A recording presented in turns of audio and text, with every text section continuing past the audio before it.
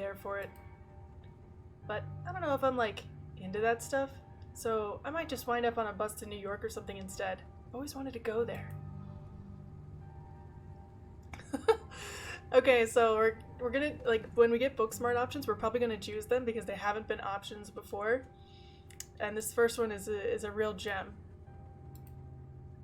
Maybe it would help if you talked with someone about these feelings. Someone professional. I'm not licensed or anything, but it seems like you might have a personality disorder. It might be worth looking into. Nah, I don't need to do that kind of stuff.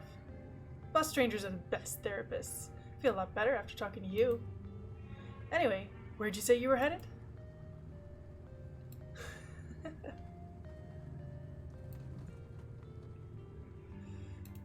I've been called back to my ancestral home.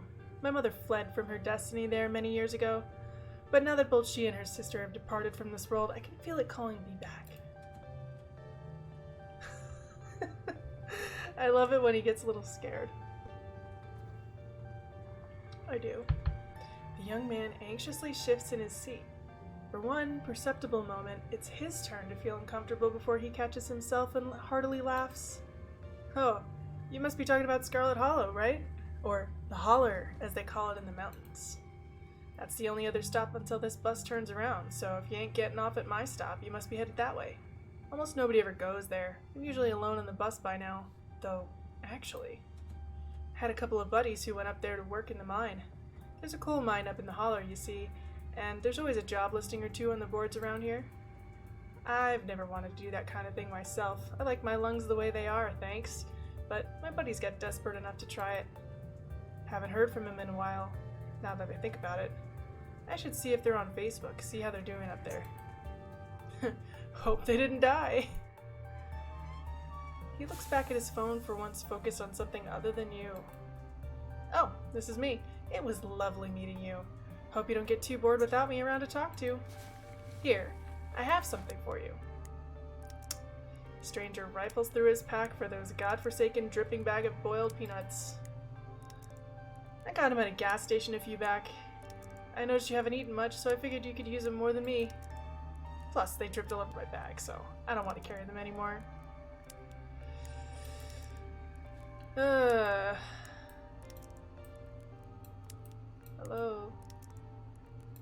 Hoping the game didn't just freeze on me. I have had that happen.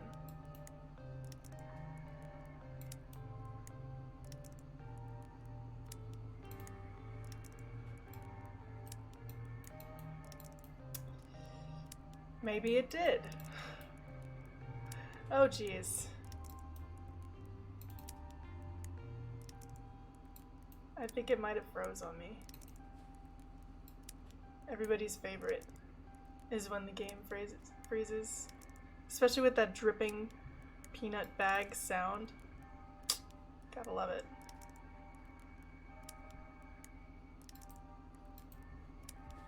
Yeah, I think it might have done a freeze. It says skipping. Interesting. There was a patch yesterday. I don't think this is because of the patch. I think this is because of my computer. So 1 second, please.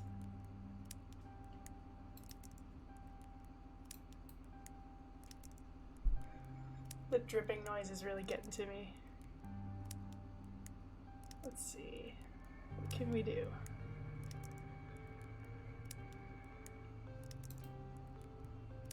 One sec.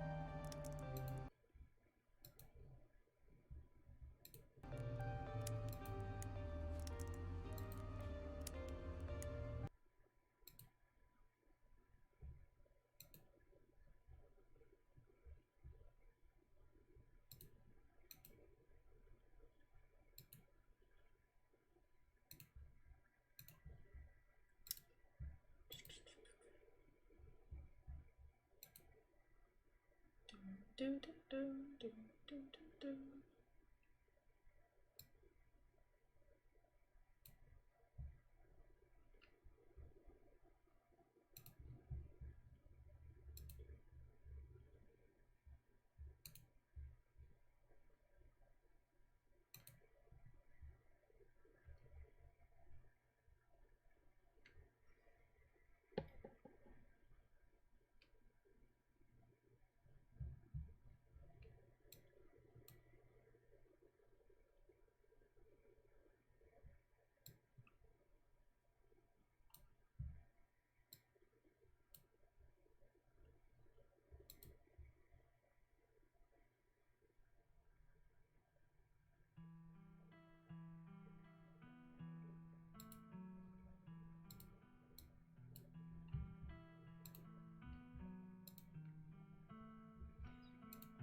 Alright.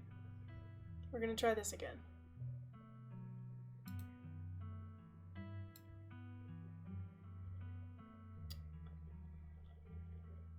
Alright.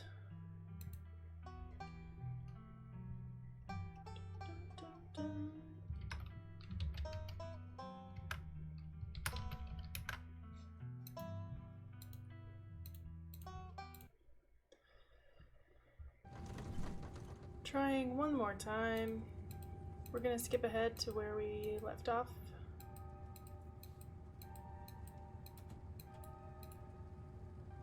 It's the dude.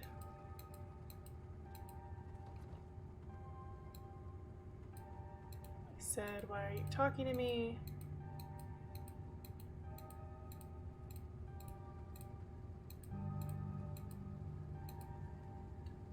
I feel like I want to kill someone right now.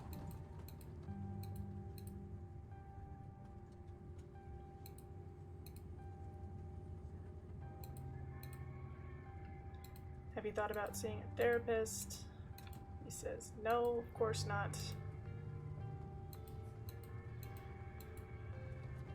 Going back to my ancestral home.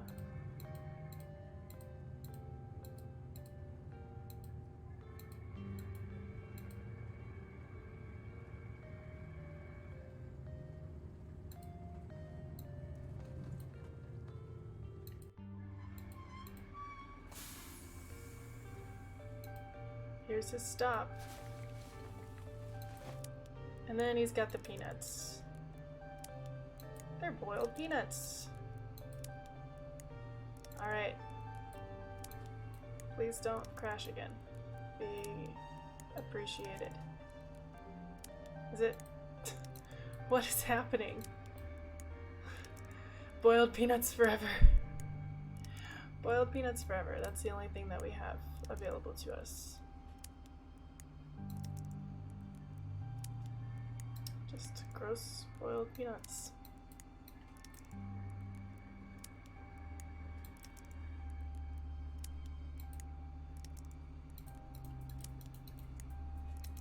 Can't click anything. Cool.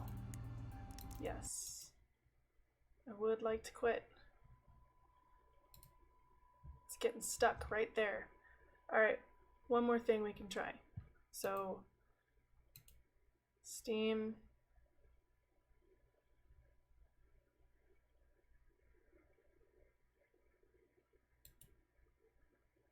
It's thinking about it. It's thinking about it. 20 minutes of boiled peanuts. That's all we've got. That's what we've got. I don't know why it keeps crashing at that particular frame.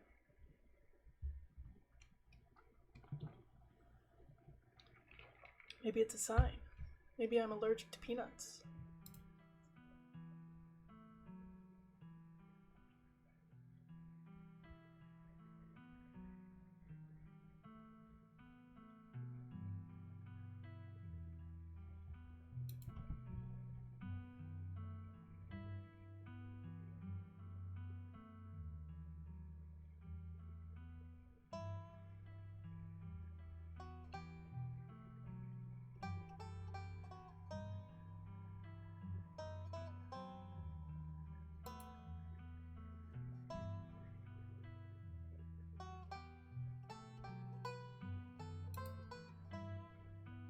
It's like a bug flying around. One more go. One more again.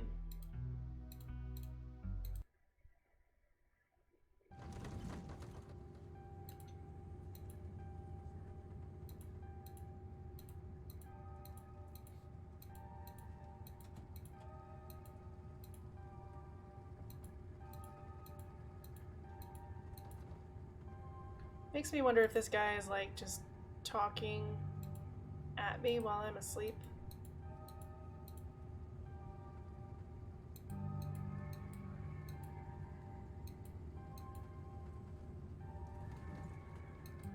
If we crash again, I'm just gonna restart Steam.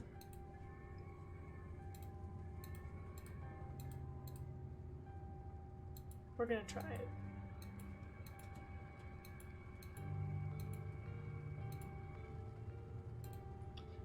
Can you try seeing a therapist?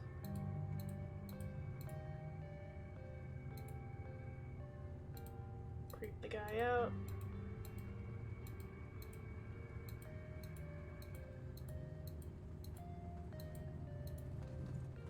Hope they didn't die.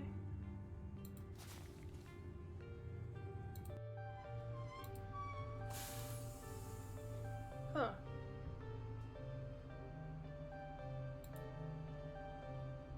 I'm gonna put it in an empty slot just in case.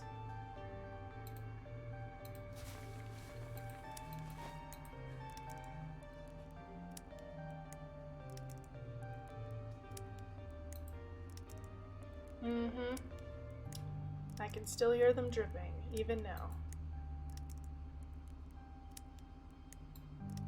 Aha! We're actually allergic to peanuts? Oh, huh. These could probably kill you then, couldn't they? Well, like I said, I'm done carrying them. They're yours. The young man sets the peanuts down on the empty seat next to him. The juices dribble out through the bottom of the bag and into the upholstery, instantly soaking it in peanut brine. With that, I leave you. Safe travels, friend. I'm allergic to peanuts. And just like that, you're alone. Stranger's peanuts soaking into the seat across from you. You do your best to hold your breath as the bus rattles to your destination. Next stop, Scarlet Hollow, end of the line. Almost there.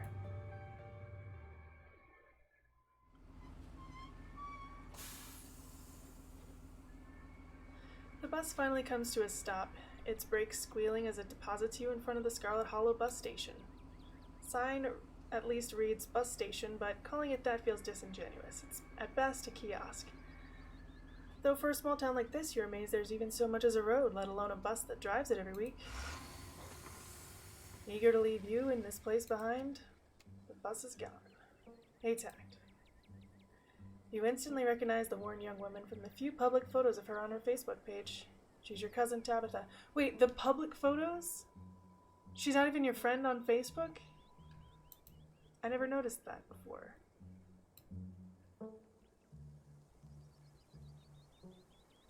Alright. Let's say, looks like somebody needs a hug. I'm so sorry for your loss. Come here, cuz, bring it in. Go in for a hug, she tries to pull away, but it's too late. You squeeze tightly, your cousin squirming in your grip. Okay, okay. Did she just slap me? Enough! She pulls away from you, dusting off her clothes. Something you should know about me is that I'm not really a hugger.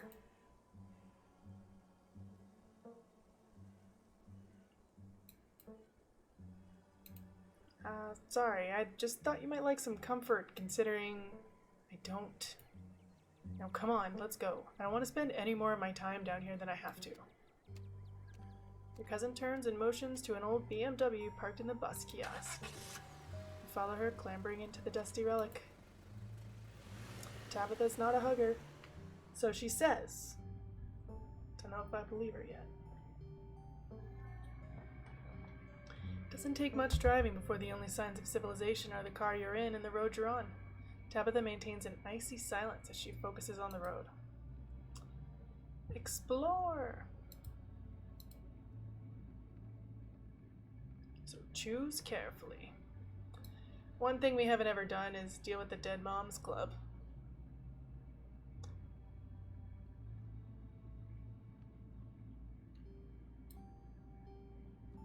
Alright. I guess we're both members of the Dead Moms Club now.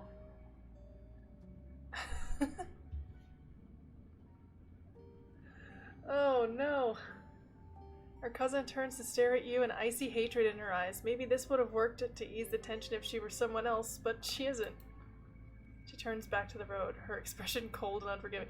She hates us. Immediately we got her to hate us. The funeral. It's on Sunday, right? Yep, like I told you. You worked out all the details yet? Mm-hmm, taken care of. Don't need any help. How are you holding up? Fine. Book smart. I don't think she's gonna appreciate this.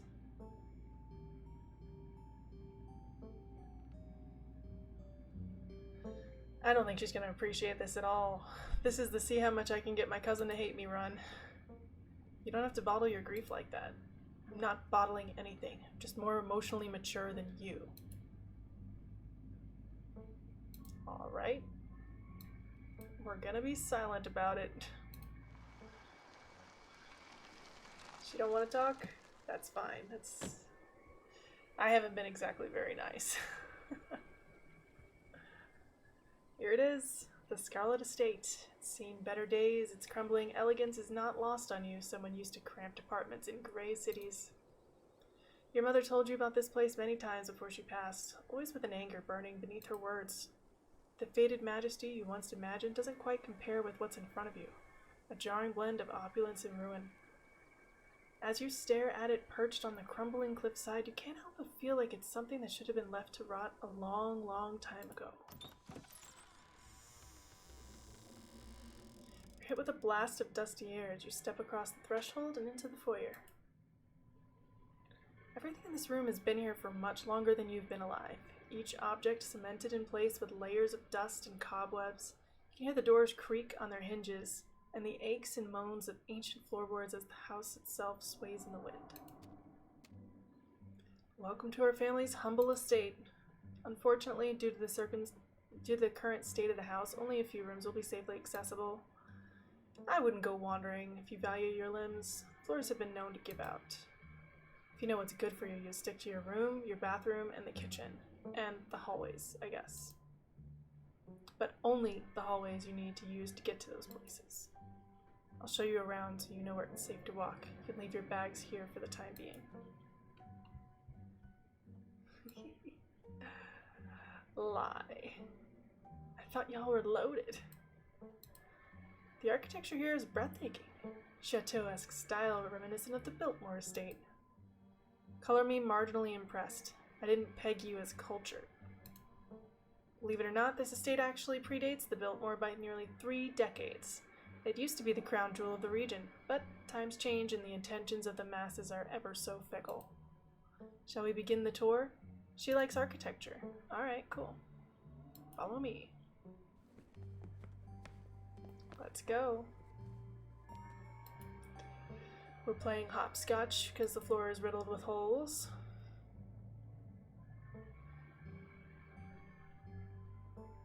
Kitchen. On Wednesdays, a woman from town comes in and does the cleaning. Her name is Janie.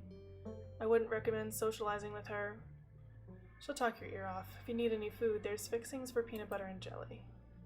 As Tabitha speaks, your eyes are drawn to the windows and the overgrown garden outside. You're suddenly overcome with dread and anxiety, as though this place is a small step away from being swallowed up and vanishing forever. I feel like that's new. I've had mystical as a trait before, and I don't remember that. Don't touch my mac and cheese or my ice cream. Those are off limits. Oh, and you can also access the garden through here, but it's pretty wild, so I wouldn't if I were you.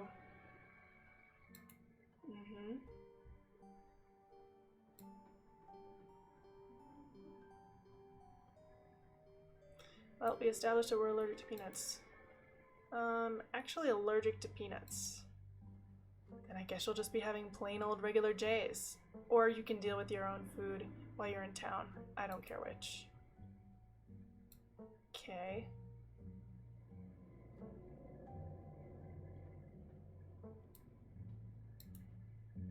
I can feel the weight of the world pulling down in this place, as if the entire estate is a step away from crumbling to dust.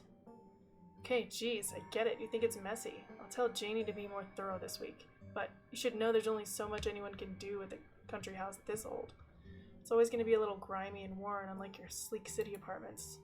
If a little dirt bothers you, you're going to have a rough time this week. Cool. What's next? Bathroom. Follow me.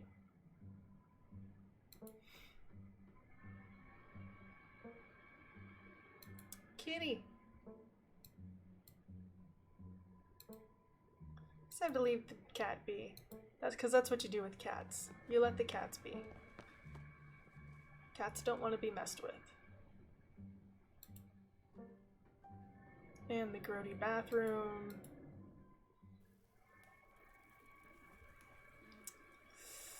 Pretty gross. Mystery stains paint the floor. Shower curtain is moth eaten. This is the worst bathroom I've ever seen. Uh-huh.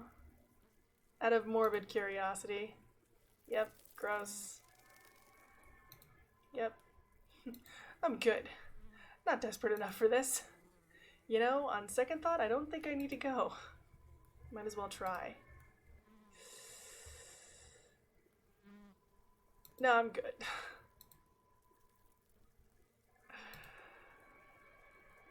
But it can wait till later. Gonna go to the bathroom in the garden. Last stop on the tour. The room smells old. Dust, mildew, wood rot, has it all.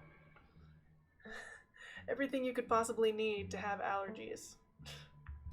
A week of sleeping in this place might give you permanent lung damage. Maybe. The linens are fresh. I had Janie wash them last week. Had to do a half-hour rant about her kid to get her to do it, so you better be grateful. You need better help, Tabitha. An unmistakable spiritual stench coats this room. People have died in here. The closet's full of old family stuff. If you can't hang your clothes up, you should use the dresser. It should be empty. I sense a heavy spiritual fog hanging over this room. People have died here, haven't they? When? This house is almost 150 years old. Obviously, people have died here.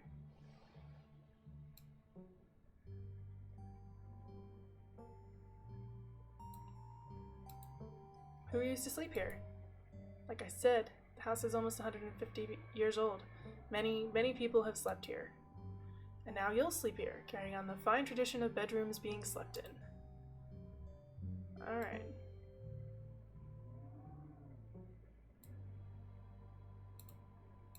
It's a nice room. Thanks. Good. You should be honored to stay in a historic landmark such as this. Every piece of furniture in this room is a genuine antique, handed down through the family for generations. It's not an IKEA bedroom or whatever such nonsense you're used to in the city. Guess I'll get settled. Take you back to the foyer so you can collect your belongings. Didn't we already do that?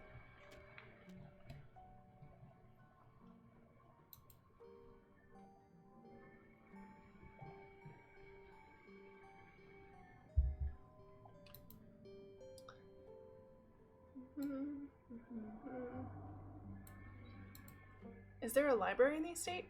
I couldn't bring too many books with me, and I'm not sure what else to do with my time. There is, but as I said earlier, most of the building is off limits. And the library's in the West Wing, which is extra off limits. You're better off heading into town. I'm pretty sure there's a library there.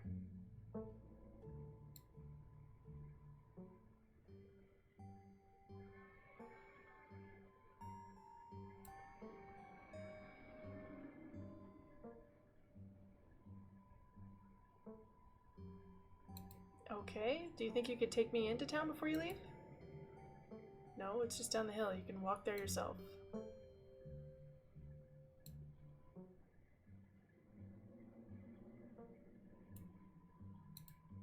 What kind of work do you do? I run the coal mine, same as every Scarlet who came before me. Except for you and your mom. Requires a lot of time and concentration, so I'd appreciate it if you didn't keep me for long.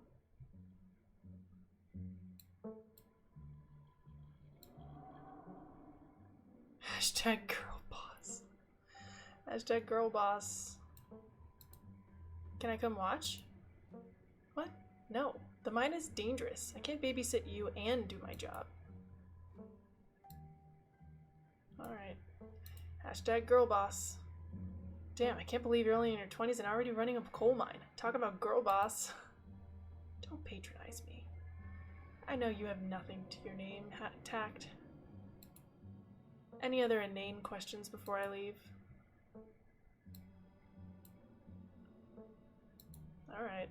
I won't keep you, but we should hang out when you get back. We'll see. There's a lot that needs to get done this week.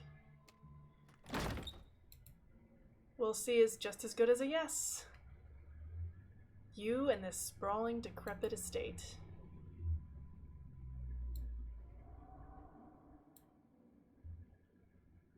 Alright. Haven't had anything to eat all day. Let's get some food. Ready to craft a beautiful jelly sandwich. It's a daunting task given the state of the place, but the aggressive growls of your stomach outweigh the fear of food poisoning. I've had food poisoning before. It was really, really terrible. To get started, you probably need to find some jelly, bread, a plate, and a knife. Alright, let's go to the pantry. That's a lot of mac and cheese.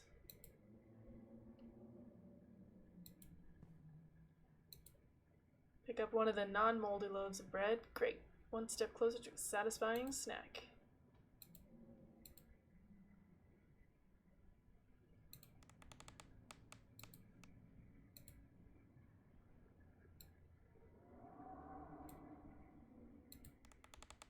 Oops.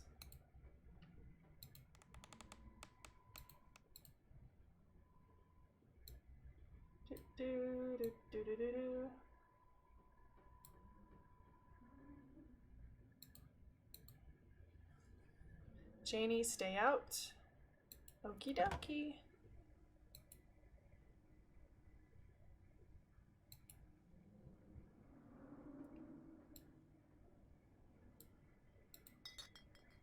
Let's take the jelly.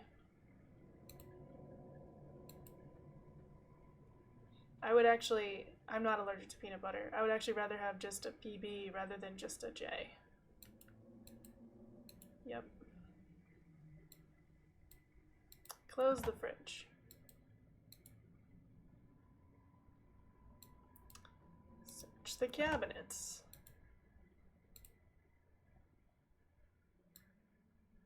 We're on a mission. We're gonna get a plate and a knife.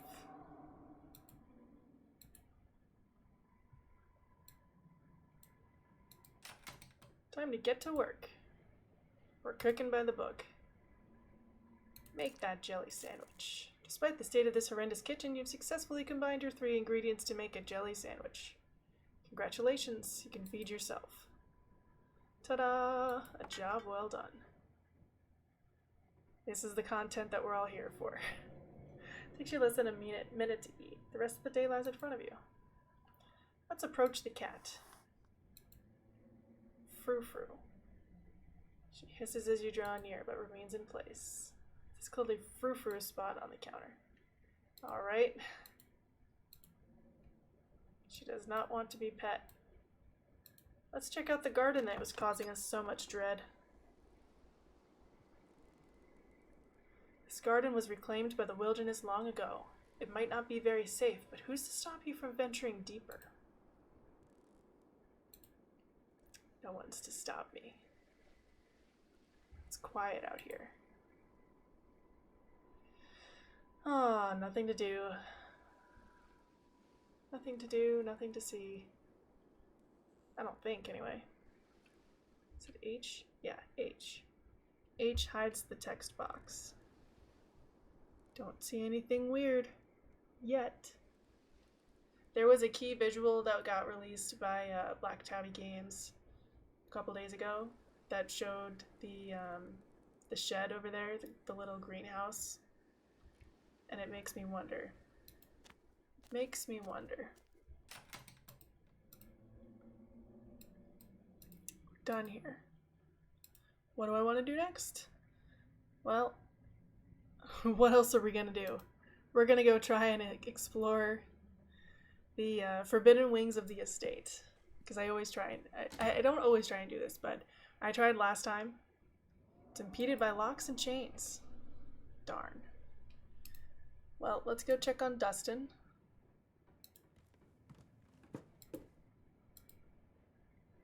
Take a nap. You earned it. We could take a nap. Has that been an option before? I don't know if that was an option before.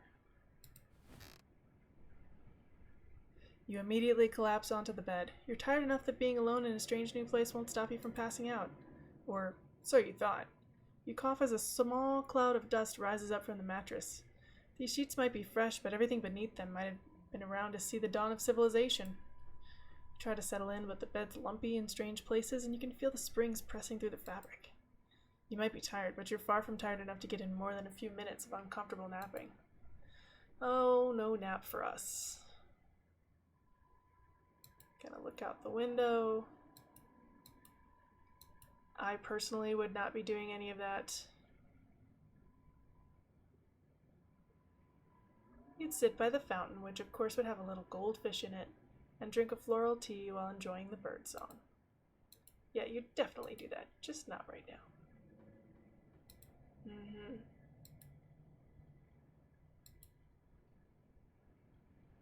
Mary Belle Scarlet, next time you see her. Oh, the creepy doll. Yep. Of course you're sharing a room with a creepy doll. Pick it up and examine it more closely. Property of Alexandra. No need to carry this around with you. Are you sure? What if I did?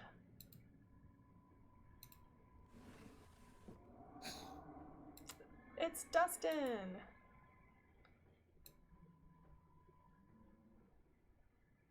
I don't want to smack him.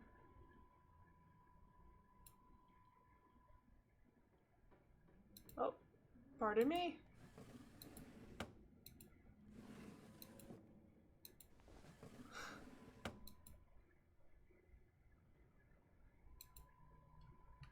That's enough. Alright. Let's go to town. I'm guessing only if I'm like street smart or urban explorer achievement unlocked. Probably because I went and looked at everything.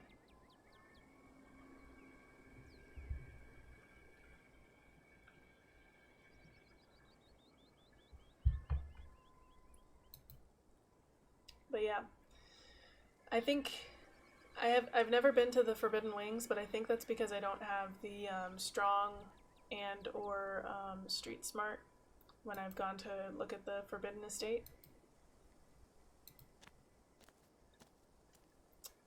I love this updated visual of the mountains out here. It really is pretty. We're in town. Still has the feeling of an idyllic country town, but its sidewalks are cracked and many of the storefronts are boarded up, their windows dusty with age. A chill breeze sweeps down the lane and you shudder, suddenly feeling as if you're peering into a grave. Puppy! Gretchen, come back! Quit bothering strangers. Sorry about that. Gretchen can be very slippery when she wants to be. She loves to get loose and cause havoc.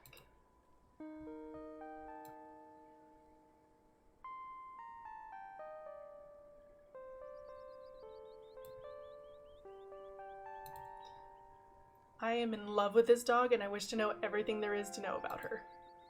Gladly. Her favorite food is Cheese Whiz, her favorite toy is an old sock I sewed to look like a squirrel, and her favorite show is Murder, She Wrote. Sometimes I leave it on in the background while I'm working to give her something to do. She'll actually sit in her little bed and watch it, like an old lady with her programs. That's so cute. How'd you first meet her?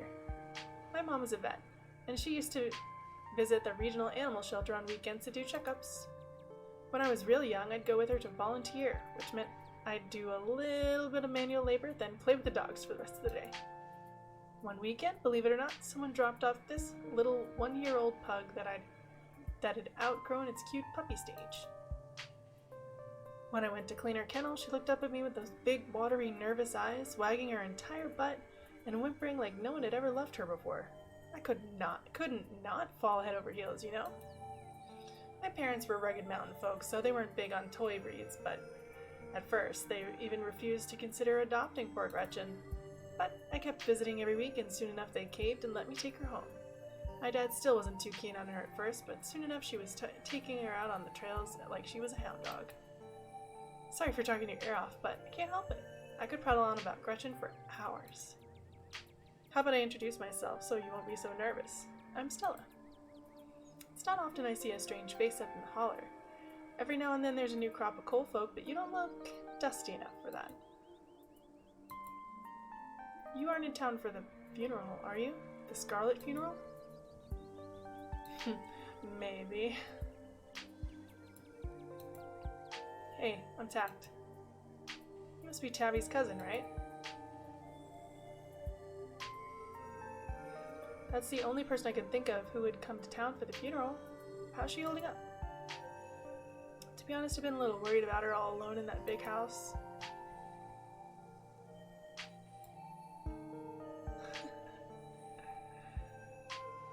Mystical. She's in conflict with herself.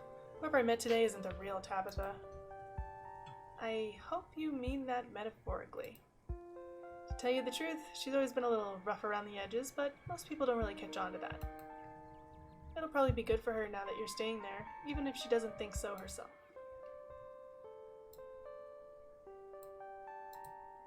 How long have you known her? Oh, quite a long time. The town's really small, so everyone's known everybody else for as far back as they can remember. Tabby and I got a little close when we were both in the school's production of A Midsummer Night's Dream. I was Puck and she was Mustard Seed. As you might have expected, she was a little more than prickly, but I managed to soften her up a bit in the end. But then she graduated and that was that. Oh, you just got to town, so you must be starving. I was just on my way to the diner for a coffee and they've got amazing biscuits. My treat. Biscuits.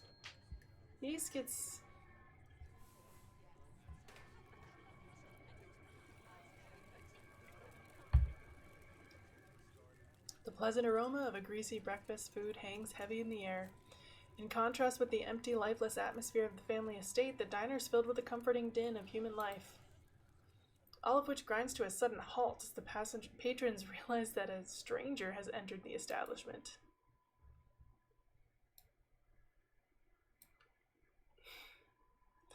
I feel like because we're both mystical and book smart, we're like a little bit socially inept. Maybe. We just say or do things. We're unsure of what to say, or perhaps unwilling to break the silence. Hey, this is Tabitha's cousin. She just got into town for the funeral. I'm showing her around. And we quickly follow. Some whispers. There's no need to be nervous, you know? They won't bite. Hey, Stella. I went ahead and fixed you up a coffee.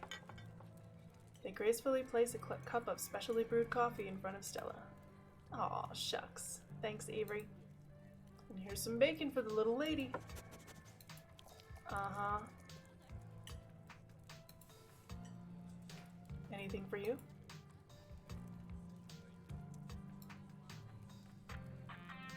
Stella said she's buying, so I'll have one of everything, please and thank you. I don't drink coffee, but if I was a mystical bookworm, I might. Can I have a biscuit and coffee, please? I heard they were really good. Best in the country. County, not country. Avery pours the fragrant brew into an empty mug in front of you. They linger after pouring your coffee, turning to you nervously. Oh, and, I'm sorry for your loss. Before you have the chance to respond, they're gone. Glad you took my advice with the biscuit. You won't regret it. Anyway, the funeral's not till Sunday, right? That gives you quite a bit of time to slum around town. I'm trying to think if there are any cool events going on this week. Avery's throwing a party Saturday night, so that's a fun thing to look forward to. And there's the weekly Sunday potluck. That should be right after the funeral too, so it'll be a special occasion.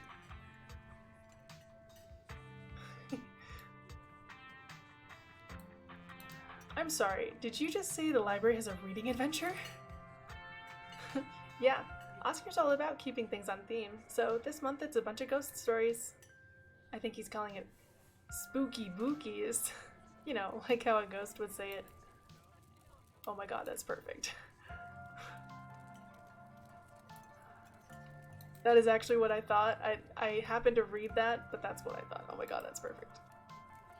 Cool. We should check it out this week. But that's really just an afternoon. Any idea what you want to do for the rest of the week? How's the general selection of the library outside of the reading adventure stuff? It's great. I spent a lot of time there myself. In fact, I was working in the library most of the morning. I just ran into you while I was leaving. Oscar does a great job stalking the place. Once he gets to know you, he'll compile these big lists of books he thinks you like. And he's always right. You might as well label the sections by town person.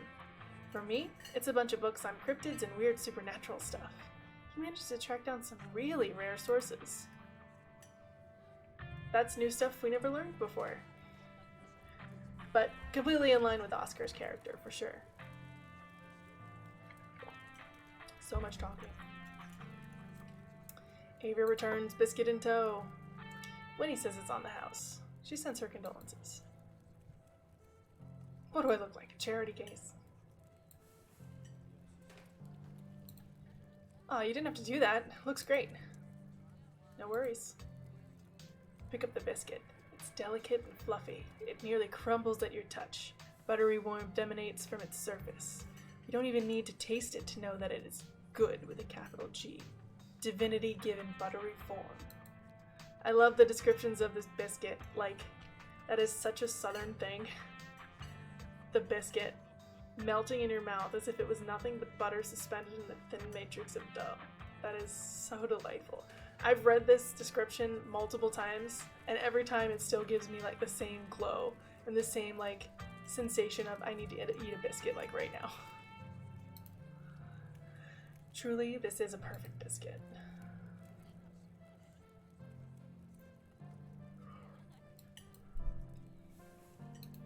This is the best biscuit I've ever had, but you're not too big on biscuits in general. I don't think I actually like biscuits. Like, I know this is a really good biscuit, and I'd eat it again, but if this is the best biscuit the world has to offer, consider me unimpressed. Oh, that's not what I really meant to be.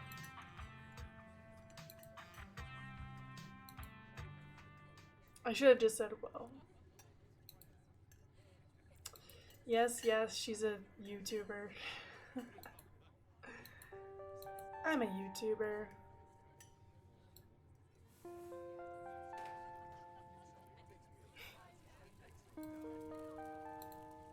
We're looking for information.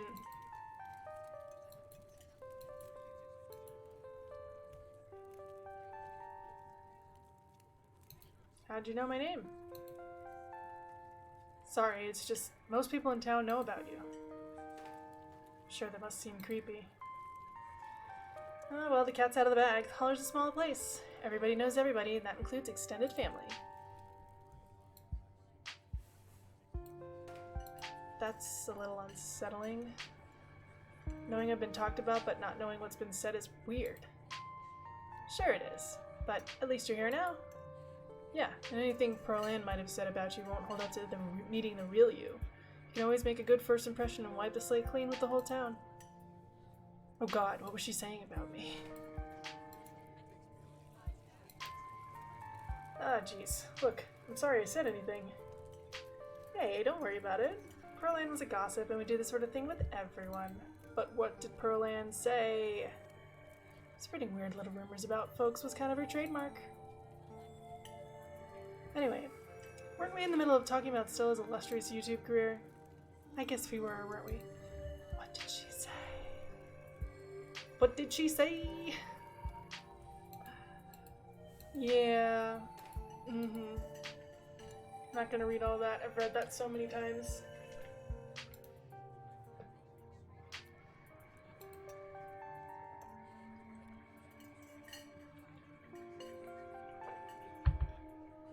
The size and shape of the creature's body tells you it's likely a predator. It's definitely not a wolf. You seem to recall that mountain lions used to live up here. Who's to say if there aren't a few left? Some folks say it was a beaver, but if that was the case, it'd be at least twice the size of any beaver I've ever seen. I also had people saying it was a dog, or even a capybara that must have escaped from a local wildlife sanctuary. I'm still not sure what it was, but I'm the one who saw the whole thing with my own 2 eyes.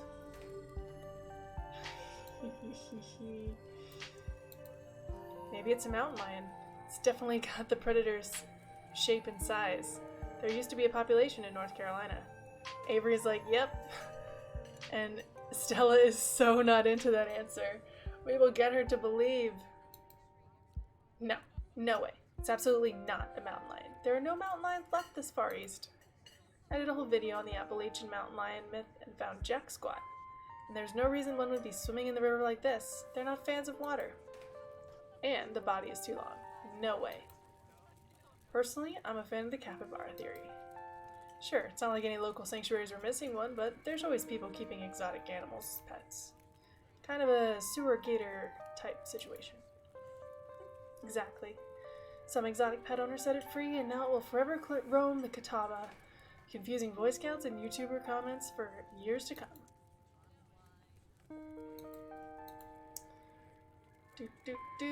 Gonna go on a camping trip. Night hikes. Now that the coast is clear, I'm going after Skunk Ape. Book smart. But doesn't Skunk Ape live in Florida? Oh, you know your stuff, don't you? I knew you'd make a great partner.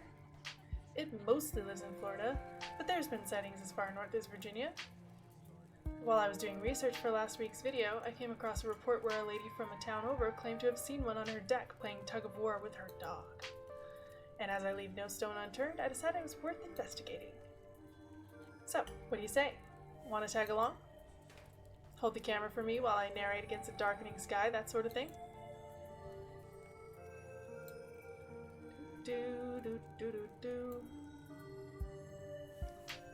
Let's see. Against my better judgment, yeah.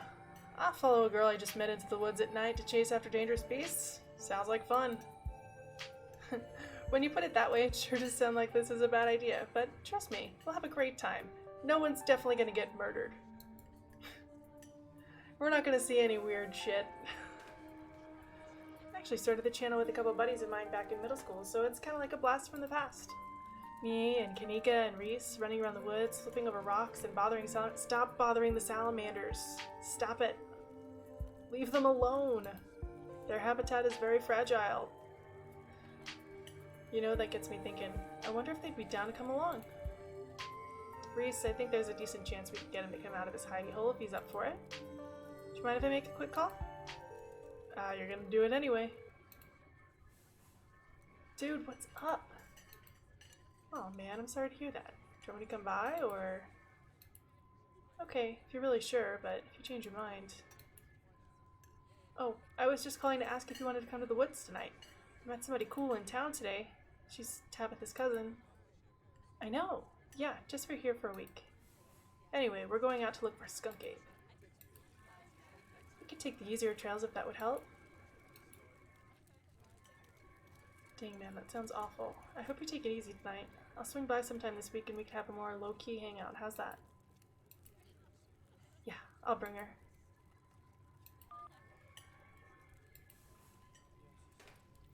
Just you and me.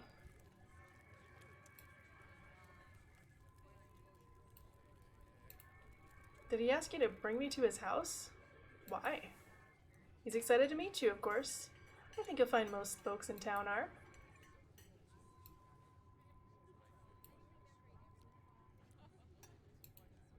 Are you okay?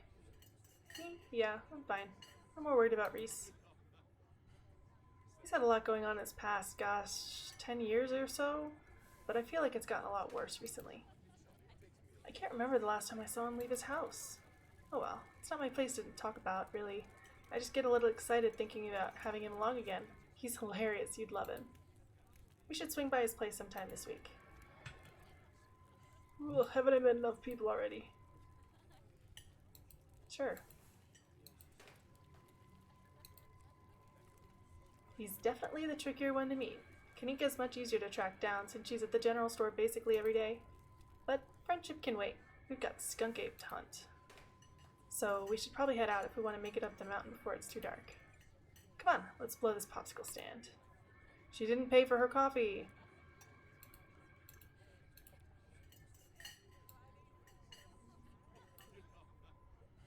Gonna leave a good tip.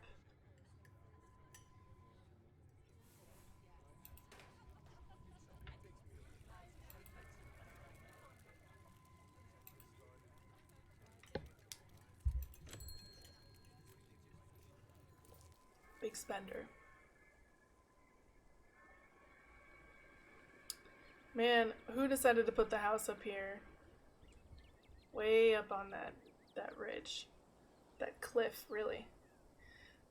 How much you want to bet that in one of the later chapters, somebody literally might fall off the edge of that cliff? Or the house actually does come crumbling down? It makes me wonder.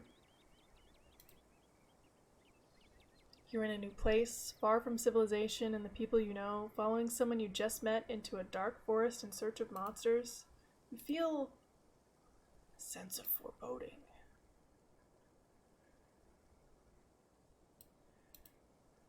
An overwhelming sense of foreboding, which seems only natural considering where you are. Your instinct screams at you to leave, but at the same time you're curious to see what the night has in store for you. You decide to go with the flow, to keep putting one foot in front of the other, and to not dwell too much on this strange feeling. Gotta love this brisk fall of weather. The past summer was the hottest on record, since last year at least. You know how it is these days, each summer is the hottest yet until next summer, which always finds a way to be so much worse. It's just nice to feel a chill in the air, see the leaves change like normalcy is restored if only for a moment. Sorry if that was a bit of a bummer. We should talk about something more fun, like skunk apes. Let's see. What's the weirdest thing you've seen out here, other than anything cryptid related, of course? Oh gosh, that's a good one. Let me think. There's always the deer I saw stealing baby birds out of a nest and eating them. That was pretty messed up. But I think most people would know about that these days. I've seen tons of videos of other deer doing it, so I'm not sure if it counts as weird anymore. Oh, Tetanus Lake. That's definitely the weirdest. It was a 5-foot deep, 30-foot wide pile of old cans and bottles and assorted garbage, with grass and trees growing on it so you could barely tell it was there until you stepped on it. Excuse me. It's practically solid ground with how much it had been compressed, but you could still fall through if you weren't careful, hence the name. Better be up on your shots if you want to mess around in there. It was all stuff from the 50s too, which was super neat. I salvaged a few bottles that I keep on my dresser as a little souvenir.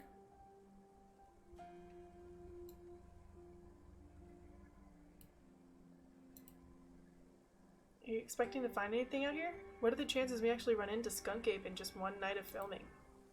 That's fair. We are hunting a cryptid that stayed hidden from humans long enough to gain a mythic reputation. What are the odds of something like that popping out to star on my little YouTube channel?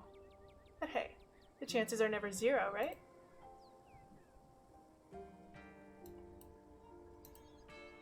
Alright, let's pull up the death flags, the red flags. Has anything bad ever happened on one of these hikes? You know, just curious. Let me think. There was that time back in early high school when Reese fell down a cliff.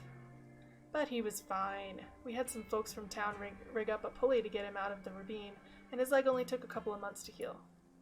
All in all, not too bad. Though, I guess there was also that time I was out here alone, and I kinda got stuck in a cave. I was getting great footage of what I thought was a family of wampus cats, but I wasn't able to wiggle my way back out. Turns out that the wampus cats were actually skunks who very much did not appreciate me blocking the entrance to their hidey hole. And instead of running for help, Gretchen just sat outside, bored to tears. Lassie she is not. Took about an hour to get loose, which was pretty intense, but a few tomato juice baths later, I was right as rain, so it could have been a lot worse. Oh, and there was the time I accidentally stumbled onto old Duke's property and nearly got my head shot off. There it is. There's the flag. But that happens to everybody sooner or later. I'd barely count it.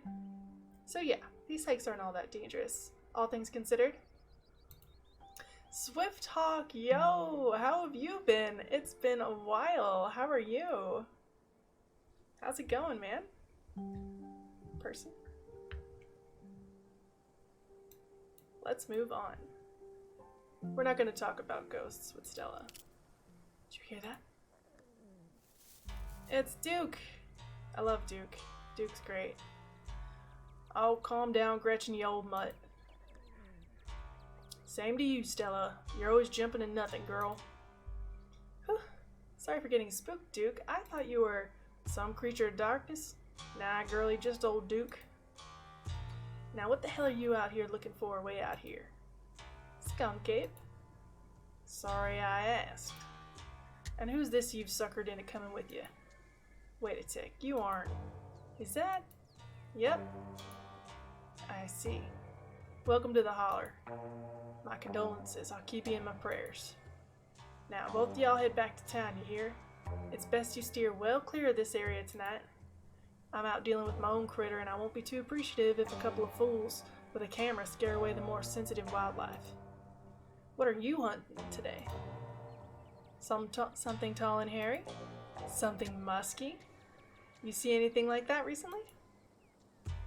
Wouldn't you like to know? You never could stay in your business, richest Stellmund. Stella Richmond. Now put that damned camera down. Oh, come on, Duke. Maybe I could help out. I'm pretty good at tracking. You know I learned from the best. That you did. But I have yet to see a shred of proof that you listen to any of it, the way you tromp around the woods at night yelling about chuck-up-bungas or what have you.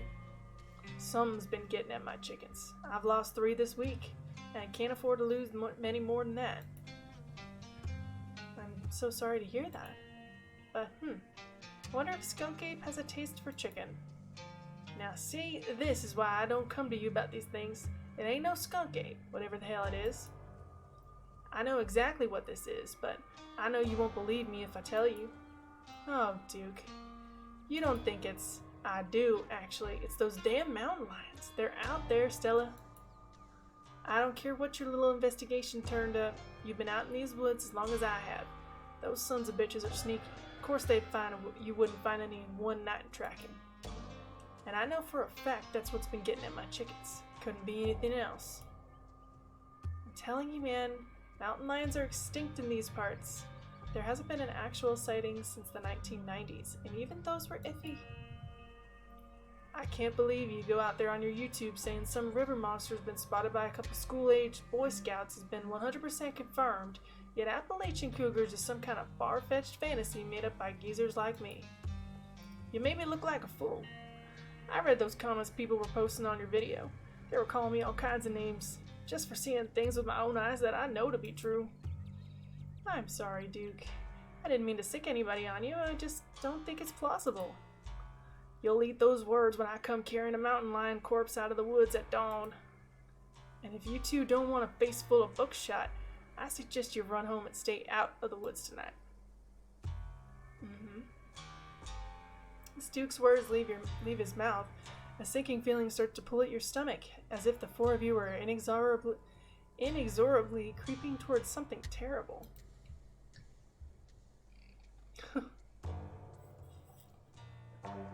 Alright, is there a Booksmart one? Right on, Duke. Kill that mountain lion. No.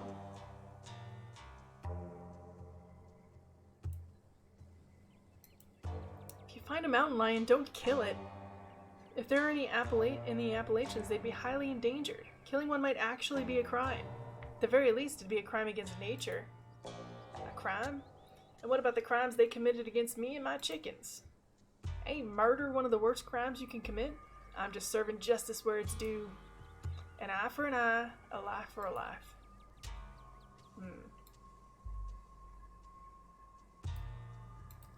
Can't you at least use a tranquilizer or something non-lethal? Killing another animal isn't going to make things right. It won't bring your chickens back. It'll just cause potential extinction of a subspecies. I'm doing good. Oh, okay. Yeah, no. Sorry about that. time differences and all that, it's gonna happen. It's gonna happen. I know that I stream at an inconvenient time for most of the time, and then today I have a holiday, so we're doing a marathon. We're streaming in the middle of the day, which is unusual for us. But I'm glad to see you here, Swift Hawk. It's good to see you in chat again. So I hope you enjoy. We're gonna do as much Scarlet Hollow as physically possible. Oh, right. Let me just go get my truck and get my tranquilizer gun and prescription grade darts. Are you kidding? I don't have that kind of shit lying around. I do. My parents used to use stuff like that sometimes. My mom could write prescriptions for darts, and I still have a box of them in the shed. Though they're probably pretty old now. I don't know how long they're supposed to be effective for. And there you have it. It's kill or be killed tonight. If you ain't careful, you'll wind up in the middle of it. So go on then, go on home. Fine. You won't. I see you won't be moved, and I respect that. Come on, Tact, let's go back to town. Maybe my viewers won't be too angry with me. About time. Have a nice night, y'all. Don't think it's gonna end well. Uh-huh. Okay, the coast is clear. There's no way we're letting Duke edge us out that easy. Come on, I know a trail that'll get us around in.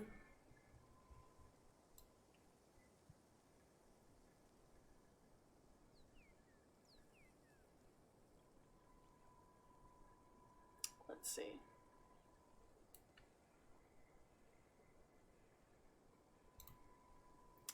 We aren't going back to town? But what about Duke?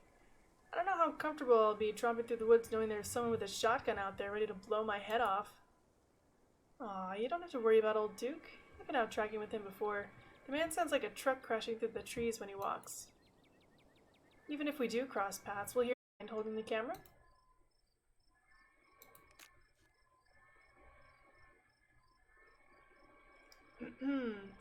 As night falls, my new assistant, the mysterious Tact, and I find ourselves on a high hill in the Blue Ridge Mountains, where we'll begin our hunt for the elusive yet pungent skunk ape.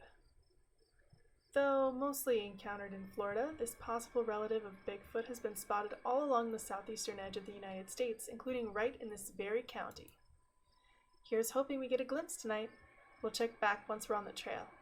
Until then, stay searching, Stellars. I can take that camera off your hands for now. We'll be able to start tracking scenes once the sun sets all the way. Interesting. So, I don't know if the timestamp was there before. So this is like all happening the week of October this year.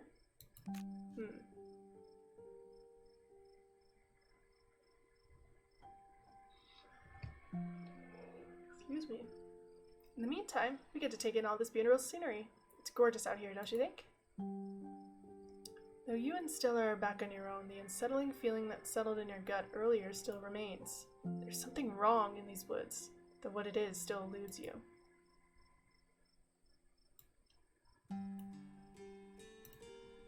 I'm loving the biodiversity up here. I'm so used to only seeing pigeons and rats. I can't wait to whip out my copy of Guide to the Birds and Wildlife of Western North Carolina and go to town on some identifications. Oh, so you're a bit of a bird watcher.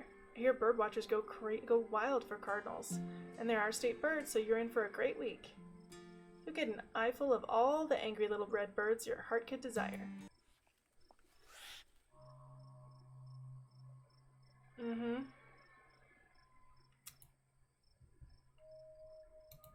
Whoa, was that a deer? I've seen videos of them making that spooky little warning snort, but I've never heard it in person. Sure was. Let's check it out.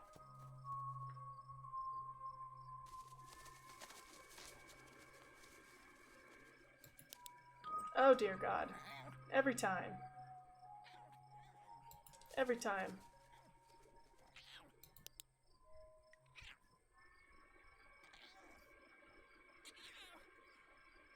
Jeez, Gretchen, calm down.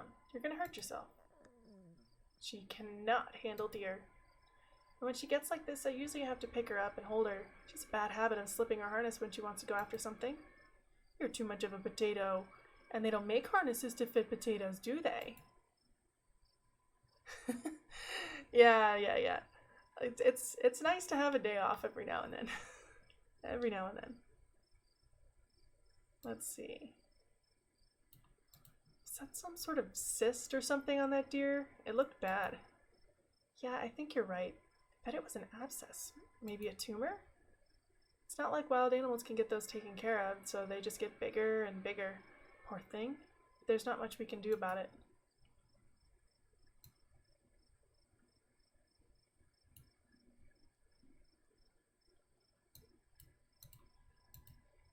Hey, are you hungry? Now seems like a great time to take a snack break.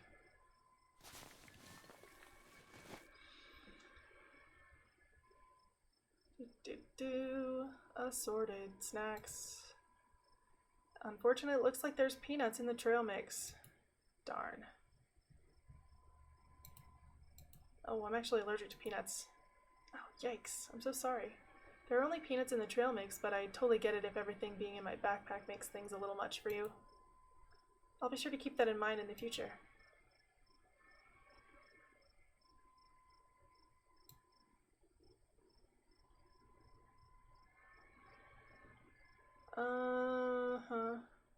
Snack bar. I actually dried these myself. I wound up getting a bunch of apricots for free from Janie a while back and didn't know what else to do with them. It's wild how easy it is to make your own dried fruit. That sounds fake. I'd burn my house down.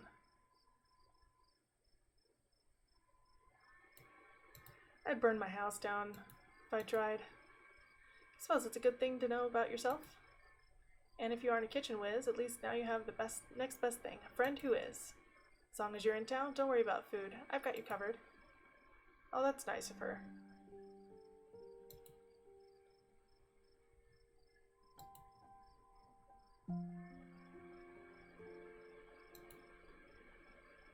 Tell me about how you live. Let's see.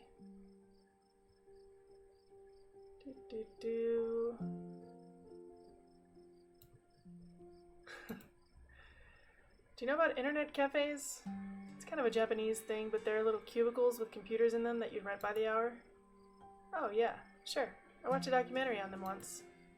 Turns out the cubicles are actually cheaper to rent than an actual apartment in Happy, which is the name of the town that I said we're from. Especially once you factor in commuting time and utilities.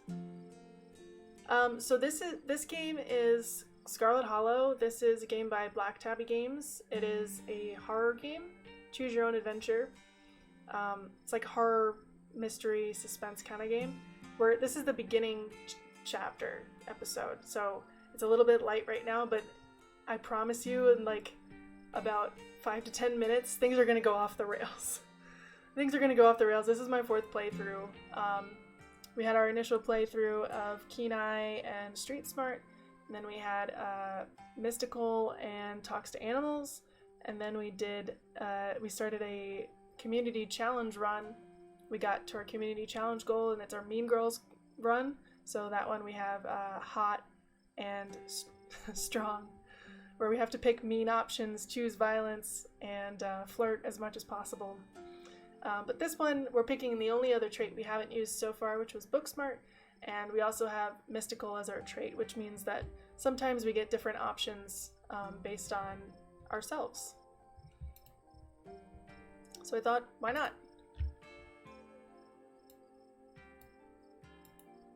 It's not the best decision I've made. In fact, if I had to list a list of every decision I've made, it'd probably be towards the bottom of it. There isn't real privacy, and I had to leave for long periods of time to make sure the staff doesn't get too suspicious. I'm sure they're on to me, but I think they've taken pity and decided to keep it between us. I also had to make sure that everything I own and could fit in a backpack. So I don't have much in the way of possessions, but hey, minimalism is in these days, right? Anyway, that's me. That's definitely a unique living situation. I don't think someone could actually live like that. Do you think you'll do this for a while? There's gotta be something better you can find in Happy.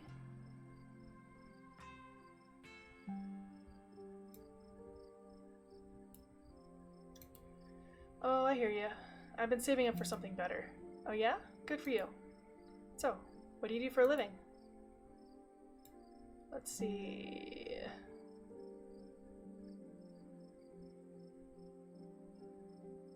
let's say,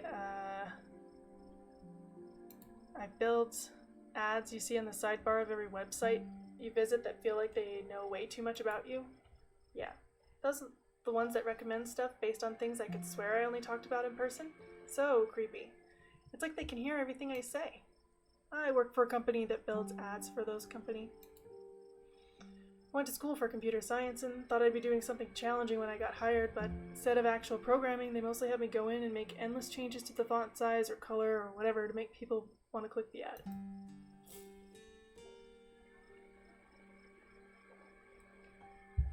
I usually make like 40 or 50 ads that are all almost exactly the same and track each of them on a giant spreadsheet. That's my life. That seems a little soul-crushing. It is.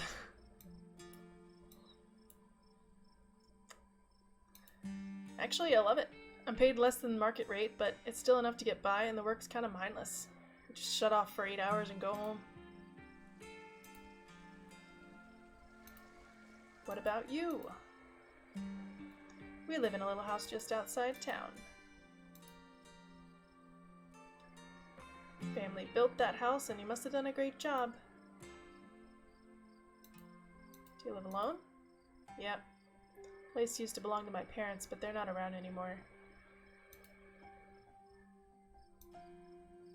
Oh, because they're dead. Oh, sorry. It's okay, you didn't know. I've done my morning. You don't have to watch your tongue around me or anything. Life goes on.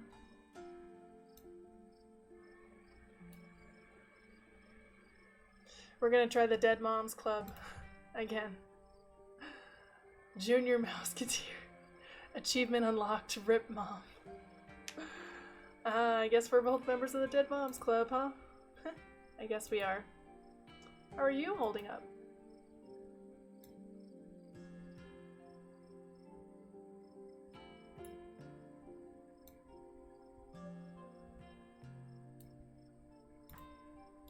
I don't feel much about it. It was a long time coming, so I made my peace with it. I get that, but even so, I'm sorry. You were both too young to have to deal with this shit. Whoa. That sound wasn't meant for human ears. Whatever lurks behind the tree line is something best left unseen. But the events of this evening were already set in motion long before you stepped foot in Scarlet Hollow. There's no turning back now.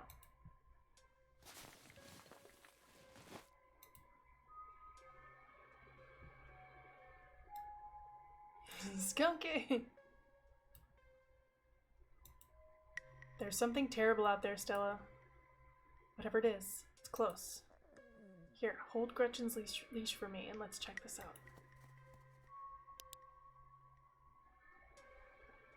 It's a bad thing to be doing.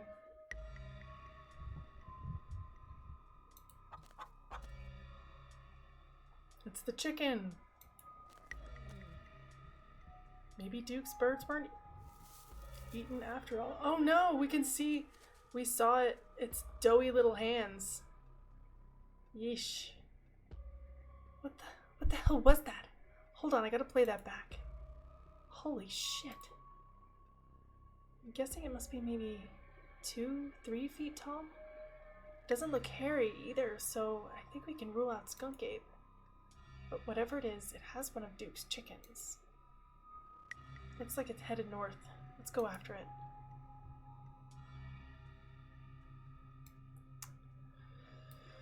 Look smart. Are we about to discover a new animal? I never thought I'd get to scratch that one off my bucket list. Yeah, I'm pumped, but we won't get to discover it unless we catch it. Let's go.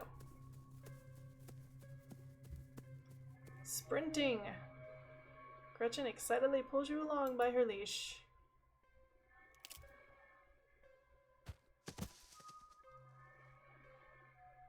Oof.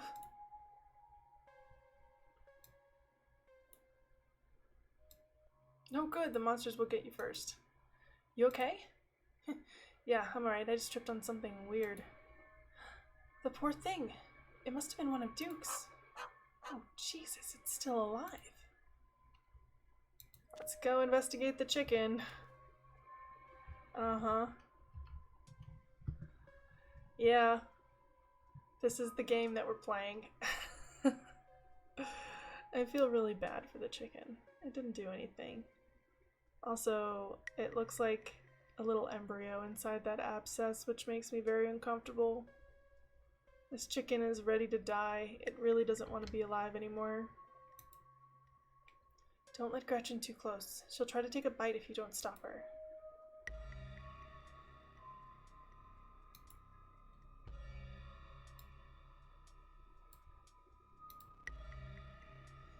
Good God. At first you thought it might just be a tumor, but this is something else. The skin is stretched taut, the growth pulsing beneath.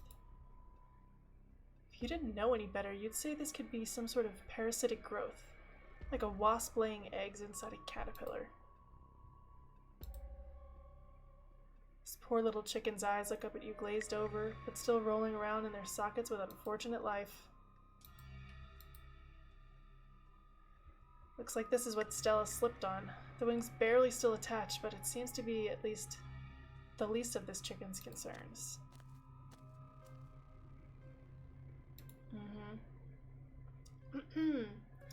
It seems we found one of Duke's chickens, folks, and she's not looking good. I'm hesitant to speculate, but she definitely seems to have some sort of growth under her skin. Could be a tumor, could be something else. Either way, I don't think there's much that can be done for her at this point. Jeez, I'm gonna have to put up some massive content warnings for this video. Hey, do you hear that?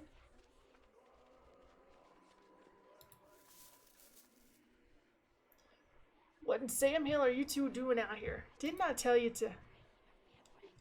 Birdie? Oh, Birdie. What's wrong, darling? Good God. Did y'all see what did this to her?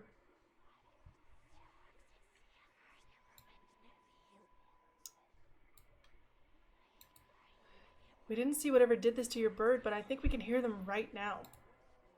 Ah, don't tell me you're all caught up in Stella's nonsense. Duke, I'm so sorry. We were on the trail when we found her like this. Put that camera away, for God's sake, girl. I don't want to be in another one of your videos. No one needs to see me like this. No one needs to see Birdie like this. You wouldn't put her online, would you? Not when she's like this, all swollen and hurting. Duke, did you hear what Tack said? I think they're coming closer. I'm like listening to it.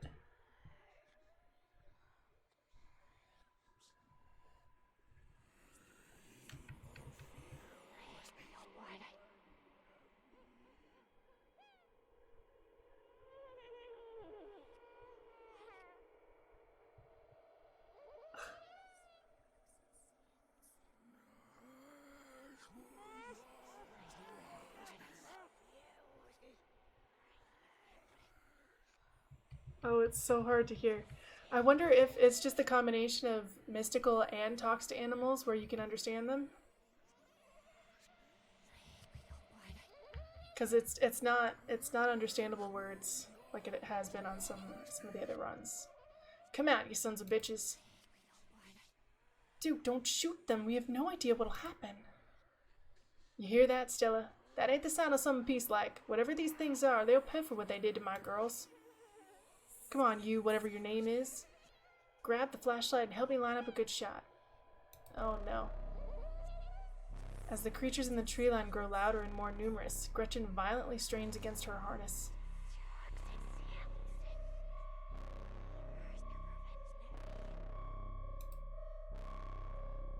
Quick, they're closing in on us.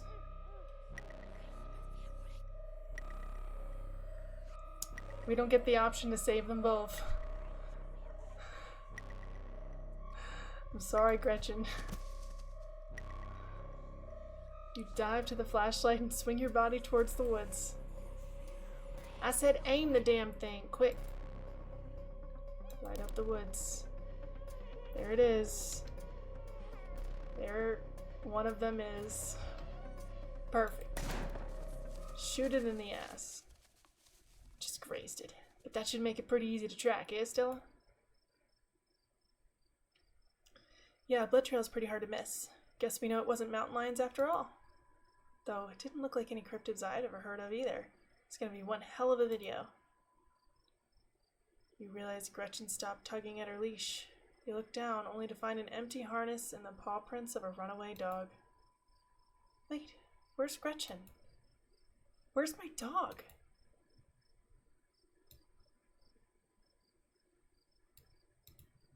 She must have slipped out of her harness. I'm so sorry, Stella. I tried to hold on to her. Gretchen, I'm coming for you. I'll be damned if I let her chase after those things alone. Alone, you have no choice but to follow Duke and Stella into the darkness. Guess I'll die. You think to yourself, a coward to your core. If you're going to die, might as well be on your feet, surrounded by other people, rather than in the woods alone, by monster or slow starvation. You steal your nerves and run after Duke and Stella. Oh jeez, they're so creepy. We haven't done the one where Gretchen dies for a while.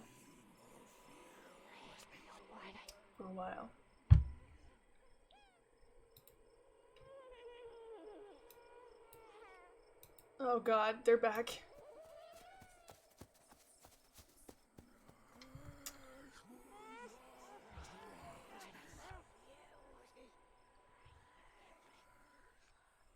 I know, we just have to keep pushing forward. Damn it, girl. Oh my god. Look at this.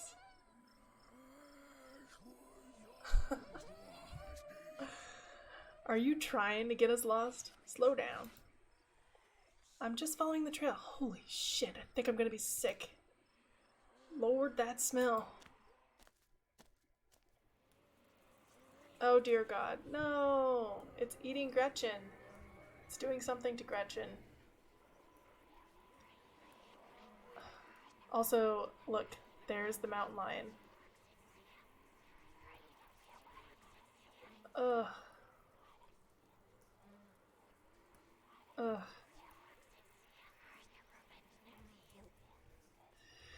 The shrieks pull back into steady whispers as you and Stella and Duke stumble upon the putrid bodies of dozens of dead and dying animals. Some content warning here. At the edge of it all, an immobilized Gretchen gurgles in pain as one of the creatures looms over her. A sinking realization pulls at your gut. This is their nest, and you are surrounded. Gretchen! Stella steps towards the nest. Duke pulls her back.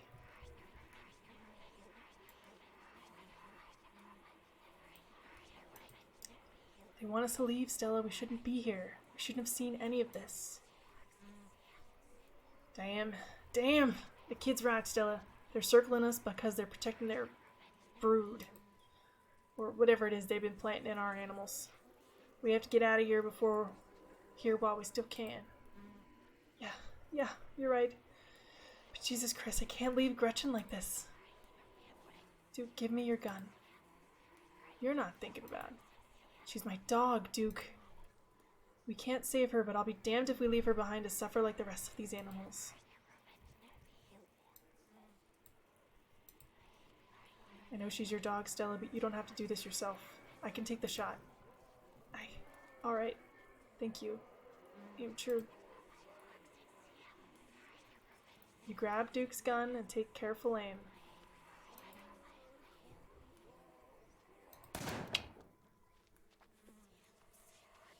Run! How creepy is that? Oh my god. They're coming. They did not care for that.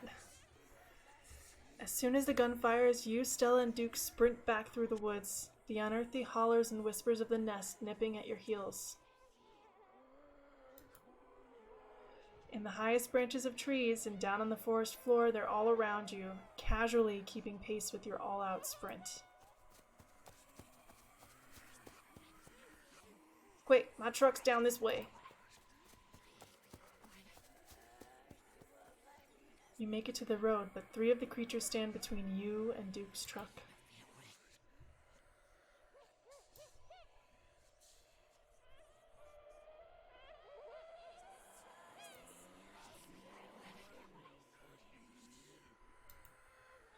They're protecting their nest. They won't let us leave until you give them Birdie. Tack's right, Duke. Is this what you want? Is this what you want, you sons of bitches? Fine, take her. Take her and leave us be. Duke, get in the truck and let's get the hell out of here. Duke, do we have to take the truck back? I can walk.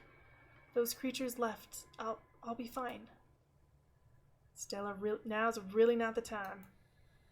Alright, I can do this. The three of you sit in silence as Duke drives back into town. The ride both feels like an eternity and like nothing at all. Eventually, it's over, and you find yourself outside of Stella's house. Thanks for taking me home, Duke. Anytime. But Jesus, Mary, and Joseph, what were those things? I have no idea. I've never heard of anything like them, but I got a ton of footage. Nothing really clear, but it's a start. I'd better go check in with Bo. He'll be worried about me. You and your friends stay safe. Looks like those things didn't follow us, but, well, no point in talking about the buts. Just look out for yourselves. Take care, Duke.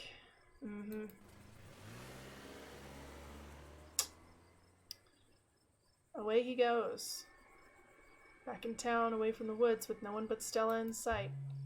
Your phone buzzes in your pocket. Now that you're back in town, you must finally have reception again. 6 missed calls from Tabitha and 13 text messages.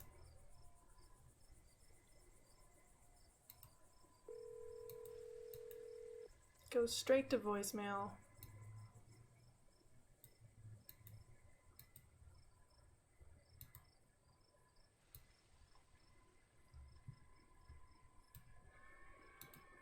Tabitha seems worried.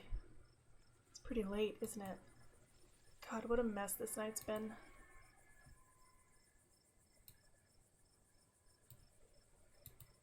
I'm so sorry about Gretchen.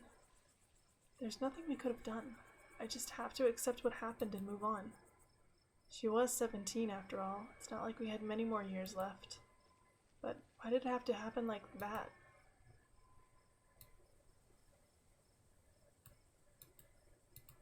It's my fault. I should have grabbed her. Tact, you were in an impossible situation and you made a difficult choice. It's done, and I'm not going to hold it against you. Neither of us needs to go back and relive that moment. What happens now? We've got to find out more about those things. The library doesn't open for a while, so any real research will have to wait until the morning. But that being said, there is someone in town who might have some useful information. My friend's mom. Her place isn't far. We should head over now before it gets any later.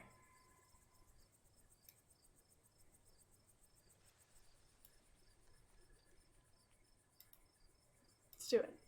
Cool. Let's go. And away we go. Knocking on the woods. Knocking on the doors. The woods. We're not knocking on the woods.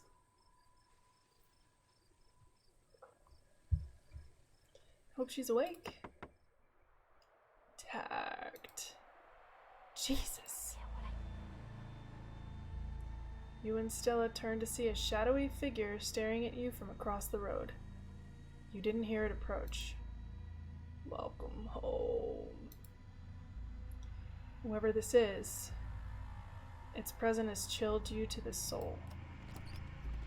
Before you can respond, the door behind you swings open.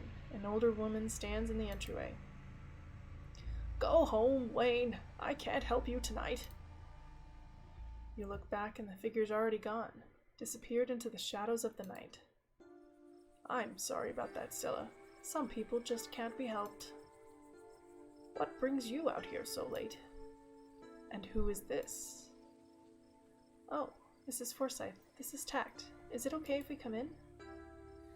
You and Mrs. Forsyth briefly lock eyes. So blinding and overpowering is her aura that just looking at her feels like staring directly into the sun. Her gaze pierces entirely through you, and in that moment you feel wholly known. And then the moment passes and you see only the middle-aged woman before you. Of course. You're in luck, as I just put on water for hibiscus tea. And for goodness sake, you can call me Sybil. You're an adult now, after all. Welcome to my little nook. It's nice to finally meet you, Tact. I was so sorry to hear about your mother. Vivian was such a lovely soul. She'll be sorely missed in the holler, and now poor Pearl Ann is gone as well.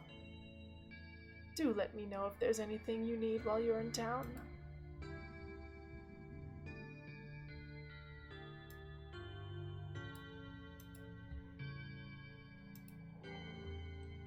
A very sick man.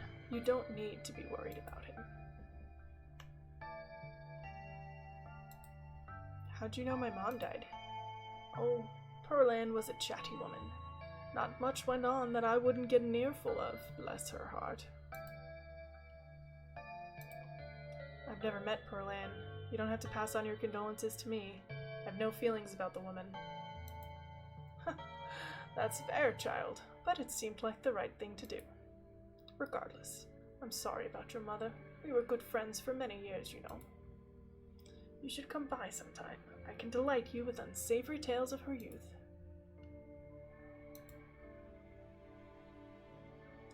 Sybil reaches over and pats your hand delicately. Hers feel like soft parchment paper, dry but soothing. Now, what's got you here so late, you two? You seem troubled. You know about weird stuff, right? Unexplainable stuff? I'm not so sure I follow, dear. I know which oils to use for which aches. I know a bit about classical spiritualism. Just what sort of unexplainable things are you talking about? We ran into some creatures out in the woods. These things, I don't even know how to describe them. I can't say I know much about local wildlife. My daughter has always had a brighter gift for nature than I. This wasn't the local wildlife, Mrs. Forsyth. Here, I can show you. Stella pulls out her camera and tilts the screen towards Sybil. Ah, one of your little videos. Where was this? Up the mountain to the northwest. Within the town limits? Yes. I see. Is there a way to make the video bigger and louder if you can? I'd need to plug the memory card into a computer. I could go back to mine and get... No need. Kanika should still be awake. She can lend us hers. You'd better come with, Stella. I'm sure she'll be more willing to help a friend than her nosy mother.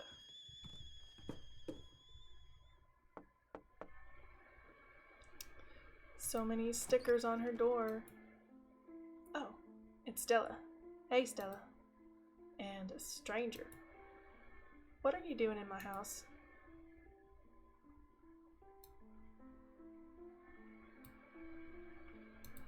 Hi. Tabitha's cousin? Yep. Sweetie, we were wondering if we could borrow your laptop. Stella and her friends have a video to show us. It's really important, Kanika. Okay. My room's a bit of a mess. I'll just bring it out there.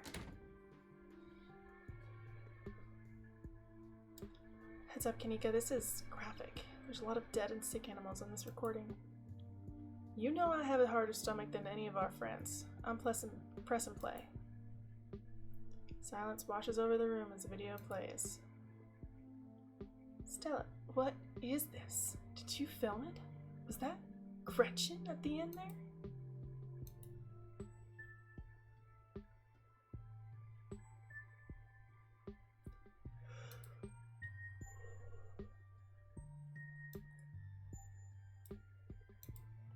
It's my fault. I was holding her leash and she got away from me when those creatures surrounded us. We shot her, Kanika. Those things, they put something in her and I wasn't about to let her suffer. Stella, I'm so sorry. It's okay, I'm fine. I just want to know what did this to her. Unfortunately, if these creatures are what I think they are, what happened to Gretchen is but the start of something far more sinister. My grandmother called them ditchlings, and they're a terrible omen. A sign of great suffering and destruction to come. Mom, come on, this is serious. Stop scaring Stella and Tact with this Taily-Po crap. She just lost her dog. Have some respect. Kanika, sweetie, let your mother talk. The creatures themselves are harmless to people, despite that grisly scene at the woods. But just as birds flock before a storm, the ditchlings congregate where tragedy is soon to fall. To see one is to be cursed by fate. To see so many in one place is... Jesus, Mom. They clearly have had a rough night. They don't need this. It's okay, Kanika. This is helpful. Still, whatever these things are, they aren't magic. I can't rule that out. Not after what we saw. But fine. Let's focus on what we know. Whatever they are, they're doing something to these animals. You saw that nest. What were those growths? Ooh, we get a combination. We finally get a combo of Booksmart and Mystical. Cool. Cool. It must be part of their life cycle. I looked at that chicken up close and it looked like some sort of parasitic growth. If these ditchlings congregate around doomed people and places, maybe it's like the negative energy is part of that life cycle too. Like, negativity feeds the embryos as well as flesh. Well, that's one theory. But I don't want to jump to any conclusions about something this out there. Not without doing some research or talking to a biologist.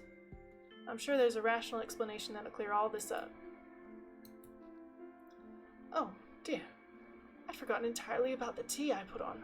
Let me fix you a couple of cups. It'll soothe the nerves. Soothe our nerves. I don't know, it's getting late, and I should let Tact get some rest. I ran a racket today with all the hiking and running through the woods in terror.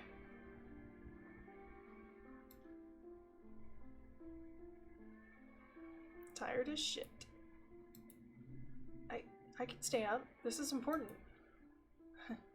Okay, maybe it's that I'm eager to get home and start doing some research. I'll ask around on my usual forums and see if anyone has information on ditchlings. Is that what you called them? That's right. You go on home now and do try to get some rest. Don't stay up all night on the online. Don't do the thing on the online. Let me get you some of my house-made peppermint tea to go. It really does wonders to soothe the soul. Bye, Stella. I'll see you tomorrow, okay? And call me if you need to talk. Thanks, Kanika. I'll see you. Bye, Tact. Bye. It's excellent iced or warmed, though with the nights getting chillier, warm will probably be best. Helps wake up the bones. Be careful out there, both of you.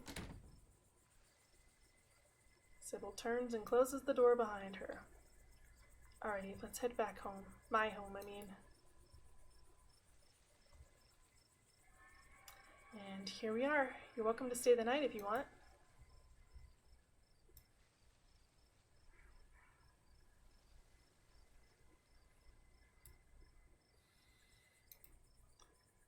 Thanks for the offer. I'm terrified of being alone tonight. Yeah, no kidding. I can't say I was looking forward to it. Doesn't take long for Stella to fix up the guest room for you. While it's certainly smaller than its counterpart at the estate, it's far better cared for. Make yourself at home.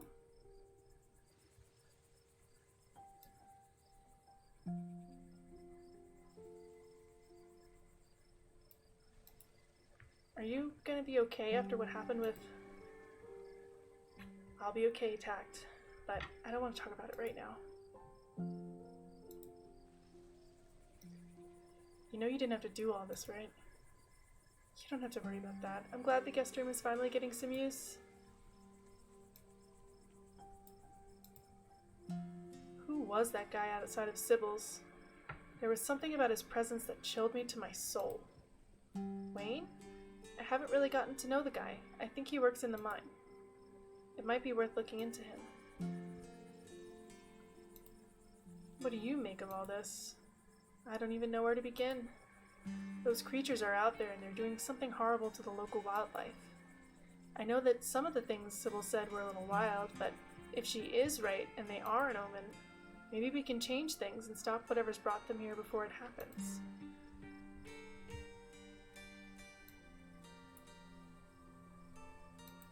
It couldn't hurt to poke around town. I have the time. Agreed. I should probably try calling Tabitha. Right. She'd probably like to know you're not dead.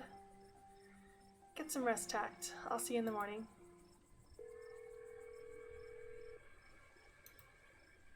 Where the hell have you been?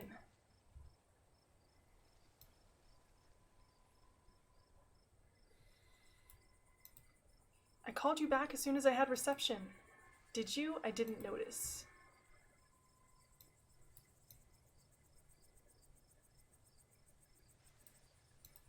Do you know anyone named Wayne?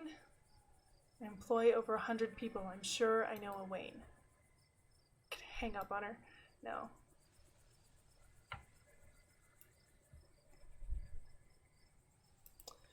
Sorry, I met this girl in town. We wound up really hitting it off. We went on this night hike to find cryptids. Ah, so you met Stella then. Ugh, that explains everything. She's gotten you all worked up. I'm going to bed. I'll collect you tomorrow. From the comfort of Stella's guest bed, the events of the past evening seem like something that happened to someone else. Though you can still clearly picture the terror you felt in those moments, for now you're safe and you're warm.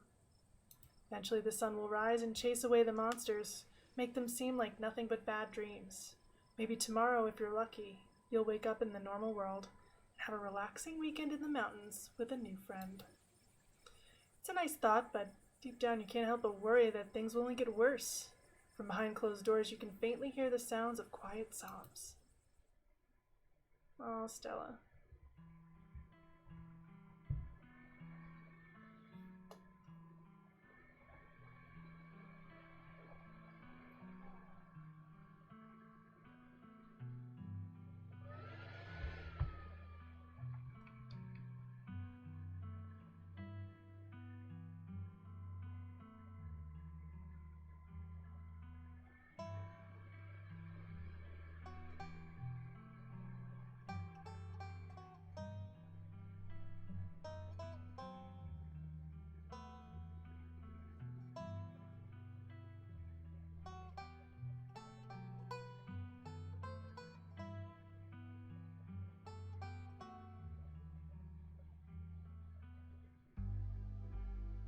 I think that's supposed to be Reese.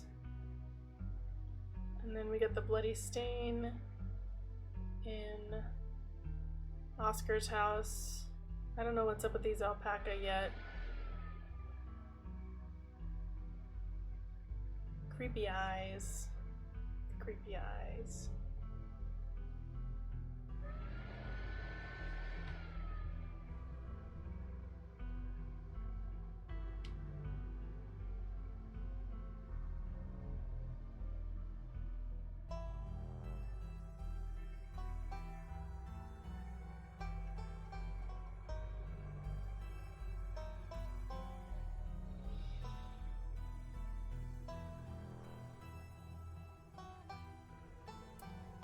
Everyone's favorite doorway that looks like it's been just utterly destroyed. So many locks and scratches on everything. And that was episode 1.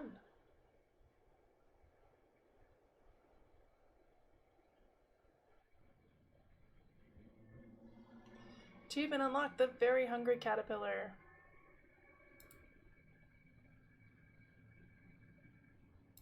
I think that has to do with Booksmart.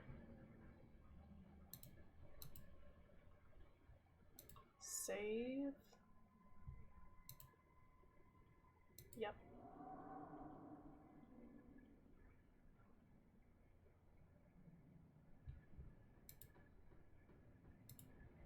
No, we just did it. I am gonna take like a real short break right now, just to stretch. So I will be right back. We'll listen to this wonderful music for a sec. 1 sec.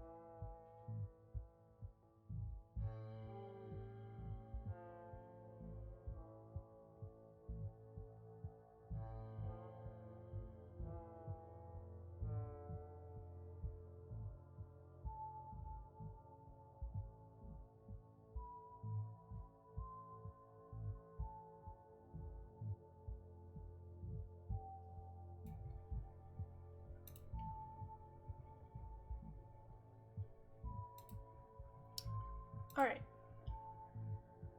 Thanks for holding on. I wanted to grab a quick snack. Episode 2. Here we go. Things only get weirder from here. Also, aw, little Gretchen statue. You open your eyes. Make sure my sound is good. Probably drop that a little. The sun has risen, the birds are singing, you're still alive, and for now, you're safe. Your gaze wanders across the unfamiliar room to the window and the woods beyond, and you wonder if the monsters are lurking just beyond the trees, ready to pounce as soon as you leave the comfort of your new friend's family home. You can't help but remember the sight of pale faces jeering at you as they carried Gretchen's poor little body into the underbrush. A knock at the front door. Your morbid thoughts are interrupted by a distinctly unhappy voice filtering in through the house and past the closed door of your bedroom. Where the hell is Tact? Oh, hey Tabby. There's a fresh pot of coffee on the table if you want to come in. No, I'm just here to check in on my cousin. Let's make this quick. I have a lot on my plate today. You're barely decent. It might be mildly scandalous if people saw you like this.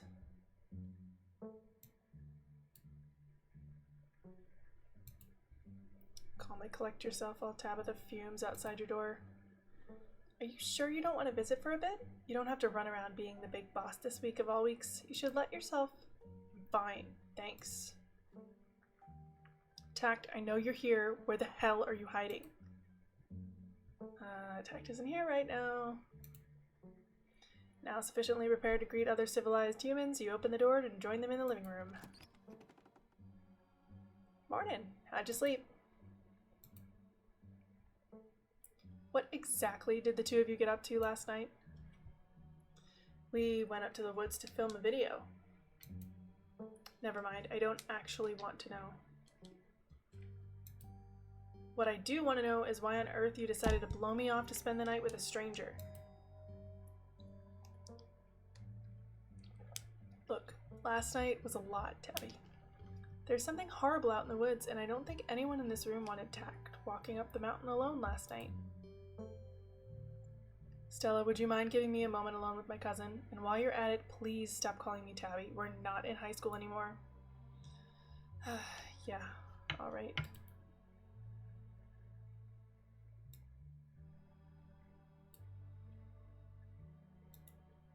Stella stays.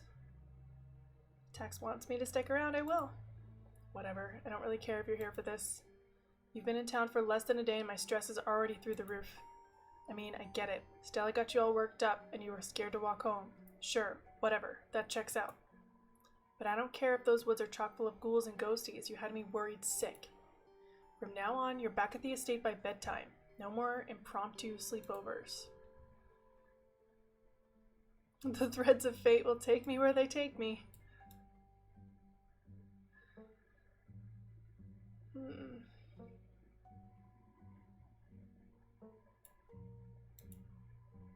Threads of fate will take me where they take me. Just text me, okay? I spent more time than I'd like coming down here, and I have an incredibly busy day ahead of me. I expect to see you back at the estate tonight. Let me know if you're free sometime, okay? You're relentless. We'll see. But don't get your hopes up.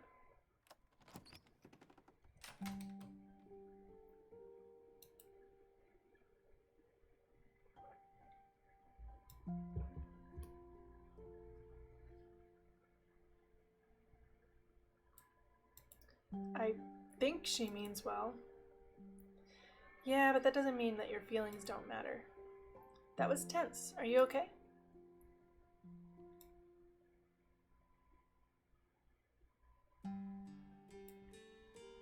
I'd rather just pretend nothing happened. Yeah, you got it. No need for us to dig around in there. Anyway, sorry for that rude awakening. I've been up for a little while, but was hoping to let you get an little extra sleep. But you're up now, and we've got a full day ahead of us if we're going to get to the bottom of this.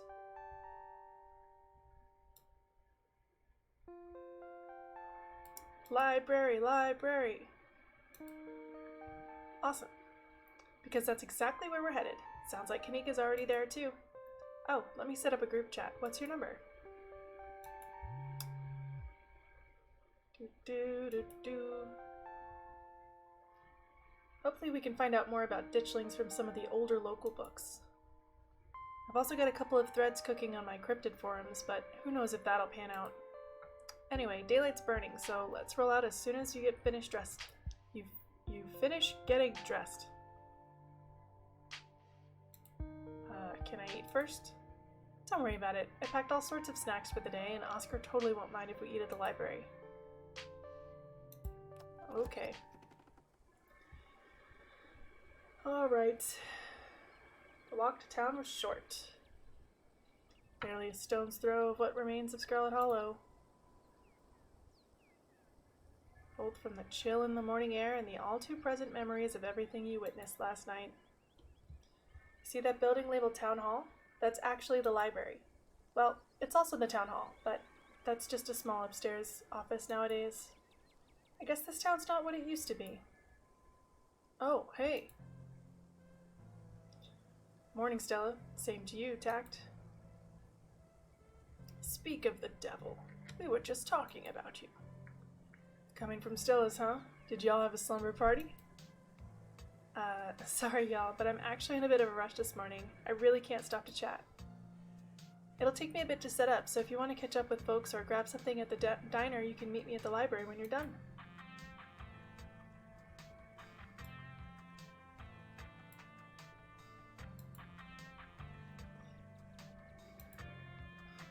Cool. See you soon. Hand gestures. Whoa, she always has time to chat. And I don't think I've ever seen her without Gretchen. Is she feeling okay?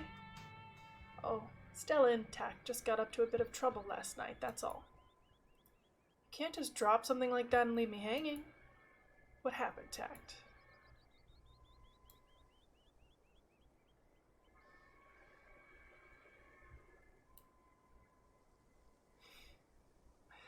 She's giving me that look that makes me want to defy everything she's telling me to do. Stella and I went into the woods to try and find Skunk Ape, but we ran into something way worse. Actual monsters. Sybil said they're called ditchlings, but whatever they are, they took Gretchen and have been mutilating the local wildlife. Whoa, whoa, whoa. Slow down. Something took Gretchen? No wonder Stella ran off like that. I can corroborate, at least with regards to their encounter. I may not have been out there with them, but I've seen their footage, and they encountered something otherworldly in those woods. Well, whatever it was that happened out there, you're clearly a little shaken up. Tell you what, I'm on break for the next half hour. How about you swing by the diner? Winnie can fix you up some of Sybil's new blend and try to calm your nerves. It's chaga and lemon balm. It always helped me on bad days. And if you need to talk about what happened, I'm all ears. Anyway, it's up to you. See you around, Tact. See ya, Sybil. Take care now, Avery. I'd better get back to it myself. I'm glad I was able to catch you this morning, if only to see how you are holding up. Please, don't hesitate to stop by if I can be of any help.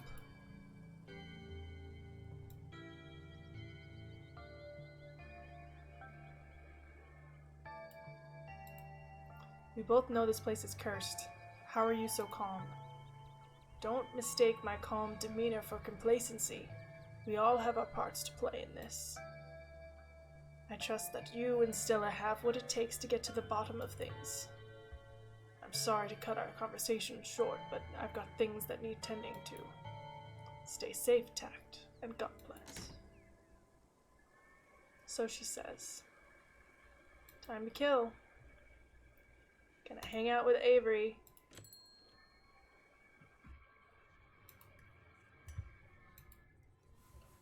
Warn patrons of the danger. No one believes me. We're gonna talk to Avery.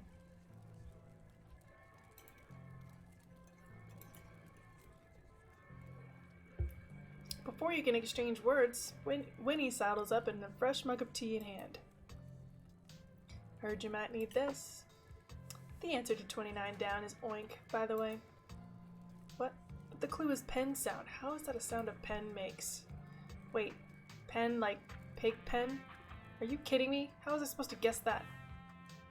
I don't know why you even bother with those things. They're just gonna frustrate you. It's just something to do to fill the time. But maybe I should switch to Sudoku.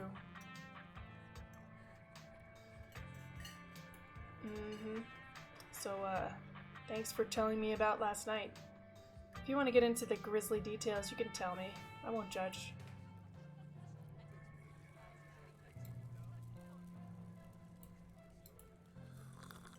You take a gentle sip of your tea. Sybil was right. You can already feel it begin to ease some of the strain and tension from last night's events. Whoa, not a lot of folks take to chaga so quickly. It's a fungus that grows on birch trees around here. It's supposed to be super healthy, but it definitely makes for a challenging drink. Color me impressed. Could tell you about last night, but what if you don't believe me? I'm not here to judge. I'm here to listen. Alright. You spill the beans. Glad to have someone to talk to about the horrors you witnessed. Whoa. That is some heavy stuff. No wonder Stella seems distant. Can't believe Gretchen's really gone. Seemed like that dog was gonna live forever. And monsters in the woods. I may not have lived here long, but I never heard anything like that happening around these parts. Can't say I like the thought of it.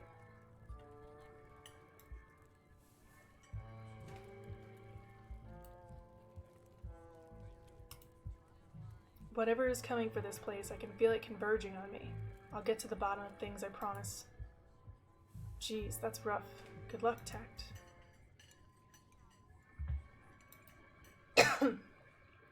Maybe the Chagas had a chance to start working its magic. I'm gonna keep my ears open for you. The diner's where everyone comes to gossip, so I hear a lot about what goes on around here.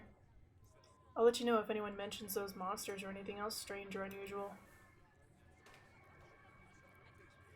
Avery slips out of the booth, giving a friendly half wave before disappearing into the back. You leave the diner ready to continue your day. Let's go to the general store. I love the general store. Should leave town. So if I wanted to buy some chips or something here, do I talk to you or... I guess, yeah. Kanika decided to skip work today, so of course whatever plans I had didn't matter. Just take the chips, I don't care.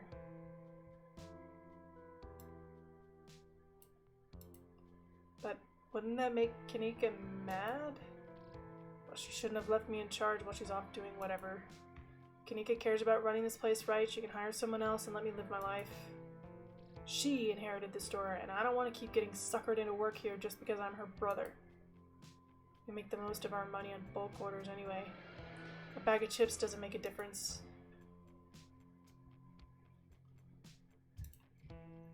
Paying for my chips, I insist. I'm not ringing you up. Take them or leave them.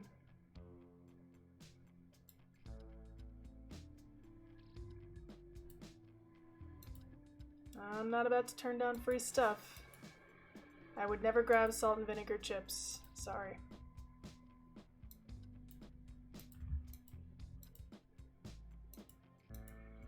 He's a hipster.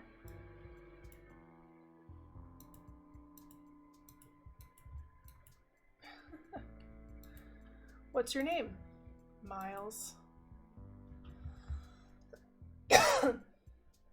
Should get out of town. There's monsters in the woods. I'm serious. Something bad's gonna happen and you should get out of here as soon as possible. See ya, Miles. He very much does not want to talk to me.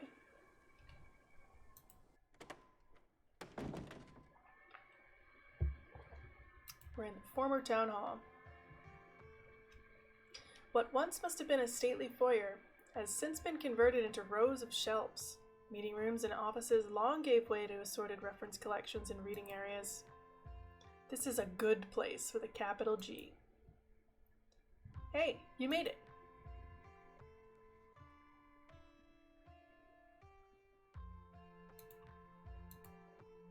This is a library. Glad you found the place. Hey, you look tired.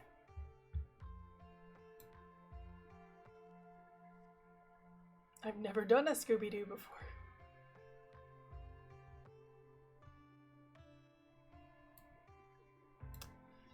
I'll sleep when I'm dead. We've got important work to do. Yeah, I'm eager to crack into the books. Agreed. Anyway, I guess we should get started. Hey there, stranger. And literal stranger. Your library is incredible. I can't imagine how much work you put into it, maintaining this sort of collection. Ah, thank you. Hey, Husker, this is Tact. You know, Tabby's cousin? Oh, I should have known you were a Scarlet. You look so much like Vivian. Not that I knew her very well. I was still a little kid when she left. But that Scarlet resemblance, it's, strong. I'm Oscar Gutierrez, Chief Librarian and only librarian. Oscar's amazing. Yeah, I'm a little jealous of what the kids around here get to grow up with. They don't know how good they have it. Back when I was in elementary school, all the library had was a couple of shelves of boring books donated by old people. Y'all are too kind. But speaking of kids, have either of you seen Rosalina around town? I don't want to be a helicopter dad, but she hasn't been answering my texts, and I wanted to make sure she wasn't getting into trouble. You know the crowd she hangs with. They're good kids at heart. I'm sure they're just all up at the old Maxwell place doing teen stuff. We went out there plenty of times. I'll be sure to keep my eyes peeled.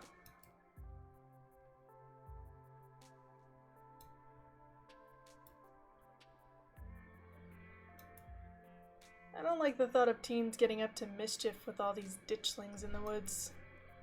Ditchlings? That's actually why we came in today. Have you ever heard of them? They're a cryptid, and seeing one's supposed to mean a disaster's around the corner. Doesn't ring a bell. Dang, worth a shot. Okay, if you were, say, trying to predict a horrible disaster that might befall our town, where would you start looking? Well, they say history repeats itself, so I'd probably try and figure out what sort of disasters this region typically falls prey to. Should I be worried about something? I don't know yet. I'll be right back. Gonna go nab some more books. I'm pretty sure Stella's barking up the wrong tree, Oscar. I don't think you have to worry about any horrible calamity befalling the town.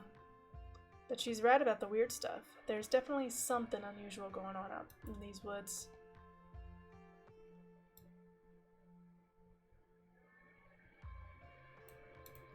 Whatever's out there in the woods has been brutalizing the local wildlife. I don't think it's safe. I'm gonna try calling Rosalina again. I'm sure she's fine, really. Rosalina's a smart kid. She knows better than to go around getting into trouble, and we'll make sure to keep our eyes peeled. Thanks, Kanika. In fact, if you see a 13-year-old girl with a black braid and glasses, would you let her know her dad is worried for her? He anxiously wanders off.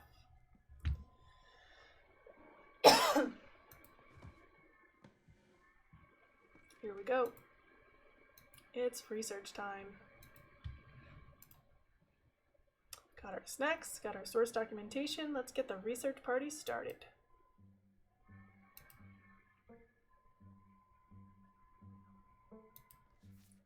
Historical buildings of Scarlet Hollow. Just the thought of reading a book like this would probably put most people to sleep. But you've got a mystery to solve, and to solve it, you need to know everything there is to know about this town. So I think this is a new book. The Scarlet Estate, inarguably the most striking piece of architecture in Scarlet Hollow, and the most elaborate and elegant estate in the region prior to the construction of the Biltmore in 1895. Andrew Jackson Scarlet chose the location to be atop a hill in Scarlet Hollow's geographic center, so that it might be seen from the town below. It remains a constant reminder of the family who carved Scarlet Hollow from the wilderness and provided wealth and prosperity to its residents. First used as a field hospital during the Civil War, it was named for Silas Scarlet's eldest son, who perished in the bloody conflict. It still stands at the end of what is now the residential district of Scarlet Hollow and has served the health of the community for over 100 years.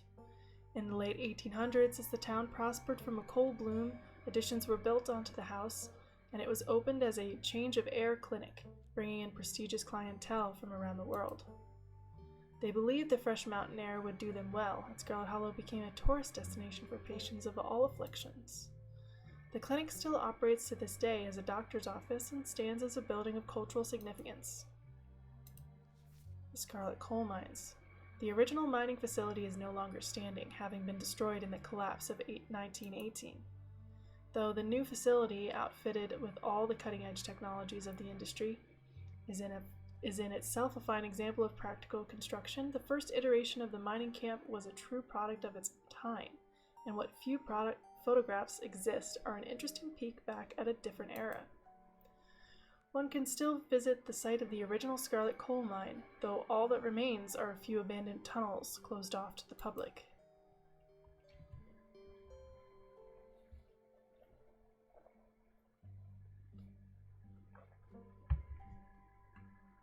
The Tremaine Homestead.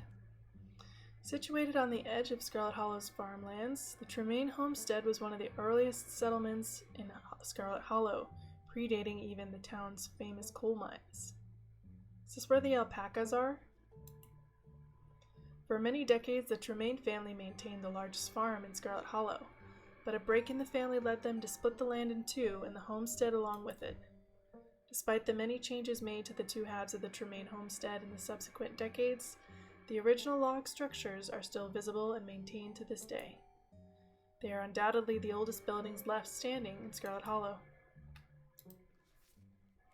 One of the first buildings constructed in the Scarlet family, the Scarlet Hollow First Baptist Church, still sits on its original foundation, though the building was reconstructed to accommodate the influx of citizens during the Scarlet Hollow coal boom of the late 1800s. Attendance has dwindled since the famous coal mine of 1918, and while the building may have fallen into disrepair, its simple vaulted ceilings still evoke awe to any who enter. We got Town Hall. Silas Scarlet personally funded the town hall's construction as the first municipal building in the then small community of Scarlet Hollow. It has stood at the end of Main Street since before the Civil War, its white-columned edifice withstanding the ravages of the 1860s and continuing to stand to this day, a stunning piece of antebellum architecture. After the town of Scarlet Hollow switched to a dog mayor system of governance in the 1920s, the building has been put to a different use, though the upstairs still houses the town archives and a special ceremonial office for events with the mayor. So the mayor of Scarlet Hollow is a dog. He closed the book and put it back. So we learned that he's a dog. Are these notes? Oh, major decisions. I've never actually looked at this. Okay. So these are all of our points that we've diverged at. Peanuts are deadly. A possum living in my dresser. Put her out of her misery. Yep. Cool. So now we can do that with our other runs too. I never actually clicked that. I thought it was bookmarking, bookmark a scene or something.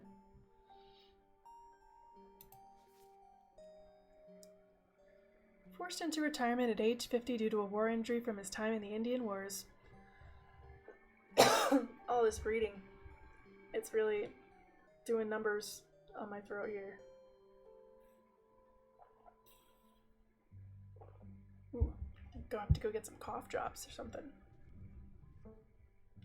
Exacerbated by a short stint serving as a captain in the Confederacy, Silas Scarlet also lost his two eldest sons to that bloodiest of wars, leaving his third eldest son, Andrew Jackson Scarlet, to take charge of the mine.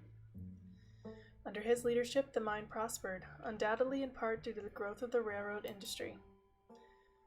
Managed to evade the coal union for decades, making them one of the most profitable mines in the country. Andrew Scarlet built the surrounding town into what is today, with expensive stone buildings and bustling Main Street, and overseeing it all, the elegant Scarlet Estate that was, until 1889, the largest and finest feat of architecture in the region. Culminating in the tragic collapse of 1918, it's found that Charles Shaw, the co-manager of the mine, had loosened security measures to increase production during World War I, resulting in a fatal collapse and the death of over 160 men and boys, some as young as 10. Casualties included Andrew Jackson Scarlett's eldest son, Theodore, who had taken over for his aging father during the bustle of the war. His brother, Enoch B. Scarlett, managed to pull the mine from the brink of ruin, thereby saving the town. So, this is how your family made its fortune. Silas Everett Scarlett was born to Colonel Everett J. Scarlett in 1818, one of 12 siblings. He grew up in eastern North Carolina during the tumultuous times in the state's history, and not much is known about his life before he joined the Army in 1836. Quickly rose through the ranks, in part due to his father's connections, but also due to particular ruthlessness, for which he received the nickname Bloody Silas Scarlett. The federal government granted the now Captain Silas a tract of bounty land in exchange for his service in the Indian War, and he settled into the hills of North Carolina in 1841. That land became Scarlett Hollow.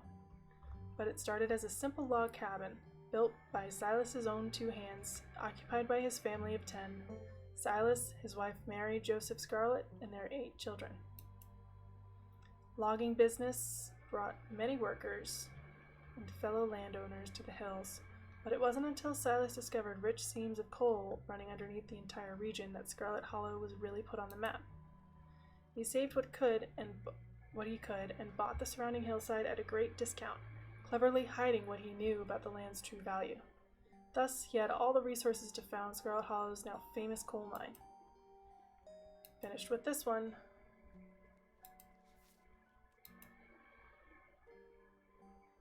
The Jersey Devil!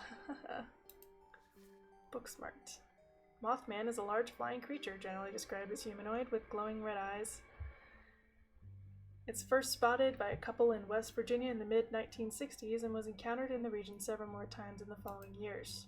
The Silver Bridge collapse of 1967 has been linked to a series of Mothman sightings, and it's said that the presence of the creature served as some sort of omen or was a catalyst that led to the disaster. This has since become an important aspect of Mothman, with sightings of this cryptid often taken as a sign that some great misfortune is soon to follow. New Jersey Pine Barrens. I'm actually quite familiar with this one. Though the Pine Barrens, the place where this creature is said to have been born, are far from the Appalachian wilderness, sightings of the New Jersey Devil have been documented all throughout the forests of eastern United States.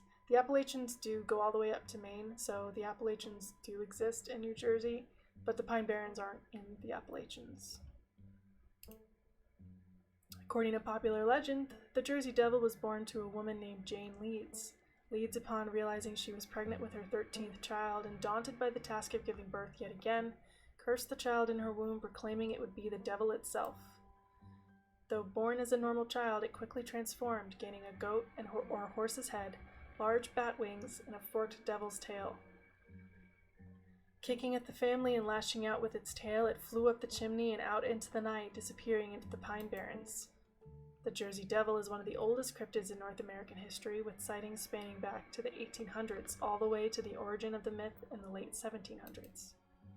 It's said to move with incredible speed and is recognized by its high-pitched, blood-curdling scream. Ginseng babies. It's safe to say that life in the South after the Civil War was hard. The land and its people had been ravaged by conflict, and many turned to unusual industries to get by. One such industry was that of ginseng diggers, or sand diggers, as they were colloquially known, who eked out a meager living for themselves by digging up and selling wild American ginseng. Myths surrounding the sand diggers were plentiful, but most prominent among them was that of the ginseng baby. It was said that if you dig up a ginseng root on the night of the new moon, it will cry like an infant and leave blood on the earth when it's torn free. The parallels to European mandrake myths are clear, and it can be assumed this myth arose from cross-pollination from European immigrants. But perhaps on the night of the new moon, you should go out and dig up a ginseng root, see if it cries, and check the earth for its blood. For it could be that the myth spread not through legends passed down through immigrant families, but from the unsettling experiences of these Appalachian foragers. One of the most famous hauntings in North American history The Bell Witch was a strange entity that plagued the citizens of the Red River region of Tennessee in the early 1800s. Many strange phenomena have been attributed to the witch throughout the years, but the most famous was the haunting of the Bell family. It started out as a fairly typical haunting, with unnatural sounds echoing throughout the house after sundown, and the appearance of a strange mammal that no one could identify or capture. Unlike other hauntings, though, these acts quickly escalated to attacks on the family, and in particular the daughter, Elizabeth Bell. She was constantly covered in bruises from the spirit's abuse. The spirit could frequently be heard speaking through the walls, its disembodied voice mocking the family and any visitors, and it eventually escalated to giving full-blown hallucinations to those dwelling in the Bell house. Though this haunting ended in the early 1800s, its activity continued in the region for many decades. It could be that the entity known as the Bell Witch may still dwell in the Red River region to this day. The Hopkinsville Goblins case was a supposedly close encounter with extraterrestrials in the 1950s near Hopkinsville, Kentucky. During the incident, 5 adults and 7 children arrived at the local police station claiming that a group of small Chrome children had besieged their farmhouse for hours. When police arrived on the scene, they found bullet holes and spent shells, but little else in the way of evidence. Skeptics suggest the family had simply misidentified a group of great horned owls. Even so, the incident remains one of the most thoroughly corroborated and documented cases of extraterrestrial contact. Wampus Cat. Often linked to Cherokee legend, some cite the Wampus Cat as originating with the story of a woman who sought vengeance against a monstrous cat demon for driving her husband mad. She hunted it down and, by wearing a bobcat mask, tricked it into using its own vile magic on itself, freeing the people of their region from its evil. Others say the creature came from a story of a woman who wore the pelt of a wildcat to witness forbidden hunting rites. The hunters of her village gathered to perform the rites, and she watched in secret from underneath the cat's pelt, but was soon discovered. For her indiscretion, she was fused with the pelt and transformed into a creature that was neither human nor cat, forced to wander the wilderness alone, feared by all. Her calls are those of great sadness and serve as a warning to anyone who dares go against tradition. Tommyknockers. Tommyknockers originated in Cornish mythology, spreading to the United States when Cornish immigrants began working in Appalachian mines. They're named for the knocking that can be heard from seemingly within the walls before a cave-in. According to some, the knocking serves as a benevolent warning. Others believe that the creatures take stolen hammers to the supports of mines and collapse them on whoever is unfortunate enough to still be inside. They are traditionally thought to be impish leprechaun-like beings, but some claim they are the spirits of dead miners, forever cursed to be haunting their final resting place. Dalypo. Last one. There was a hunter who lived in a tiny cabin in the middle of the woods, all alone with his hunting dog. One night, after a particularly bad week of hunting, both their stomachs empty, the hunter spied something out of the corner of his eye. Some small creature had gotten into the cabin through a hole, and before he could even figure out what it was, he'd drawn his gun and fired at the thing, his hunger guiding his actions. But it was quick, and ran back through its hidey hole and stayed out of sight, leaving only its long black tail shot off by the hunter's rifle. "Guess this'll have to do," he said to his dog, and threw the tail in the pot to cook a soup. He and his dog ate well that night, the tail filling them both up. The hunter crawled into bed, satisfied, and his dog curled up at his feet. He woke up to the sound of long nails scratching across wood. His dog was nowhere in sight, only a rumpled spot on the covers where he'd been, and in the gloom he saw 2 big yellow eyes staring right at him. "I want my Dalypo." A high, hoarse voice croaked from the darkness. "Go away," he screamed at the thing. But it stepped closer to him, still shrouded in darkness, the sound of long claws dragging across hard wood accompanying its movements. "I want my Dalypo," the creature growled again. "I'll get my dog after you," the hunter squeaked, his voice catching in his throat with fear, but there was no dog to be seen. Before the hunter could so much as scream, the creature leapt from the darkness, long claws stretched out towards the hunter. No one is sure what the creature did to him that night. But the next morning, all that remained of the hunter, his dog, and his cabin was a chimney standing alone in the woods. Close the book and put it back. I think I'm all done. Let's check in. Lore Master, we've read all the books. We've read all the books. I don't think we were able to read the building book the first time that we read all the books because we weren't a bookworm. We weren't book smart. So we didn't want to read the boring book about the buildings. But the building one was actually pretty useful. Knowing what we know now. Not nuclear incidents. Looks like our state has a history with those. Find anything? A handsome black cat leaps onto the table. Hey, Pixel. You might want to close your book. He loves to rip up any paper he can find. Don't worry, little guy. I didn't forget your treats. Sorry if Pixel's bothering y'all. Hopefully he hasn't gobbled up any of our books. He can't stand the thought that people might pay attention to anything that isn't him. Why let a paper shredder freely wander a library? Have you seen this little guy's face? How could I say no to that? We'll leave Pixel be.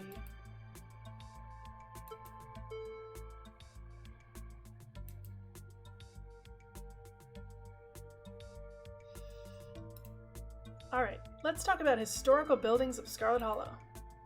Oh my god, you read that? That book was assigned as punishment if we misbehaved in school. It's an excellent sleep aid. NyQuil and melatonin have nothing on historical buildings of Scarlet Hollow. Rumor has it that nobody has read it from cover to cover. You guys are missing out. That's one of my favorite books here. Such rich history. Guess we're just kindred spirits tacked.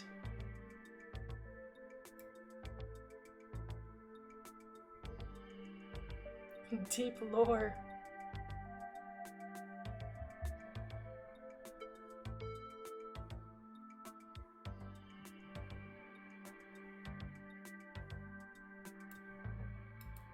Look, this town has deep lore and I'm here for all of it. Oh, definitely. I brought this book here for a reason. I'm just surprised someone finally got through it. Stella, when were you going to tell me the mayor's a dog? Darn, I was hoping it'd be a surprise. Scarlet Hollow hasn't had a human mayor since the 1920s. Yeah, if you were hoping the mayor might be able to help us out here, you're out of luck. What happened to the estate? At some point, the hill that was built on just started falling apart. I think it's pretty stable at this point, though. Is it? Stella, you've seen the place. And half of it is still mostly okay. Why don't people go to church here? We've just never had a good pastor around these parts. Not as long as I've been around, at least. And I'm not really much of a church person anyways. Who has the time? The building gives off weird vibes too, and not in a fun, haunted way. Even the hospital here is named after my family. I know it's in the name, but calling it a hospital is generous. Right now, it's a one-woman medical clinic. If any serious emergencies happen these days, we've got to call an ambulance from out of town. That's where Reese and his mom live. She's the town doctor, though these days she doesn't really see a lot of patients. The Tremaine homestead seems like the only thing here that doesn't have the Scarlet name stamped on it. Yeah, I think they've been around these parts even longer than your family, though they're the Tremaines and the Callaways now. They literally split their farm in half over that schism. Duke's actually on the Callaway side of the family. He and Beau are the last two left.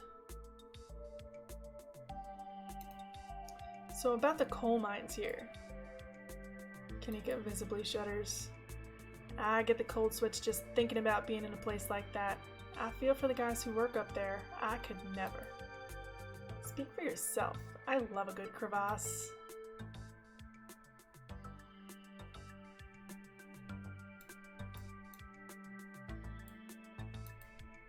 What happened after the mine collapse? The book just kind of glosses over that. There was a union for a little bit, but it didn't last.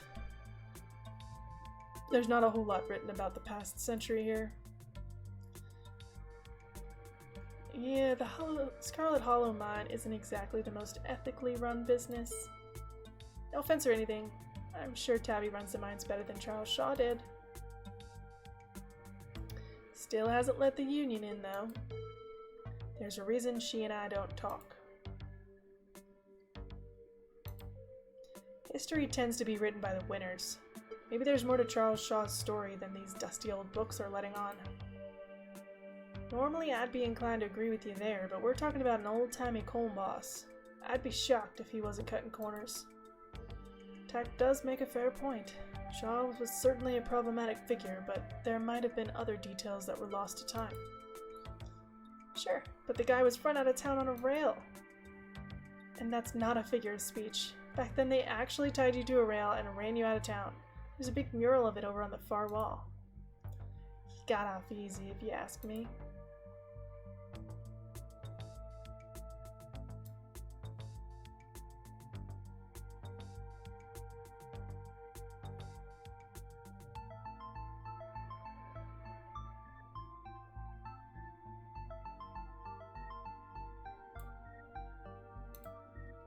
Maybe the ditchlings are here to foretell another collapse. Yeesh, that's morbid. And besides, it was all Charles Shaw's fault. The labor market is way more strict now. There's no way he could get away with the kind of safety cutbacks he pulled. Writing it down on the list of potential disasters. Y'all don't actually think the mine's about to collapse, right? No, I don't think so. I've been worried there for a sec. I hate to give Tabitha any credit, but the mine is safer now than it was back then. Still, what a horrible thought. You never know.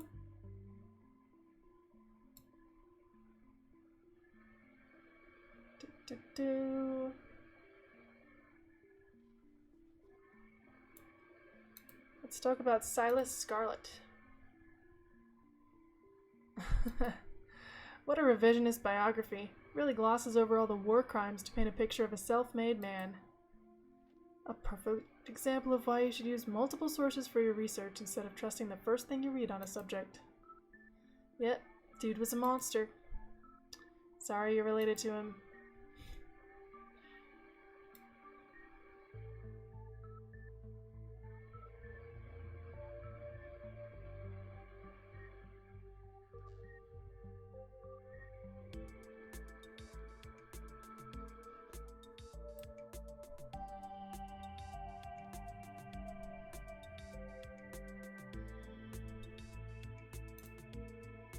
It must be one of those burial ground situations, right? Like in Poltergeist? Absolutely not. Even I know that's just an urban legend and stuff. If Stolen Land is cursed, then all of North America is cursed. Yeah, Scarlet Hollow isn't special. I think that's wrong.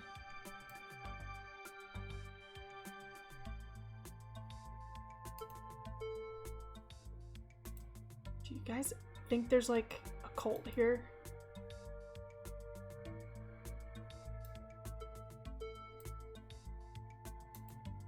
A lot of folks here feel tense and closed off. The whole vibe of this town is off and it feels like a lot of folks are hiding something. Or maybe people here just aren't used to strangers.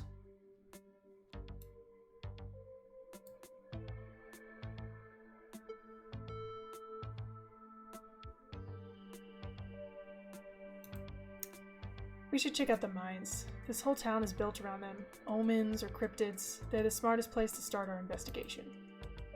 Good idea. There's an awful lot of mines-related stuff in my notes. We can poke around, find out if anything's seen anything weird. Just to clarify, you two are suggesting we go to question some of the miners, right? We are not poking around unprepared in the actual mines, right? Right? Yeah, totally. 100%. I would never. We don't even have a good reason to go down there. Good. Let's keep it that way. You know how I feel about mines. I promise, Neeks, we're just gonna question some of the miners. And if that questioning gives us a good reason to poke around, say a cool abandoned coal mine, then we'll cross that bridge when we come to it. You can cross that bridge when we come to it. I'm not going underground. I'm just messing with you. We'll stick to the surface. That reminds me. There's been this really unsettling miner who's been coming around my mom's tea shop lately. His name is Wayne, and there's something wrong with him, like viscerally wrong. No kidding. He snuck up on us last night and called out Tact by name. Sent chills down my spine. I don't know if there's much of a connection, but if we're headed to the mines, we might as well look into him.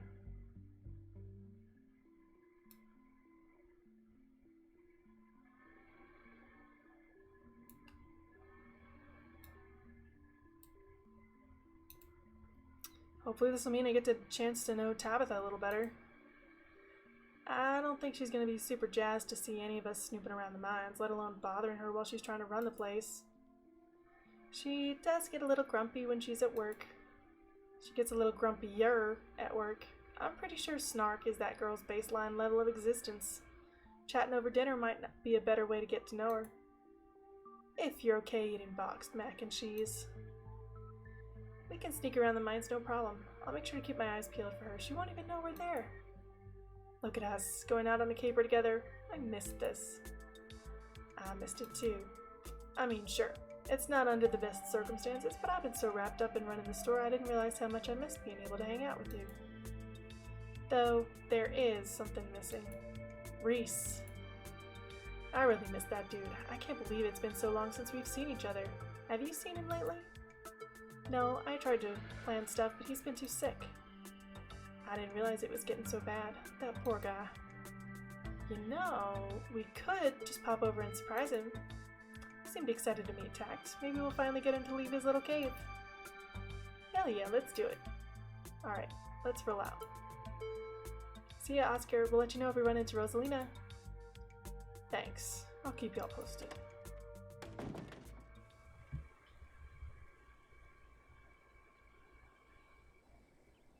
So now we know what this building actually is. It's supposed to be, the hospital. Gives a little context for some of the stuff that happens here. Unlike several of the other entries in historical buildings of Scarlet Hollow, this one still looks mostly like it did in the picture. Reese, it's Stella. I brought some buddies too. Shh. Not so loud, he's still sleeping. Can I help you with something? The woman in the doorway stares directly into your eyes. You can practically feel her simmering irritation washing over you. Hi, Dr. Kelly. We were wondering if it would be okay if Reese could come hang out. Nothing strenuous, we promise. I'm not gonna wake him up. If he's sleeping, he probably needs it. Whatever you two have planned is probably beyond what he can manage right now anyway. Oh no, poor Reese. It's just been so long since either of us have gotten a chance to hang out with him. I'm sure he and Tact will get along super well, too. We're gonna lie. Alright. Wow, you've really done an incredible job maintaining this place. Excuse me? Oh, don't mind Tact. She's just a big fan of historical buildings of Scarlet Hollow. Dr. Kelly looks you up and down. You don't think you've done anything wrong, but she's certainly making you feel like you have. Reese's mom turns back into the house, sighing. Sorry, I know that was a little rude. You just want to hang out with Reese, and he misses both of you too. She sighs again, as if deciding whether to finish her thought. He's usually feeling his best around mid-afternoon. Why don't you come over tomorrow? I'll have some supper, then y'all can hang out for a bit. I don't promise he'll be perky, but I'm sure it'll brighten his spirits to see you two again. And I suppose you can come too, Tact. That would be great. I could bring a side dish, maybe deviled eggs. Does he still eat those? No, eggs are a bit much for him. They don't settle well. You can leave the cooking to me. I know what he can handle. Okay, I'll bring soda then. That's not... Fine, yes, you can bring soda. Nothing with caffeine. Ginger ale, preferably. Oh, and leave the dog at home. Okay, no docs. But thanks so much, Dr. Kelly. We'll stop bothering you now. See you later. And quickly shuts the door. Several locks can be heard clicking into place. Several. God, that woman makes me so nervous. Are you okay, Stella? I'm fine. I remember she used to be so nice and carefree when we were kids. She always had the best stickers when we would get our shots. Maybe she's just stressed about Reese. Or maybe she's just nice to kids. Either way, I guess it's just the three of us. You gonna drive? Yeah, sorry. I don't like the thought of going up there without the van. Cool, I'll take my shortcut then. Shouldn't take long for me to get there. You're welcome to tag along. Don't worry, I won't be offended if you'd rather ride with Kanika.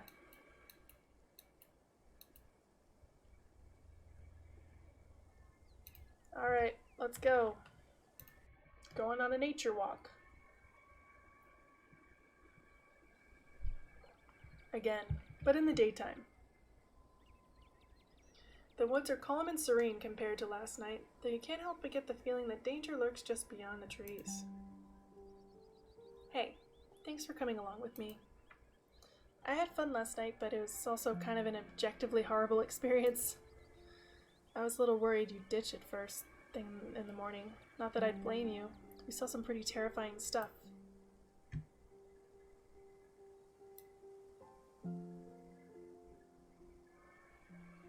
Don't get too attached. I'm just here for the mystery. Should we talk about last night, though? Like, actually talk about it? Yeah, we probably should. I hope I haven't seemed too cold about everything that happened last night. The truth is, I'm barely keeping myself together. I just don't know how to let it out.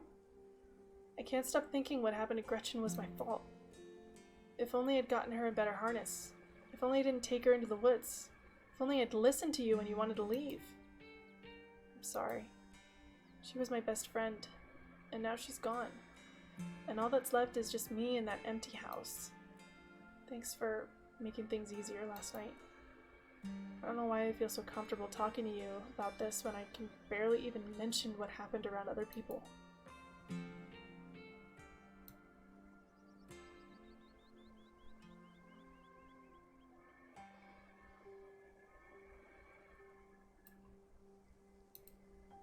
Of course, it's not your fault.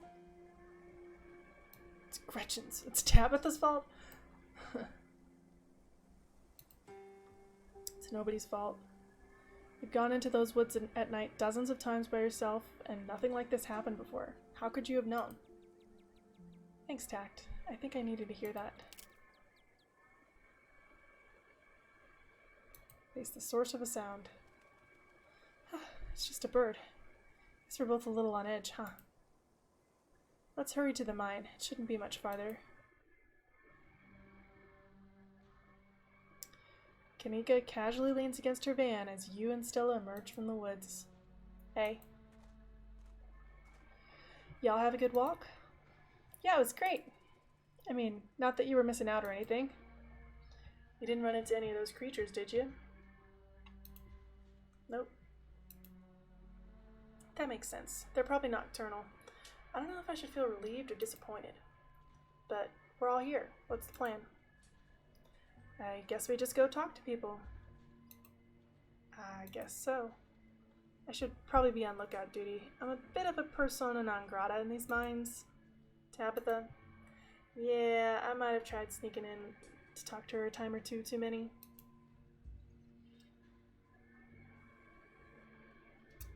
And the plan starts getting hatched. It's starting to get really warm in this room, so I'm just gonna put my hair up real quick.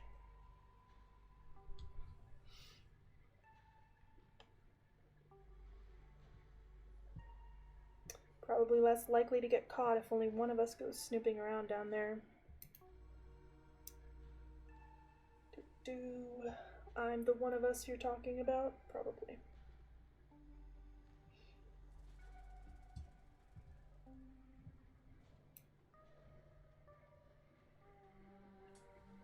Talking to people scares me.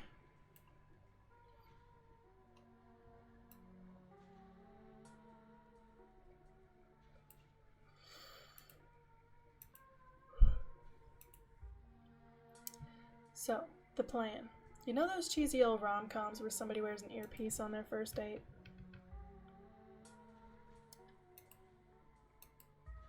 I have a pair of earbuds with a really good mic. We can just do a group call. Get your earbuds in. We can feed you questions if you get stuck, and Stella can give you a heads up if Tabitha's headed your way. You're so thorough. Aw, thanks. I do my best. I guess we should part ways and start the call, yeah? Alright. It's time to do us a caper. Do us a Scooby-Doo.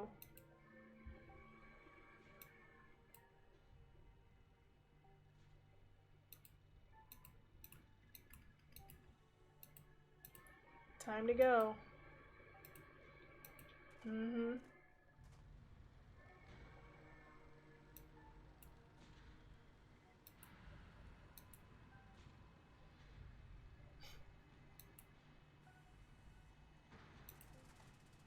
One of these days I'm just gonna go straight to Tabitha's office.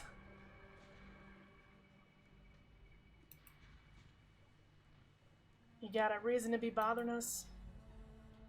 Seen anything weird lately? So I met this guy on the bus, wore a beanie and a shirt that said I want a yeah. He said he had some friends working the mines up here. Does this have anything to do with what's going on in town? A lot of people wear beanies.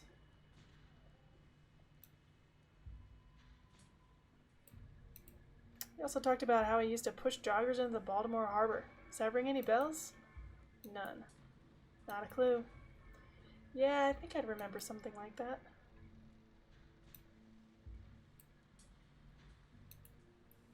Know anything at all about a guy named Wayne? Yeah, we knew him. He was such a cut-up. Missed that dude.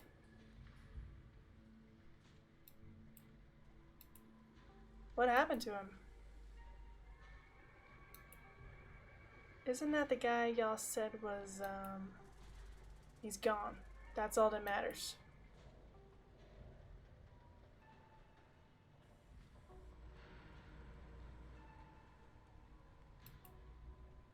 What happened to him?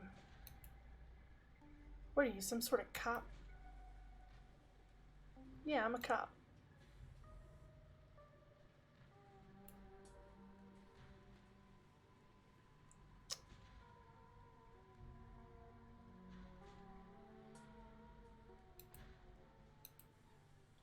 Yeah, I don't like the smell of this one bit. I know bait when I see it. Let's get out of here. Our shift's about to start anyway. Sorry.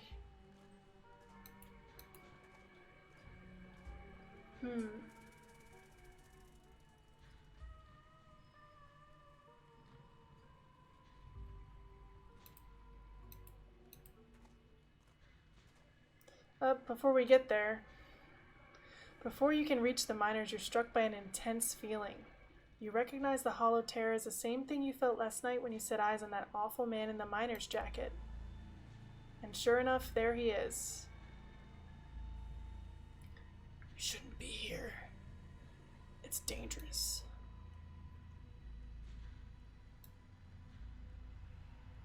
Goat.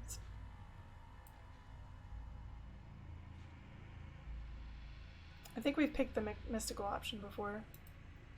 Do you need help? It looks like you're hurt. Protect yourself before worrying about others. Tact. Stay home. Wait for the week to end. Don't keep putting yourself in the path of danger. This is all I ask.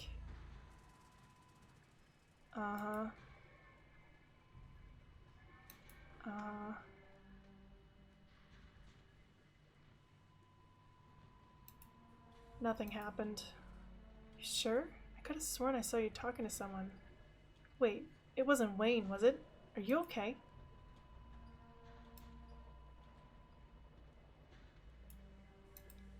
Whatever he is, I don't think he's human.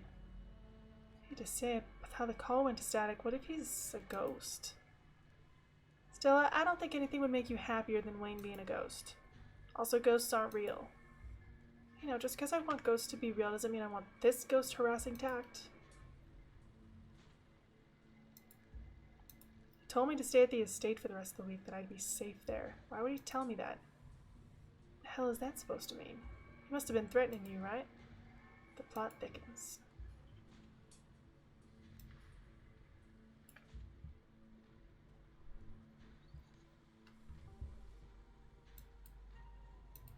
I need to talk to Tabitha about this. She deserves to know that creep is lurking around the mines. Totally get that. If you're sure, tipping her off might make it hard to talk to anyone else. We're gonna go find Tabby.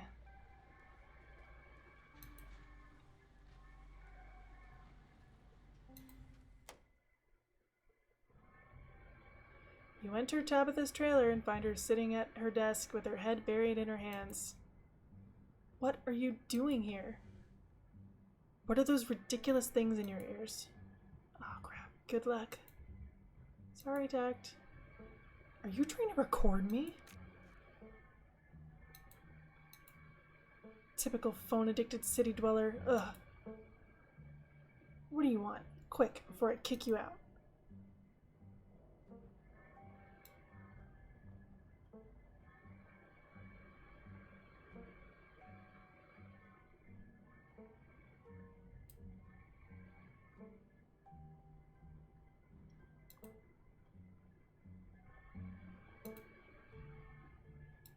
You can just leave if you want.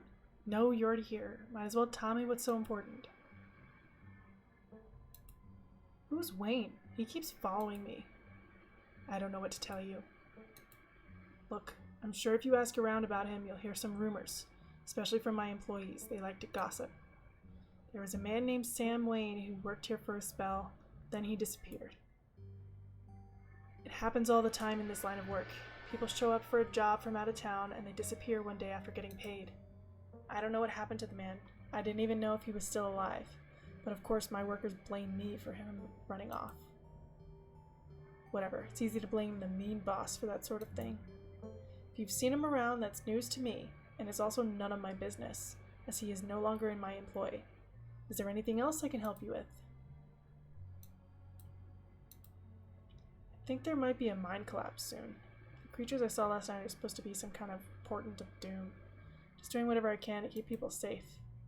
Look, I get it, I really do. Stella has a knack for spinning people into hysterics over shadows. But the only credible threat to the mines right now is me not being able to do my job. Okay. Look, I'm kind of swamped right now. I was actually getting ready for a big meeting when you walked in. But if you want, you can just wait here for an hour or so and I can swing back when I'm done and pick you up. Just don't go around bothering my men. Don't move a muscle. Don't so much as make eye contact with them. They're supposed to be working. I'll see you then.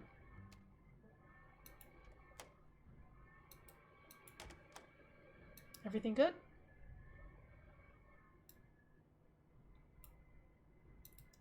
I think she's hiding something. That woman's hiding a lot of things. But if some of those things are related to what's happening in town... Aw, come on, Neeks, cut Tact some slap. Some slack. Tabby's not that bad. She totally is, though. No use sticking around here.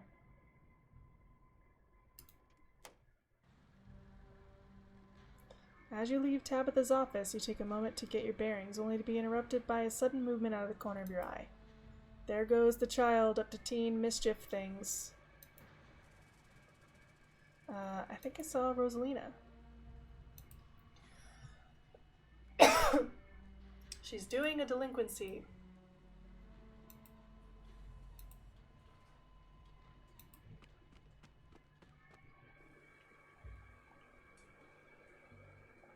There's a ditchling in the corner.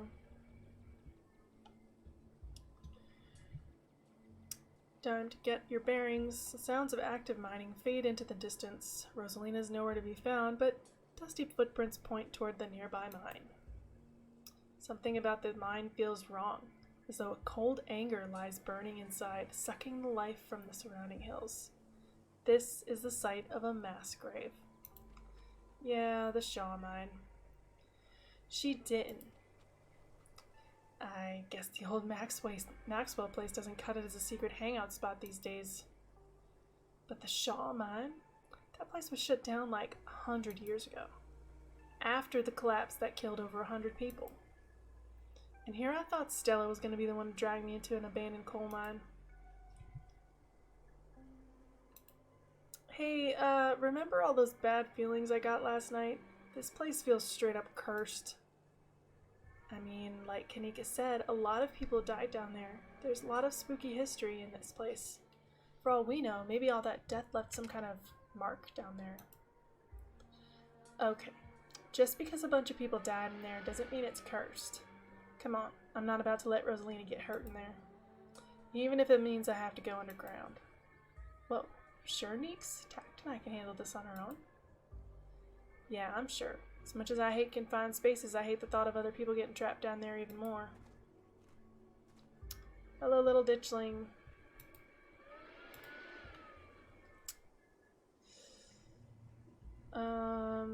We didn't call her last time. We're calling her now. You could call her and then just hang up on her. Someone snuck into the Shaw mine. Figured you should know. God, I don't even know why I'm trying to reason with you. It's not like you'll listen.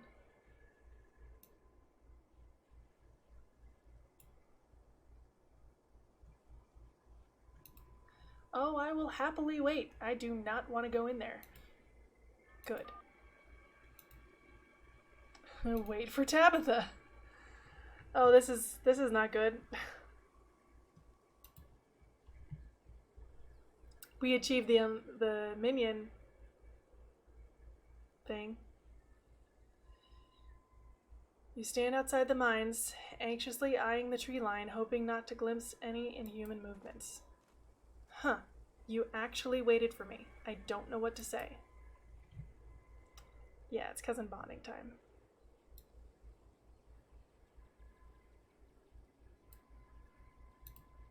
Yeah, of course, why wouldn't I have waited? Do I need to explain that to you? You haven't exactly been reliable since you've gotten here. Come on, let's get this over with. I don't like the thought of you walking around an abandoned coal mine, but I'd rather not leave you here unattended. It should be safe enough with me there to guide the way. Tabitha huffs her way into the mine entrance and disappears into the darkness. So we haven't actually gone in with Tabitha. We've only called her and then gone in without her. So this will be a new experience. The inside of the mine is warmer than you'd expect, the air thick and wet. The ceiling hangs much lower than you are tall, forcing you and Tabitha to hunch over, your legs bent in a painful squat as you begin to navigate its maze of corridors. Do you know why the entrance to this place was boarded up?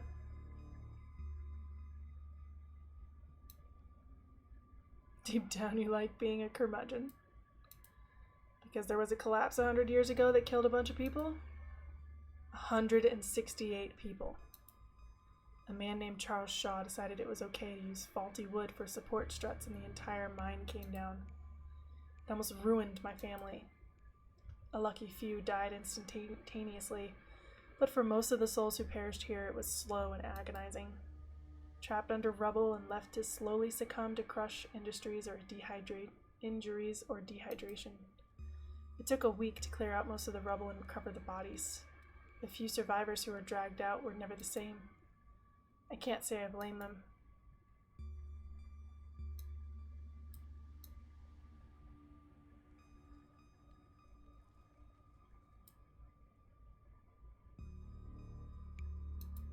What makes you so sure it was Charles Shaw's fault?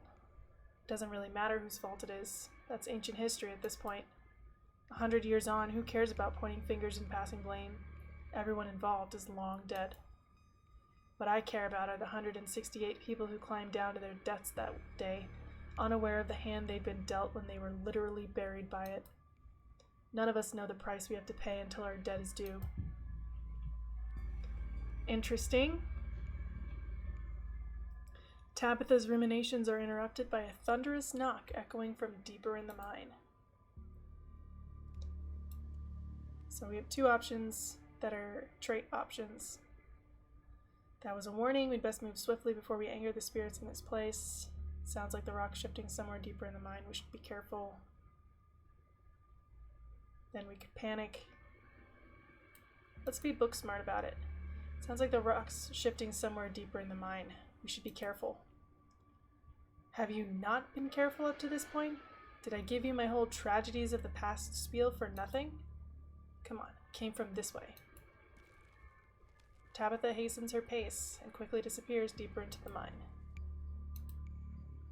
We follow her.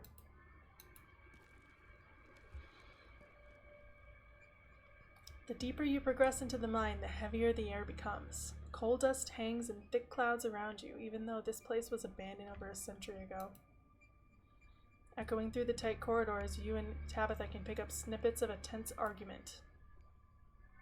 I can't believe your dad sent people to follow you. That's messed up. I think that qualifies as harassment. You're right, Becca. It is messed up. I don't need him telling me where I can be. You could at least check in and know he's not dead. So he knows you're not dead. He loves you and worries about you. He's really not asking for much. Come on, kiddos. There's some real spooky stuff going on in town right now. You shouldn't be hanging out down here. We're not kids. Yeah, we're teens. Well, you look like a bunch of kids to me. Are those canned strawberry margaritas? Where did you even get those? Oh no. I know that isn't you, Miles. It had better not be you. Yeah, whatever, it was me. What are you even doing here? Looks like we found our trespassers. I still can't believe that Stella managed to drag Kanika out here. She avoids me like the plague. What's the deal with you and Kanika? Honestly, I have no idea. I don't hold anything against her aside from the fact that she's always hated me. She probably just got jealous that Stella and I started spending time together. But that was years ago, so who knows? So many options.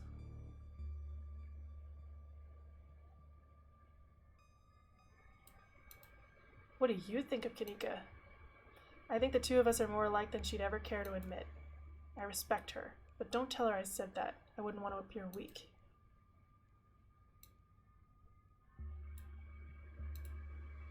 She thinks you're exploiting your workers. I'm not trying to exploit anyone. I'm just doing the best I can. It's not my fault that sometimes I have to make cuts. It's not my fault that sometimes people just aren't cut out for the job.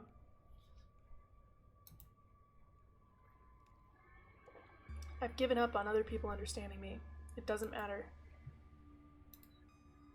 Let's move on. They're close. So, we kind of got a little bit of that, but Tabitha does respect Kanika, which is pretty cool. We didn't get to ask about Stella, though, because they gotta keep going. You breathed a sigh of relief as the tight passageways gave way to a small cavern. Within, a group of teens engages Stella and Kanika in a heated argument. Some of them are too caught up in the moment to notice you or Tabitha approach. My dad is a foreman at the continuous mining facility, and he says they only abandoned this mine because there wasn't enough coal left, so it's actually really safe and we can hang out in here whenever we want. Wait, Becca, I thought your dad was a charge hand. No, Alexis, he got promoted last month. Correction, your father was a foreman at the continuous mining facility. We'll see if he even has a job in the morning. What? Oh, shit. Oh, hey, Tabby. Hey, Tact. We thought we'd lost you there. Did you run off to snitch to Tabitha? It's probably for the best. These kids are refusing to listen to us. Hey, don't talk about us like we aren't here. Yeah, we can hear you. Alexis, don't butt in. I'm trying to make a point. Do none of you understand what a boarded up mine entrance is supposed to mean? It means it's closed, condemned, not fit for human use. Oh, come on, this place is way sturdy. Check it out. The teen with the beanie jumps up and slaps a strut in the ceiling. Oh, that was the knocking we heard earlier. Oh my god, Zane, just cut it out. You're embarrassing us. I'm sorry for Zane's behavior. I don't think he realizes how extremely 8th grade it is to jump up and hit things. No offense, Rosalina. None taken. The other 8th graders are totally immature. Not like you, Rosalina. You're chill. And smart, too. Enough. The damage is already done. Now leave. I'm tired of people in this town dragging my cousin headlong into danger. I can't believe I actually agree with Tabitha about anything, but this is the worst place I've ever been in my entire life, and I would like to see the sun again before I die. Oh, come on, you guys. Maybe it's not a big deal. We used to do dangerous stuff all the time, and I still do dangerous stuff now. I mean, I don't like this particular situation with the whole ditchling thing, but outside of that, who are we to tell them where they can't hang out? I don't know who you think you are in this situation, Stella, but I own this mine. It is entirely within my rights to tell them to leave, much like it's entirely within my rights to tell you to leave. Was your lifetime ban from my mines not clear enough message for you? Hell yeah, Tabitha. Tear that sad 20-something to shreds. Hey, I'm defending you. And I'm not sad. Where'd you get that idea? Running a clickbaity YouTube channel where you run around the woods chasing nothing is extremely sad. So she's sad. So what? Give it a few years and you'll be sad too. The passage of time is inescapable. Look, we just wanted to give Rosalina a good time. Her home life sucks right now. Yeah, tell him about where you have to sleep, Rosalina. We've been living in the library for the past couple weeks. Dad says we can't stay at our house. We've got a hot plate and a couple cots in the back room. It's actually a pretty sick setup. No, it isn't, Zane. Rosalina deserves better. I don't care about your home life. If you're gonna do your underage drinking, go do it in the woods. Just get off my property. Tabitha. Look. Rosalina, I'm sure Oscar has a good reason for all that. He's a good guy, and he cares about you. He thinks our house is haunted. Wait, what? And I should care because it's such a bullshit excuse. I bet he couldn't afford it anymore and is lying to you to save face. What a coward. Becca, I don't think you can, say that about other people's families. Isn't that, bullying or something? Shut up, Zane. Becca, he says it's haunted? I can't believe he didn't mention it to me. I could investigate. There's no ghost, Stella. It'd be cool if there was, but Becca's right. I just wish he could be honest with me and tell me what's really going on. It's like he doesn't think I can handle it. Like I'm still a little kid. Ugh. You're all children, and none of you realize how good you have it. Back in the day, each and every one of you would be pulling 12-hour shifts in this exact mine. If it weren't for child labor laws, the 5 of you might actually have some character.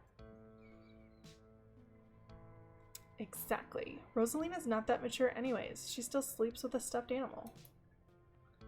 That doesn't mean she's not mature. I still have pork chop, you know? I rest my case. Wait. What did you say about child labor?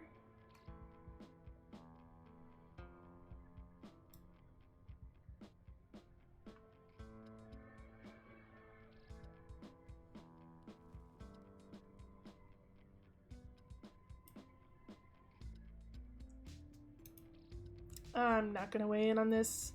This is between you and your dad, and the two of you should talk about it anywhere that isn't here. I couldn't agree more.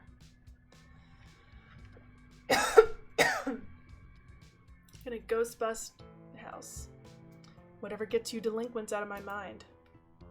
Oh my god, Zane, you can't ghost bust if there is no ghost. Also, Rosalina lives there. She can't break into her own house. So there's no ghost that you know of. I bet we could figure out how to bust it if it's actually real. And if it isn't, well, problem solved. You know, Rosalina, you can always stay over at my house until Stella goes bust to your place. We have a finished basement with a pull-out couch. Why are we talking about this like it's a thing? It's not a thing. Stop trying to make ghost happen. I don't care, and I can't believe I wasted this much time trying to argue with children. I'm washing my hands of this and calling the cops. Feel free to leave before they show up. You hear that, Miles? We're leaving. I suggest the rest of you kids leave this empty mine before someone gets black lung or crushed by rocks or meets any one of many terrible fates people tend to meet in abandoned mines. pair of thunderous knocks. That wasn't me, I swear. Then what was it? Come on, Stella, didn't you have a whole list of perfectly natural explanations for scary mind noises? It's Tommy knockers for sure. And I know this isn't why we came down here, but we gotta check it out. Stella. I know, but weird stuff's been happening around here the past few days. What if this is our chance to actually get a solid lead? The stakes couldn't be higher. Do you have no sense of self-preservation? I want you out of here, Stella. Oh, come on, Tabby. You can come along, too. If you guys are going after something spooky, count me in. Nobody is going deeper into the mine. Nobody is staying in the mine. You're all leaving. Please, listen to Tabitha before my heart gives out. It'll be fun, Meeks. It will not. Uh-oh. Wait a second. Where'd the three of you run off to? Are you kidding me? Unbelievable. Wow, Kanika, maybe if you weren't still scared of the dark or whatever, you would have noticed them sneak off. I noticed them sneak off, and I've been zoning out the whole time we've been here. Ugh, they must have squeezed through that child-sized tunnel. Dang, I've always wondered where that goes. I've never been able to get these hips through there. Stella, stop sneaking into my minds. I am literally begging you. If only all the tunnels down here were wide enough for adults, we could already be done with this little mess. But no, there just have to be remnants from a bygone era. Didn't you just talk about child labor? Was the good old days a minute ago? I was trying to get you to leave my mind. Like his head pops out from the entrance tunnel. We're not about to let you come in here and ruin our good time. The mine is safe. I've been in here 1,000,000 times. Yeah, if Becca says we're safe, then we're totally safe. Just whatever. Come on, you two. I know a cool spot this way. Okay, I think I know where that tunnel rejoins the rest of the mines. I'll go look for them, and I want each and every one of you to take note of the fact that I'm doing that. If those idiots get themselves lost and die, I'm not letting their families sue me into the ground. Are those really your priorities right now? Yeah, do you have a problem with that? I want the rest of you out of my mind. Except for you, Tact. I'm not letting you out of my sight. Yeah, sure. I can never fit in that tunnel anyway. They have crossed a barrier that I cannot, so my time here is up. But only because Stella promised me a ghost hunt tomorrow. Whatever, I still have to do my dailies anyway, and the service down here sucks. I will happily escort these two knuckleheads out. No, you're not about to weasel your way into this, Stella. Oh, come on, Tabby. I've been down here a ton. I can totally help out. There's no getting rid of you, is there? Fine, I won't waste my time arguing.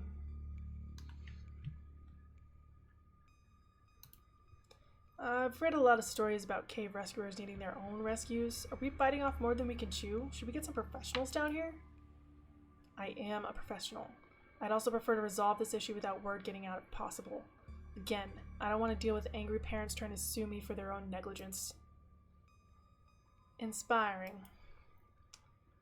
Aw, don't worry about it, Tact. It'll be fun and safe. I'm sure that's exactly what you told her last night, and we all know how that ended.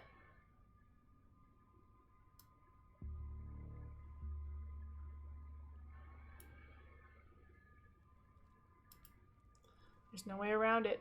I can feel the depths call out to us, and we're destined to answer their call. Noted. Let's not linger any longer than we have to, shall we? I'll see you on the other side. Hopefully soon. For sure. We won't be long. Cool. Can't wait to bust some ghosts tomorrow. Kanika, Miles, and Zane head towards the entrance of the mines. Alright. No dawdling. Should be able to catch up with them if we go this way.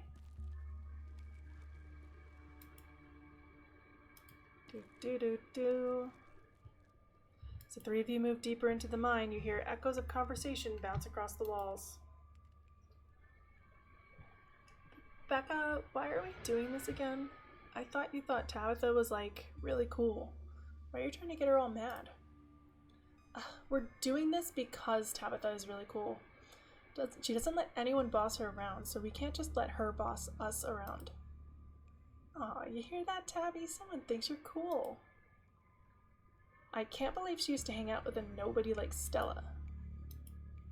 Hey.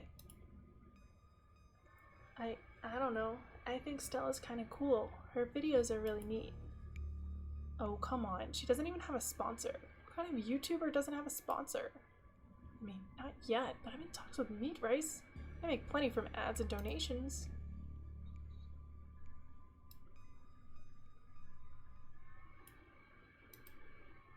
How does it feel to have a teenage girl think you're cool, Tabitha?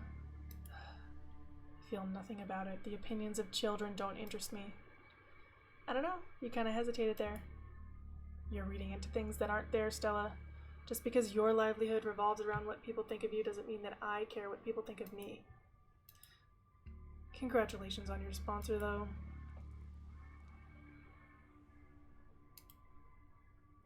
That's a big deal. They're on like every big podcast. Thank you, thank you. It feels like a really big step up for the channel.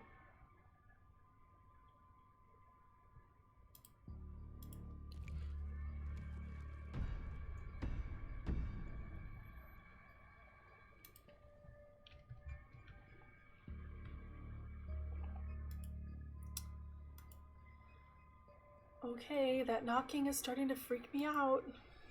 Calm down, Rosalina. It's just mind sounds. Did you guys see that? No, it was just a shadow. There's no reason to get freaked out. I saw it. Shut up. There's nothing down here. Stop trying to scare me. That sounds just the active mind echoing through the walls, right? Nah, it's Tommyknockers, I'm sure of it. It's not Tommyknockers. That being said, it's also definitely not the active mine. We use a machine these days and it sounds nothing like that. It's probably just rocks falling somewhere deeper in the mine, which is also bad for obvious reasons.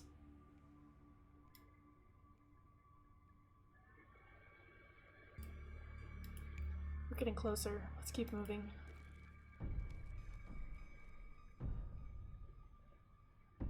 As you progress deeper into the mine, the knocking grows more frequent. It's still distant, but it's much louder than before. The tunnel ends abruptly in front of you. A century-old ladder is the only way forward. In the darkness beyond, you can hear the youths, their panicked arguing echoing down the pitch-black corridors. The pit radiates rage, a white-hot anger. It calls to you, desperate to be witnessed, pulling you forward. And here we are. The tunnel they crawled through passes through the chamber below. It shouldn't be hard to find them once we get down there. I've never been this far in. Congratulations, Stella, you got what you wanted. Tabitha crawls up to the ladder and disappears over its edge.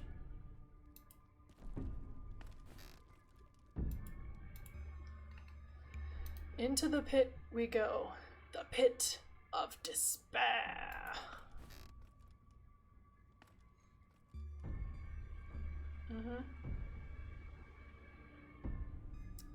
I'm pretty sure this is the way back. Come on. Pretty sure? I thought you'd been down here before. Okay, maybe I didn't get this far in, but whatever, it doesn't matter. I definitely remember the way out. Hurry, I don't want to be down here anymore. I think it was actually this way. Oh, shut up. No one even wanted you to come with us anyway. Becca! Yeah, they're close, alright. I think they're so damn loud.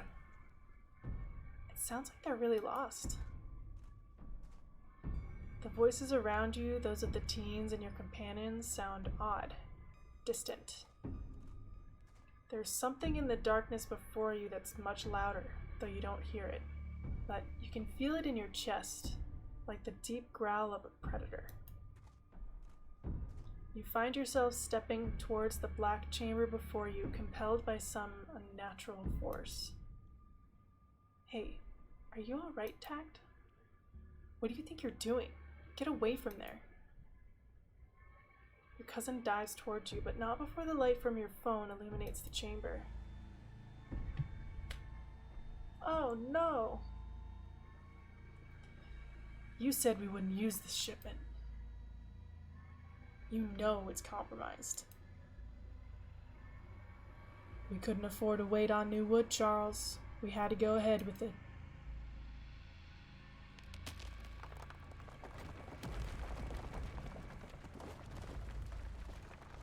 It's still sturdy enough. It'll get the job done. Are you alright? Oh, thank God you're alive. It looked like you had a seizure or something, and then you and Tabby just conked out. I'm fine. Ugh. You can barely open your eyes. You're not fine. Neither of you move a muscle. I don't want you straining yourselves while you're still recovering from whatever that was. I'm gonna go get you both some help. I'll be back soon, I promise.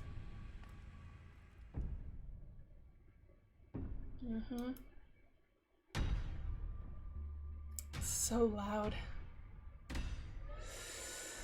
You raise up on your elbows, head still swimming from the visions, your surroundings coming back in focus. Your head throbs as the knocking continues, now magnitudes more intense than ever. Through it, you once again hear the panicked voices of bickering teenagers echoing down the stone corridors. Becca, you're just getting us more lost. It's this way. If you're so sure, then why don't you just leave? I can't believe I let Alexis talk me into inviting you in the first place. Becca, I'm just trying to help. I said go. Okay, I will. Alexis, you don't have to go with her. You know that, right?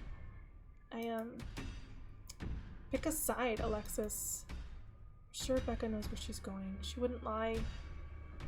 Sorry, Rosalina. The increasingly desperate voices of the teens are drowned out by the thunderous knocking.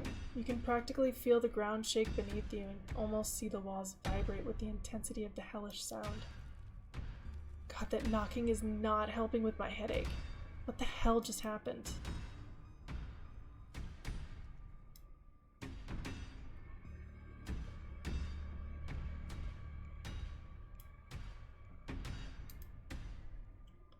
Both of us were shown the dark truth of this place, the sins that were committed, the deaths that followed. There's gotta be fumes or something down here. It's an old mine.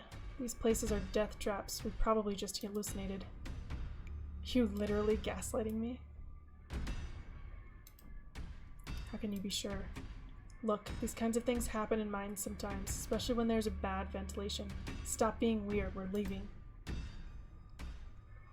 Rosalina appears in the passageway to your left. She's out of breath and it looks like she's been crying. I'm so sorry I snuck off like that. I just wanted Alexis to think I was cool. The entire cavern shakes with the sound of rockfall. I don't know what the hell is up with this knocking, but that is the sound of a mine collapse. Quick, up that ladder, both of you. Well, wait, Becca and Alexis are still down there. You can't just leave them here. I know which way they're going. They'll listen to you this time, I promise. Do you have a death wish, little girl? This isn't a movie. The best thing we can do to help those girls right now is not be buried alive ourselves.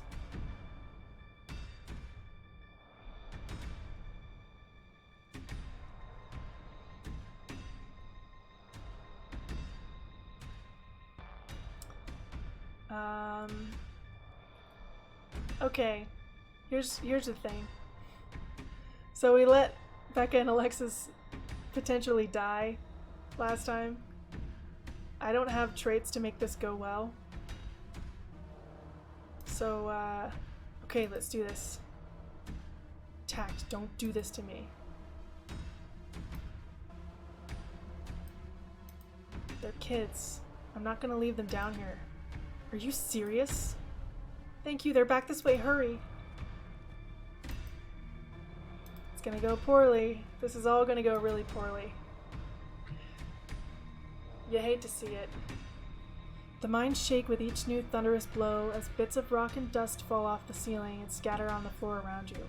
Rosalina leads the way and Tabitha isn't far behind you. I thought you knew the way out. I thought you'd been down here a million times already.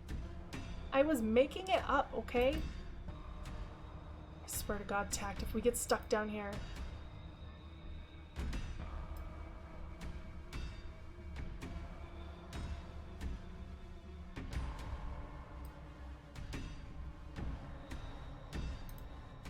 I'm glad you decided to come along. You won't regret it.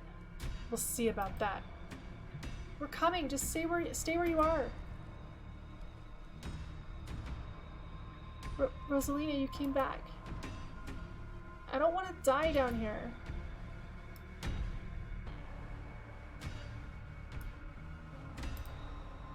Then move. Okay, okay. You quickly push your way back the way you came. Pieces of fallen rock littering the path around you. So much stress. All of you start climbing. Now. Once the last teen is up, Tabitha grabs onto the ladder and starts climbing. Time to get out of the pit.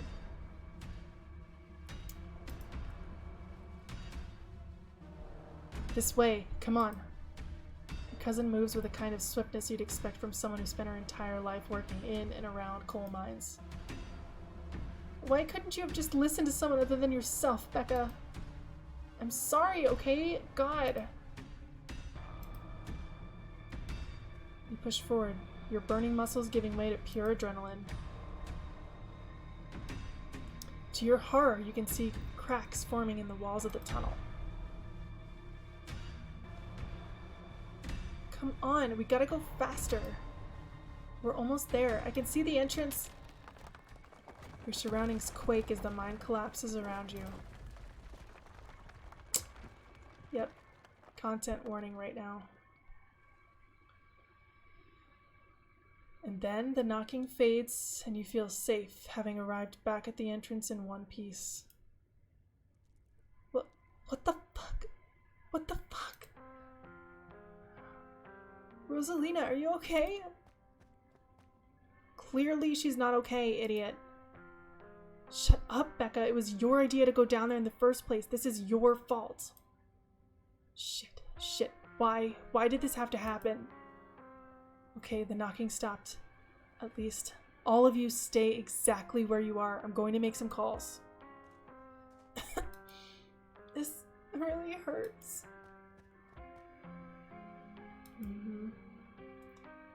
Tabitha just stormed out of there, are you? Oh my god. Rosalina, can you hear me? We're gonna get you out of here, okay? Stella already called an ambulance. But that means the cops are gonna come. They're gonna know I was drinking. They're gonna know that we went in there to drink, right? Becca, that doesn't matter. If my dad finds out, he'll kill me. He can't know. In a panic, Becca runs for the entrance and pushes her way through. Don't worry about her, Rosalina. She's being an asshole. One of us should wait by the gate to make sure they can find us up here. I should check in with Tabby, see if she needs help. We're gonna get you help. Everything's gonna be okay. Alright, I'll go down to the gate. Rosalina, I'm so sorry. I'll be back soon. We're gonna get you out of here and you're gonna be just fine, okay? Tact and Alexis will keep you safe until then. Am I gonna die? Rosalina, don't say things like that.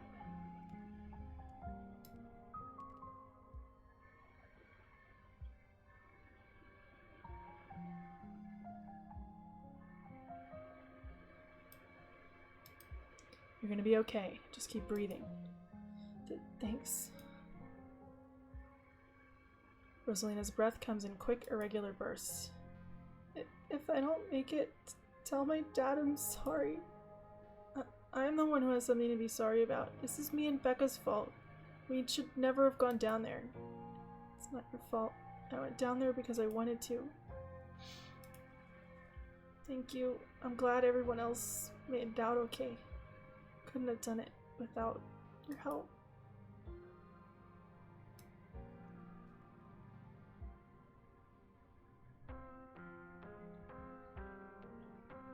And that's why you shouldn't drink underage.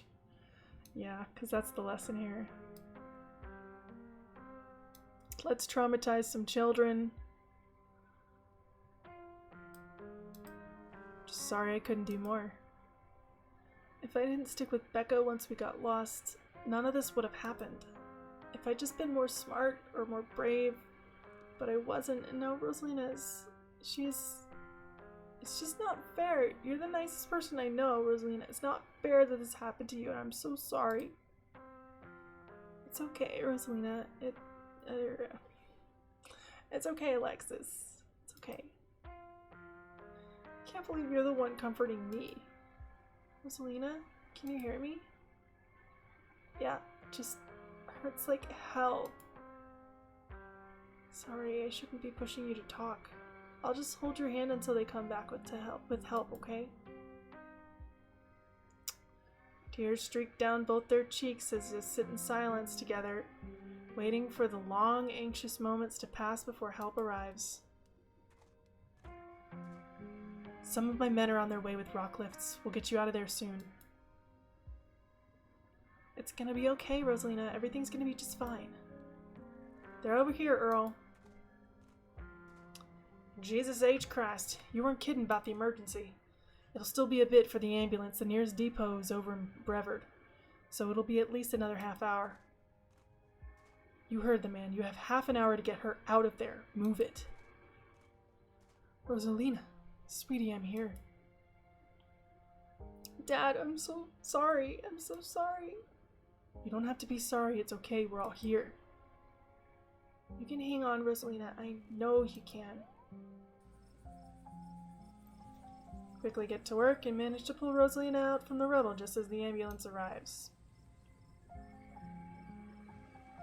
Sir, I'm afraid there's no space in the back. What do you mean? I can't ride with her? You're better off driving behind us. We're headed to Brevard, so it's quite a ways. Is she gonna be okay? She's gonna make it, right? Please, God. Yes, sir. Promise you we're gonna do everything we can to keep her stable. Her vitals are looking good. Rosalina, my poor baby, I'll be there as fast as I can, okay? I promise you won't be alone. I love you, Dad. The paramedics load Rosalina into the back of the ambulance and drive off. Oscar approaches you off to the side as the police talk to Tabitha and her men.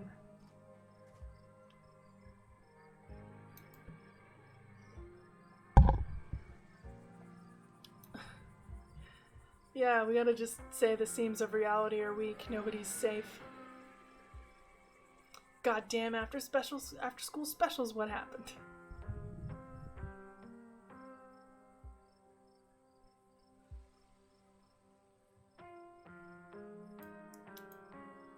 Just teens being teens. We did our best to get them out of there.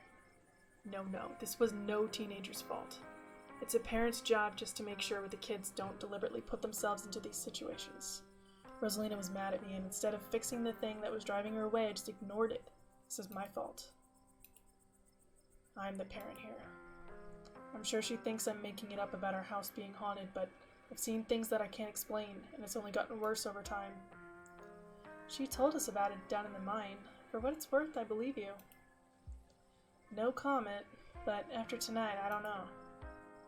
Once you're back from the hospital, we can check it out for you. Thanks, Stella. It means a lot. I've gotta go. Mr. Gutierrez, is it okay if I come too? I want to be there for her. Of course, Alexis. It'll be good for her to see a friendly face. And away they go. Can't believe you left us down there. Ditchlings.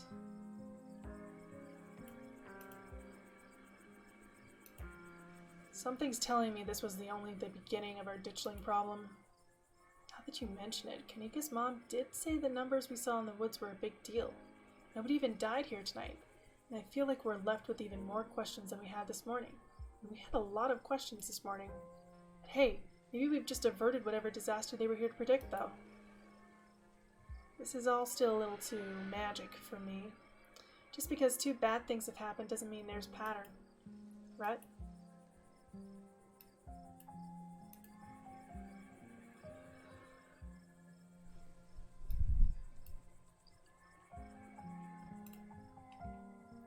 There was a stone carving in the wall of that pit. It gave me some sort of vision. I saw what happened to this place. The Scarlets caused the old collapse. Charles Shaw was set up. No way. Dude was a monster. I mean, the Scarlets were monsters too. They still are. What am I saying? I don't believe in visions. Whatever you saw was probably just auto-suggestion. I don't know, Neeks. You weren't down there. Tact and Tabby had, like, simultaneous seizures next to a creepy stone carving. It's like something out of a movie. Just because they passed out or had seizures doesn't mean it wasn't auto-suggestion.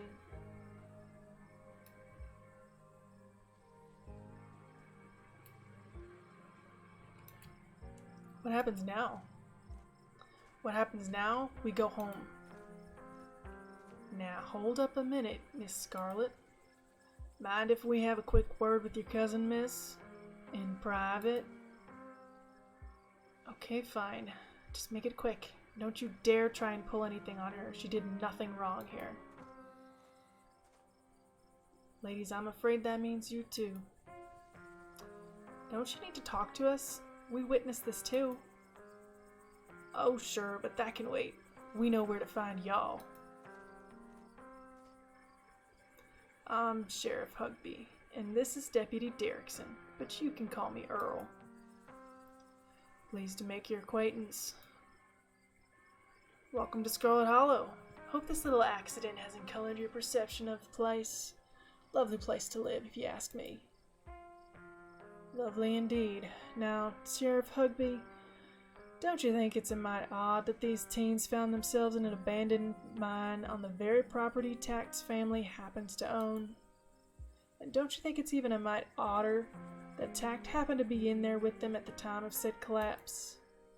I'd be lying if I said it weren't peculiar, though I'm sure you're an upright citizen, and all this is surely an unfortunate coincidence.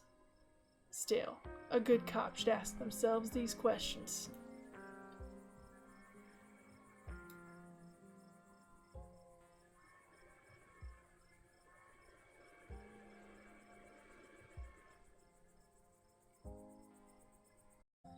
Just being thorough, our duty as officers of the law. Well, if there's nothing more you can tell us, I suppose we'll let you go on about your evening, but we may be in touch. Have a good one. Well, I didn't antagonize them. But I also talked to the cops, which you shouldn't do.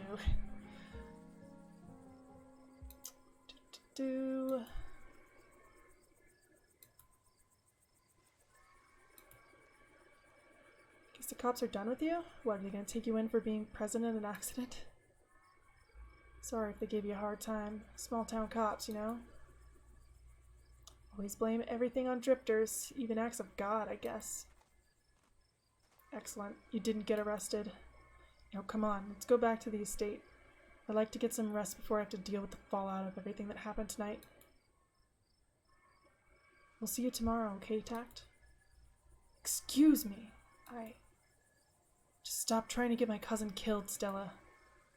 Come on, let's go.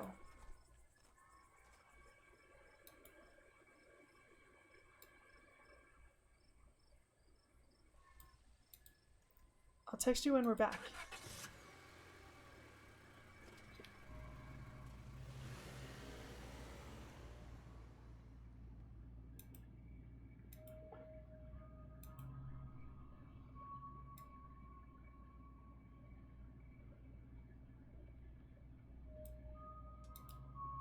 Sorry about today.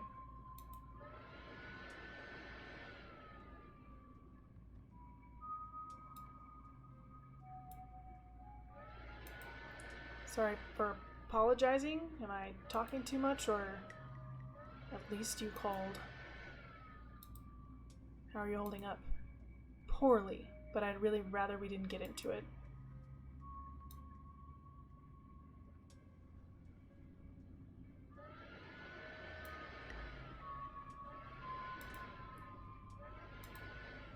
You should have kept tighter reins on that girl. I never got into any trouble like this when I was a teen. I have Pearland to thank for that. Hated it at the time, but that strictness paid off. Ugh, what am I telling you this for?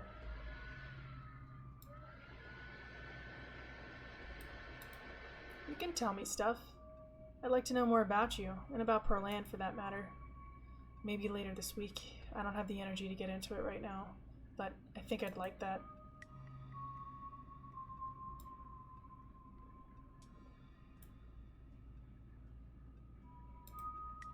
You're right. There are a lot of adults who should have done a better job tonight. Exactly. People who aren't ready to be parents shouldn't be parents. Clearly there are some parents who aren't ready. Take Oscar. There are tons of people more qualified to be parents who can't even conceive. And here he is having a kid at 19 and clearly letting her do just whatever the hell she wants.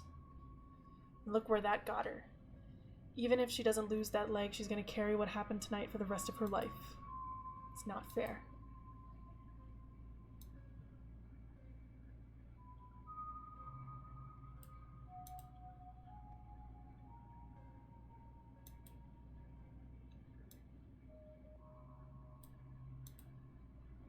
We're not going to antagonize Tabby too much.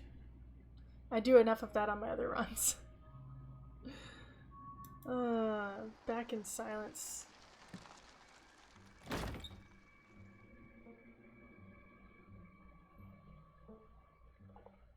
The musty stench of decaying mansion greets you with its undertones of mildew and wood rot. Delicious. Well, this day was a lot more stressful than it needed to be, and I'm sure that it's the precursor to a horrifically stressful week. I'm going to bed. I suggest you do the same. Thanks for calling me about those kids, by the way. It was unexpected. And for waiting for me. I appreciated it. I'll see you in the morning. Her posture defeated. Aw. Turn in. Collapse in Tabitha's dusty guest bed, your head empty of thoughts. Head empty, only dusty bed.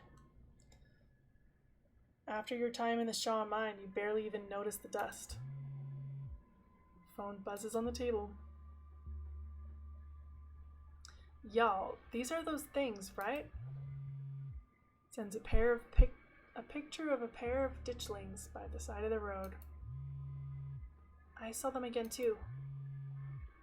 Another picture, this time of them staring from a tree. WTF, these things are definitely not hairless monkeys or raccoons or whatever. I don't know what the hell they are. I guess there's more to them being here than the mine collapse. No way I'm sleeping tonight. You think about looking out the guest room window, but at this point you're too exhausted to leave your bed. The adrenaline from this evening is finally wearing off, replaced by a creeping exhaustion that threatens to overwhelm you. Your limbs feel heavy, your eyelids slipping down over your eyes even as you stare down at the ominous pictures on your phone. If it weren't for the pit of dread balling in your stomach, you would almost feel comfortable as you settle in between the covers, your tired bones sinking into the decrepit mattress. When you close your eyes, you see Rosalina's face, twisted with pain, staring up at you with tear-streaked cheeks, trapped by powers beyond her control, terrified of what her now uncertain future would hold. Your eyes shoot back open, your heart pounding as the door to your room swings open. Just the cat. It's always just the cat. It's nice to see another living being, even one as unfriendly as Tabitha's cat. The comfort of her presence sets your mind at ease, and you finally slip into a deep sleep.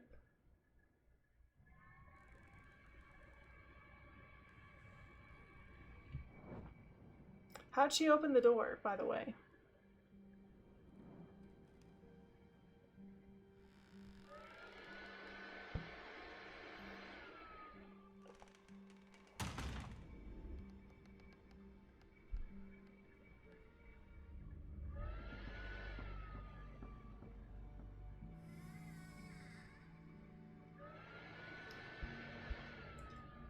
In the basement.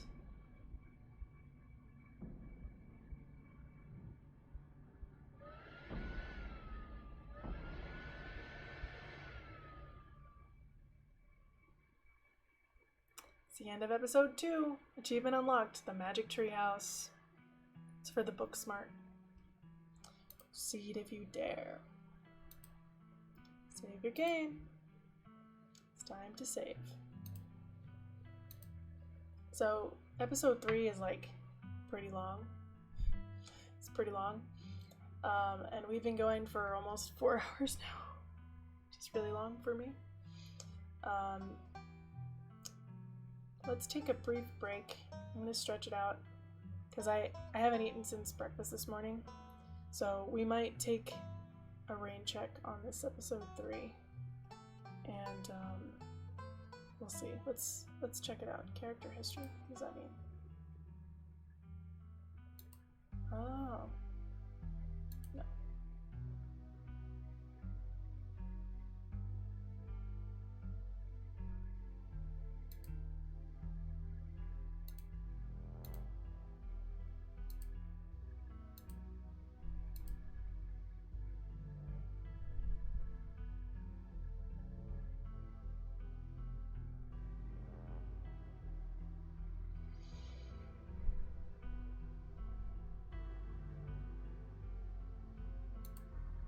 Dialogue history? Oh, okay. Neat.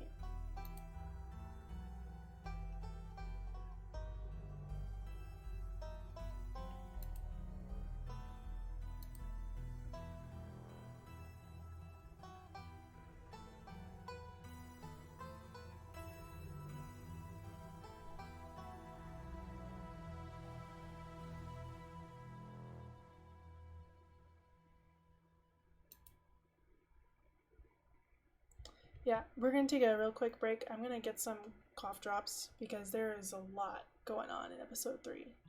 A lot going on. So we'll take a brief break. I'll be back in a bit.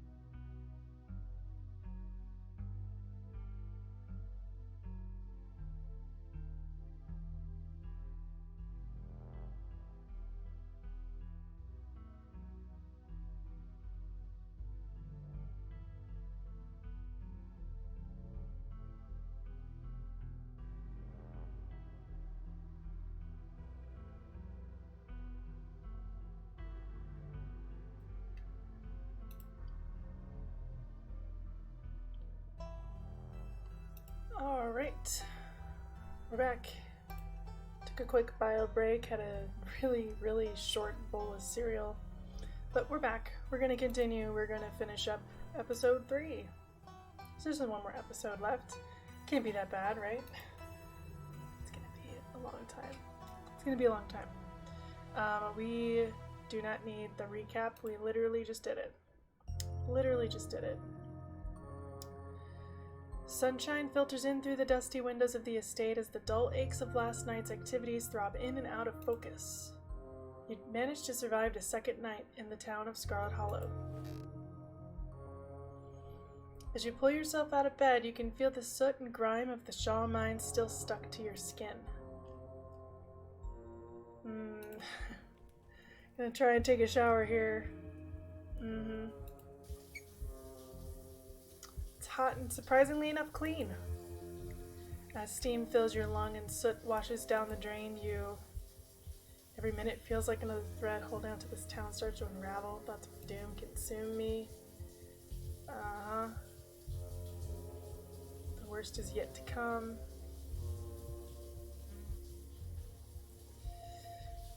Yeesh. Think about someone special. Think about someone special in the shower. I don't think so. You think about Wayne and wonder how many times he's watched you unseen.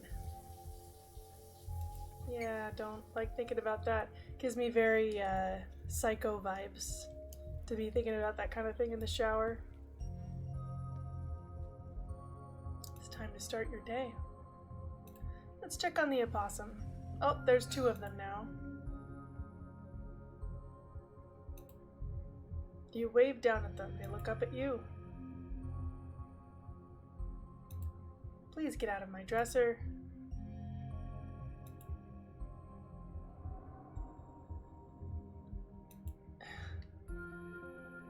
Time to close the dresser. I'm gonna close the dresser right on him.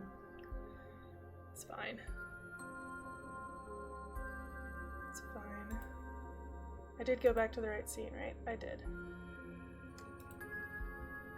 You've had enough of the growing family of opossums that live in your dresser, at least for the time being. Let's see.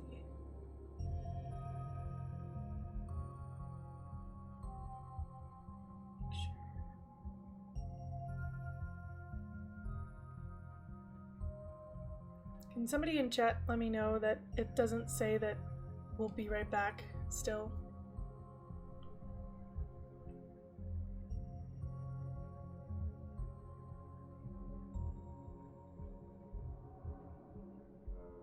I think we're good.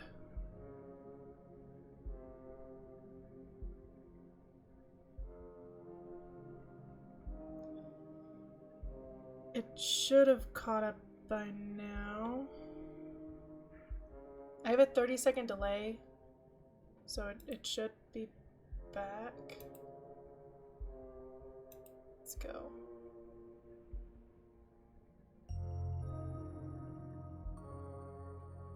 Just making sure. Okay, I can see it. I know I'm on the right one. Let's go back. Hopefully that will help. We'll see. We'll see.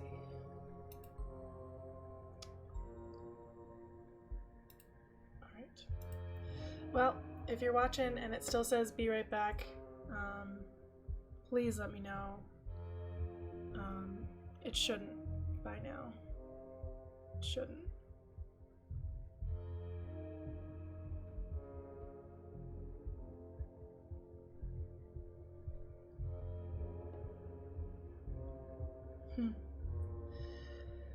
Alright. I've had enough of the growing family of opossums that live in your dresser, at least for the time being. Okay, I see it now. There is just a big delay. Big delay. Alright, we're good. We're good. Huge delay. It's fine. Let's look out the window. Walk over to the window, fondly thinking about the pleasant view it provided you on Monday. It's the same view. Okay, going back.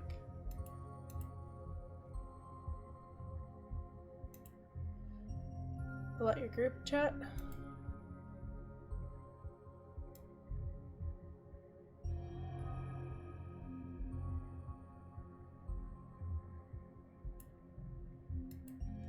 Y'all, I actually bonded with Tabitha last night.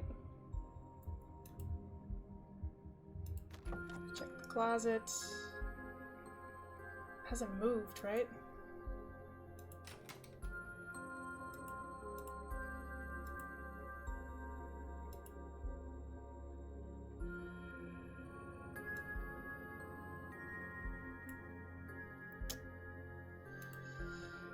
How are you holding up? We'll text Kanika to equal opportunity for all of our friends.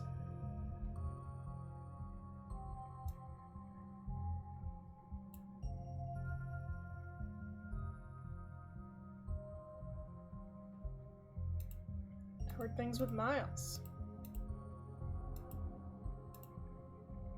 Time to start the day.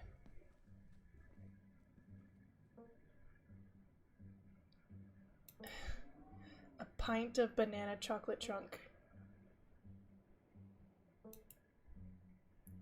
You have to imagine that the fresh face in the kitchen is Janie. Tabitha did mention that she comes in on Wednesdays to clean.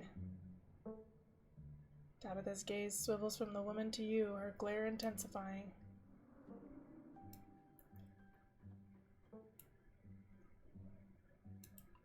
Hi, you must be Janie. Tabitha mentioned you'd be coming in today. That's right. I'm just here to do a little bit of cleaning. What cleaning Miss Tabitha will let me do, at least. I could have this place looking brand new, you know. Don't go making any big renovations or moving anything around. I like knowing where my stuff is. Okie dokie. It's so nice to finally meet you, Tagged. I mean, I guess I did meet you on Monday when you popped into the diner. Janie.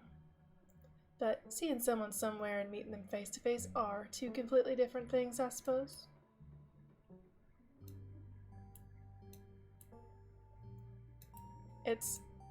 All I'm trying to say is that it's wonderful to finally actually meet you, and I'm so happy that part of the family is here to keep Miss Tabitha, what with everything that's been. Janie. Oh, I'm sorry. Miss Tabitha, am I being too much again?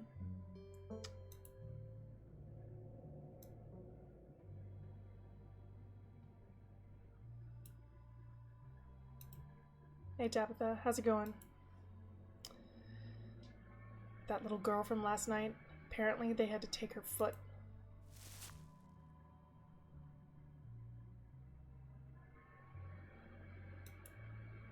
Let's get going. I've got an errand to run in town, and every time I've left you alone here, something terrible has wound up happening, so you're coming with me.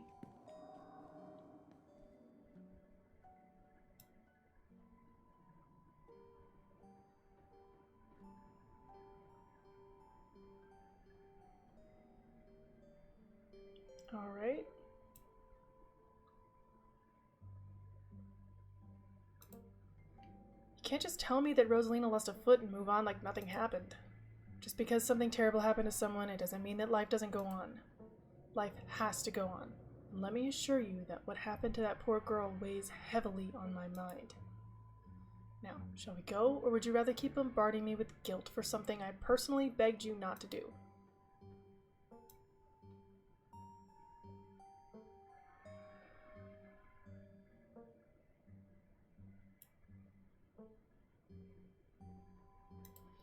Alright, let's go.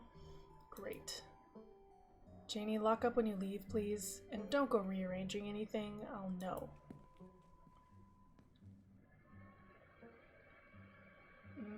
Impatiently tapping her foot.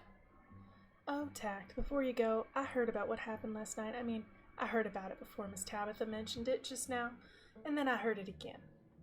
I just wanted to say that I'm so sorry you got caught up in that. I'll be praying for Oscar and poor little Rosalina. They're such sweethearts. Couldn't have happened to nicer people.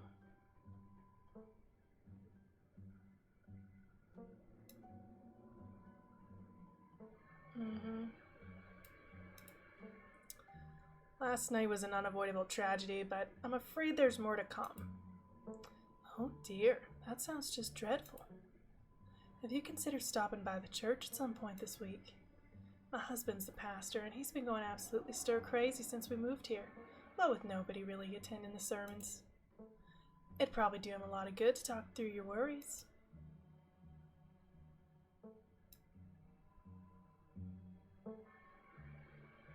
I'm not Christian.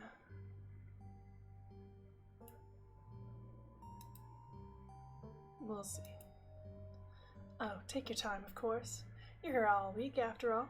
Just know that you can stop by the church anytime. The door's always open. Sorry, Tabitha's so mean to you.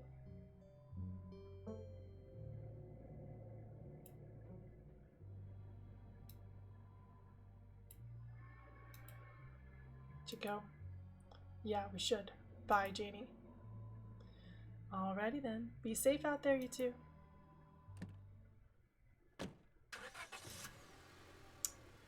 Away we go.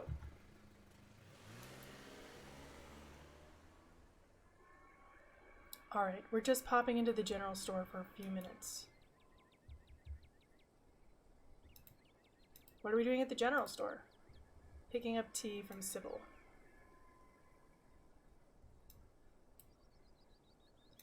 Neat. What kind of tea?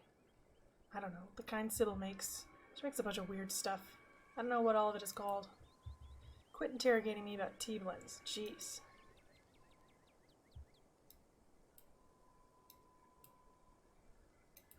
After everything that's happened the past 2 days, it's nice to just go on an errand. Exactly. You and Tabitha turn as the door to the general store bursts open. A flustered Kanika exits, shouting behind her. Fine. Okay, keep coddling him. Keep letting him get away with stuff you never would have let me so much as think about. I'm sick of carrying this family. Kanika storms off, the door slowly drifting shut behind her. Ugh, other people and their drama. If more people kept things to themselves, they'd be a lot happier.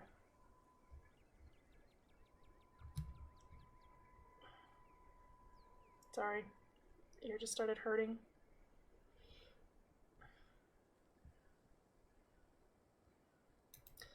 That's very Hemingway of you. Worked out great for all his characters, too. And for him. Books are for children. I read expense reports now. We're burning daylight. Come on already. The bells of the general store chime as you cross the threshold. The smells of old wood and steamy herbal tea flood your senses, making you feel instantly at home. Good morning, you two. Hope you're doing well after last night's activities. Morning. Is the new blend ready? Of course. In fact, if you'd like to keep Miles company, Tabitha and I will just be a minute.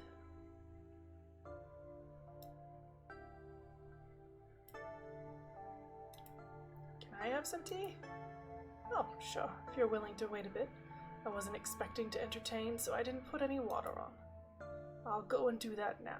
Never hurts to have fresh hot water on hand. Can we get this over with first? Of course, of course. Priorities. Civil motions for Tabitha to follow, and they both disappear into the tea room.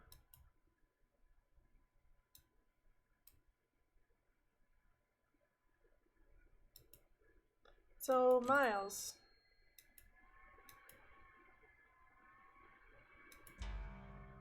Well, if it ain't tact. Bo, this is Miss Scarlett's cousin. She was there with Stella the night in the woods.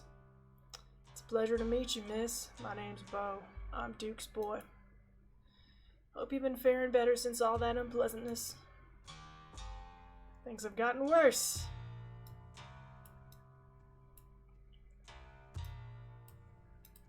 How have you been? You hanging in there? Oh, I can't complain. I miss old Birdie, but there's nothing I can do for her now except protect the rest of my brood. Them things won't so much as step foot in my property. Not with me and Bo watching the perimeter with our shotguns at the ready. We even set up the missus with her pistol. Good thing we was watching. Nearly caught Julius trying to make off with Big Betty.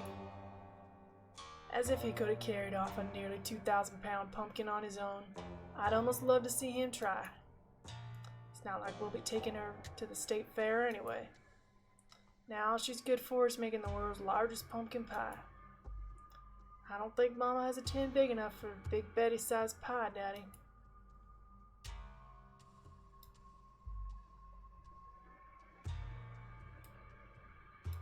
Who's Julius?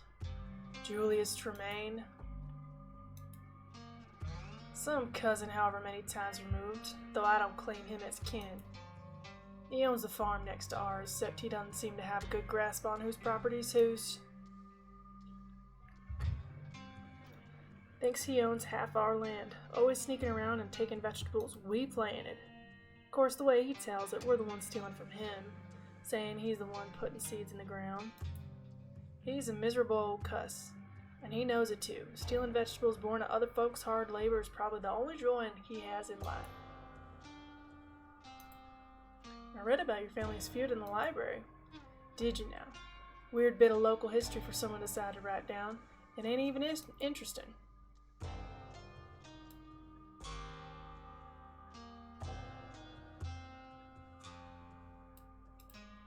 Have you seen any of those creatures around your farm? Yeah, we saw a few of those things. They got scared off before I could start shooting. Nasty little buggers. We've all been losing sleep making sure we can keep an eye on things. It's even rubbing off on the hens. None of the little ladies been laying this week. You know, Daddy, I bet some big mastiff could keep them things away. It seems like just the kind of job for a guard dog. Now don't you start again. We ain't getting a dog. I got enough mouths to feed. As much as you say you'll take responsibility, I know it'd be me cleaning up after it. Besides, I don't have much faith those things would be stopped by a dog. I saw more than a few in that nest.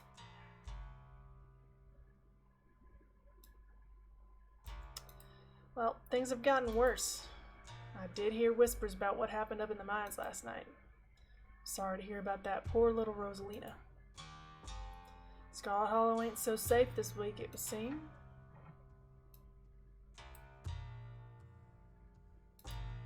It's nice seeing you, Duke. It was a pleasure running into you, Tack, but we'd best get on with our shopping. Can't spend too long away from the farm with those little devils running around. Can't leave Mama all by herself up there for very long. You have a good one, Hat. Hope Scarlet Hollow treats you better from now on. It's nice meeting you, Tact, and please tell Miss Scarlet I'm sorry about her mama. They're still in the tea room. Oh my god, hey, I overslept. Still gotta make myself breakfast. Meet at the library after and figure out plan? Oh my god, you gotta tell me about it. The Tabitha bonding. The last thing I need to hear is anything that humanizes that woman. And then it buzzes again.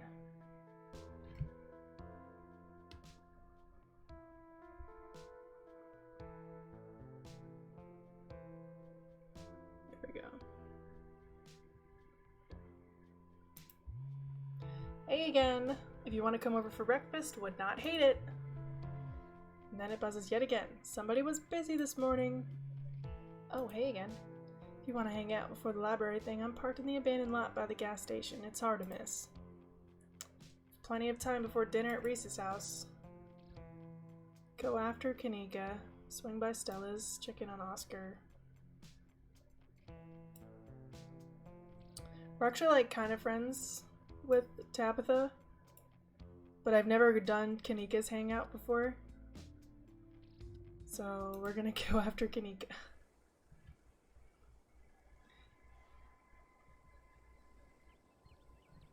Pretty cool. Follow the directions Kanika texted you and soon find yourself in a disused parking lot hidden behind the shuttered shops on Main Street. She's sitting alone in the back of her van. Hey.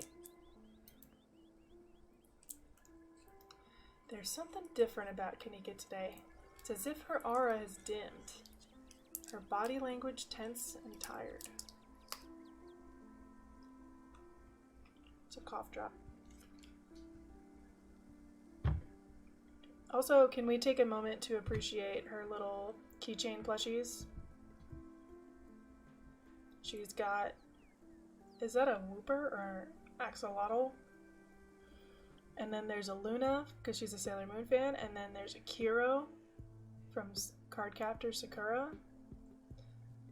And I think that's a Digimon. I don't know what the other one is.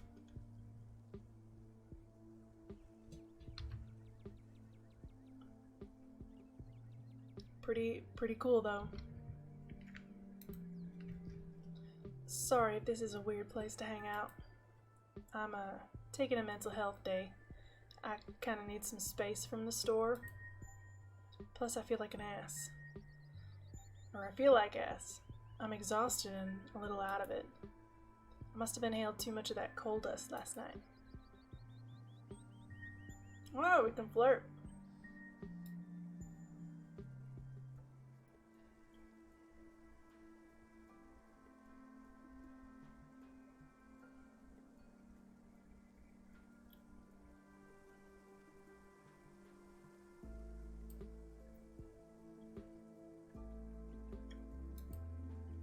Well, you look great.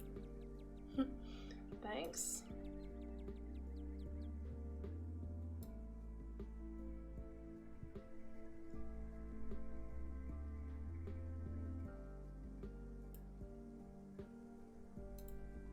Do you think something in the mines made you sick? I was chalking it up to spending too much time breathing in that old mine dust, but with whatever happened to Wayne, I don't want to think about it. Are you sick?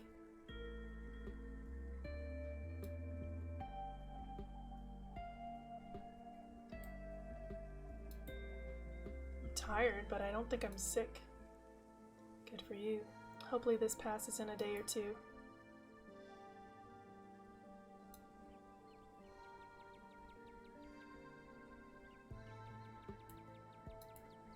How are you doing after last night? Not great if you couldn't tell by now. At least I was able to get to sleep once the adrenaline wore off, even if I barely feel like I got any rest at all. Before things got heated with my folks, my mom gave me some more of this tea that's supposedly good for, I don't know, recovery, rejuvenation. I must have been caffeinated or something because it did not help me fall asleep. But it's kind of helping with the headache, and at least it tastes good. What about you?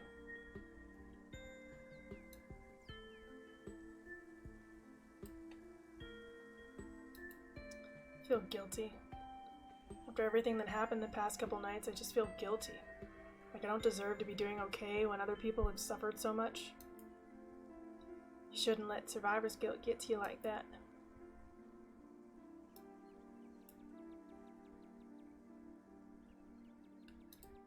Have you heard about what happened to Rosalina? They apparently had to do an amputation. Holy shit. I knew that injury looked serious, but I didn't think it'd be that bad. That poor kid. I guess it's good we all got out of there, but it probably could have gone a lot worse. But that's easy for me to say. I'm not the one in the hospital right now. It's just not fair.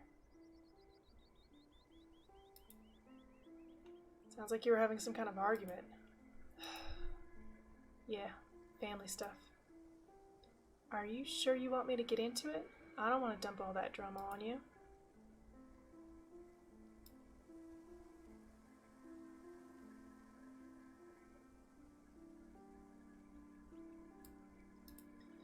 Only if you're comfortable sharing. I don't want to pressure you into saying something you'd rather keep private. You've probably got a point. I'll save my woes for my diary. She's bottling it up.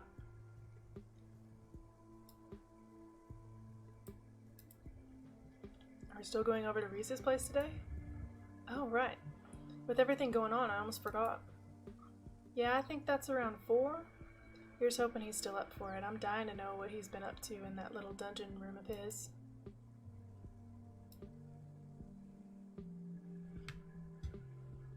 I don't trust his mom.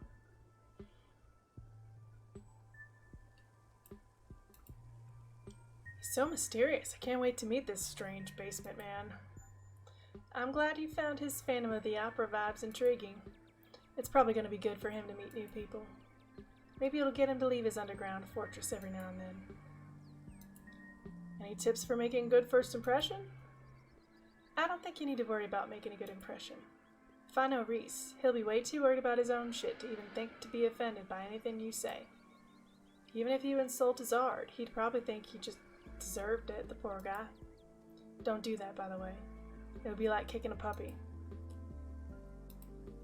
kind of art does he do? Really dark stuff. It's good, though.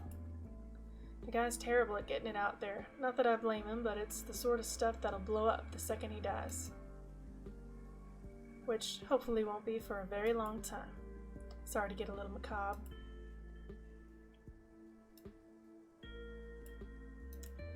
I don't trust his mom.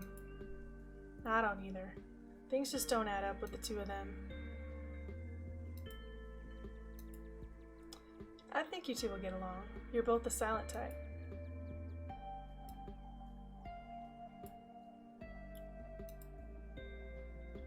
And yet I keep talking. I'm a silent type, but I keep talking. You and my cousin don't seem to get along very well. That's putting it lightly, but yeah, sometimes you don't get along with people. If you have to ask, I think she's a repugnant, selfish human being to her core. And she's a big jerk, too.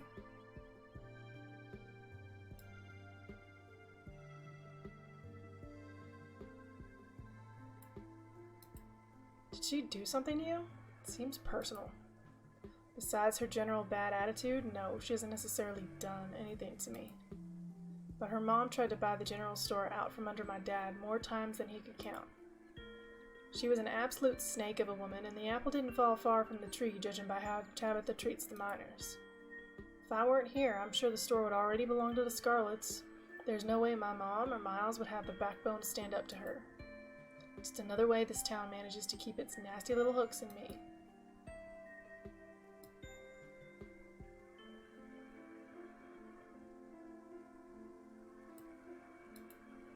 Wouldn't her buying the general store be your ticket out of here? It's not that simple. My dad worked so hard to keep that store out of the Scarlet's hands. He knew as soon as Pearl-Ann got it, she'd have a stranglehold on housing, work, and supplies for the miners. Next thing you know, your town has lost 100 years of progress and you're back in the era of company towns. If I left, it would be a slap in the face of everything my family has worked towards since my grandfather's time.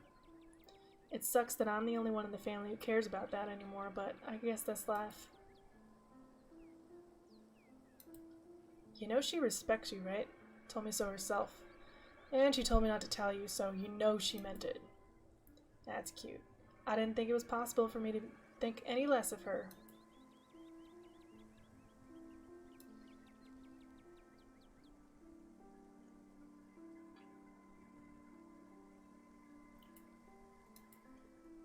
I think she puts up a tough front, but she's softer than she seems. As if that changes anything. If a dog bites you because it's scared, it still bit you. You have every right never to trust it again. Doesn't matter if that dog's nice to other people, or if it only bit you because it wanted to seem tough. She's never done anything to prove to me she's a good person inside. All she does is bark and snap at people. I'd be careful if I were you. Don't go sympathizing with someone like her.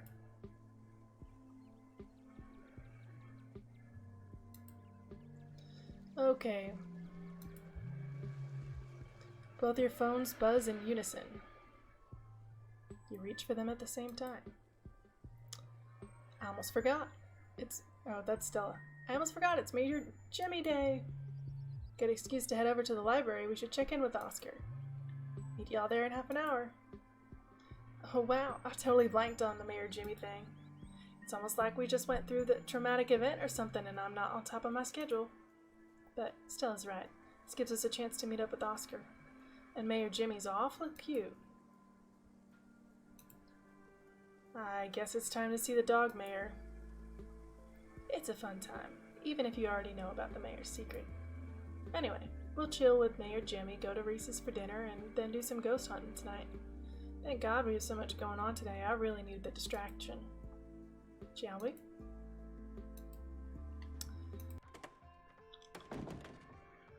Family burdens, achievement unlocked. Fancy top hat. There's a regal air about him, almost as if he knows the position of authority he's been elected to. You haven't met the serious man by his side, but you have to assume he's the mayor's handler.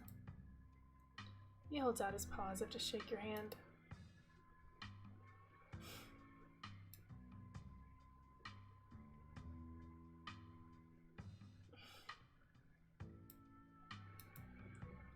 It's lovely to meet you, Mr. Mayor.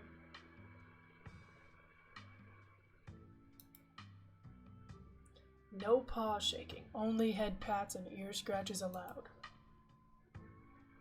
Did you already figure that out? It's the best part of living in Scarlet Hollow, besides the nature. And all my friends, and Winnie's Biscuits, so in the close-knit small-town community, of course. But having a dog mayor is a close fifth, no contest. Alright, you've had your turn with the mayor, now move along and keep the line going. By the way, I know you were up at the coal mine last night. I may be off duty, but I'd be remiss if I didn't let you know that I've got my eyes on you. All of you. Let's hope the rest of your stay in town is a little less conspicuous. What are you, a cop?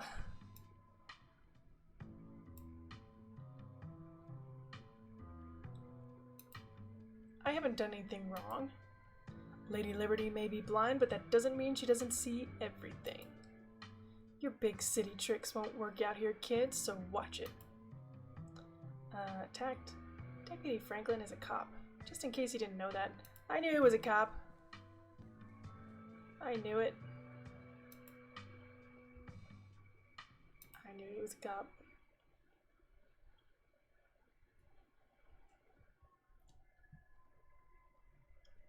Looks like everyone else is already talking to Oscar in the next room. Except this guy's in my way. Intercepted by a nervous man with a cross around his neck. It's hard to put your finger on it, but something compels you to dislike this man. I'm Pastor Daniel. I take it you're attacked? Everyone's been buzzing about you. I'm so sorry about your aunt, but I'm sure she's in a better place now.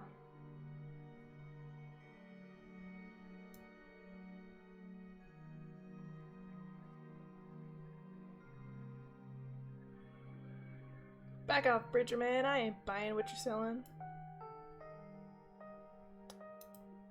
Janie mentioned you this morning. That woman is the light of my life. I'm so glad she's there to help your cousin through this rough patch.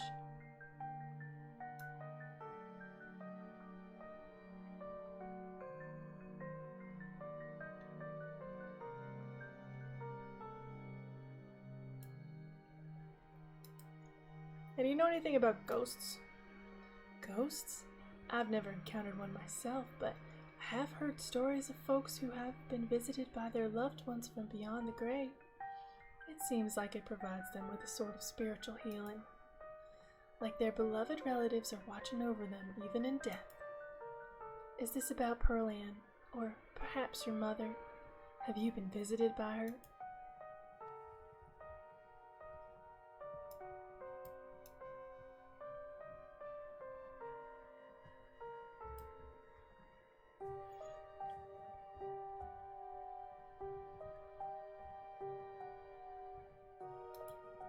I think we need an exorcism. Oscar's house is haunted and we're investigating tonight. Oh, like a Scooby-Doo episode or something? I'm afraid I don't buy into that particular notion. It's a bit too spiritualist. Now, if it were a vision of one of his parents trying to contact him from heaven, I could understand that. It isn't. But I simply don't believe in malicious spirits lingering neither in heaven nor hell, jumping out of closets to scare us. I'm sure there's a perfectly reasonable explanation for whatever it is he saw.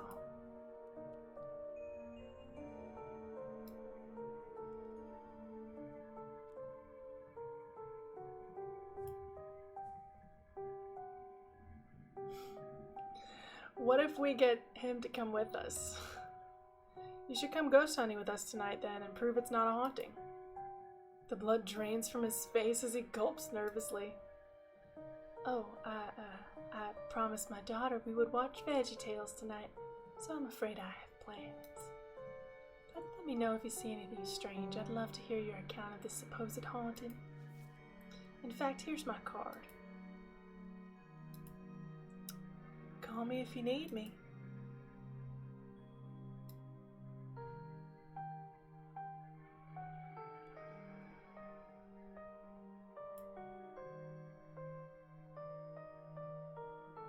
We'll do this. You mentioned Pearl Ann being in a better place earlier. Let's not kid ourselves. We both know Pearl Ann's in hell. Oh, I'm sure she wasn't that bad. Most people are good deep down. It's best not to speak ill of the dead. It's nice meeting you, though. Of course, and if you find yourself in need of counseling or spiritual guidance, you know where to find me.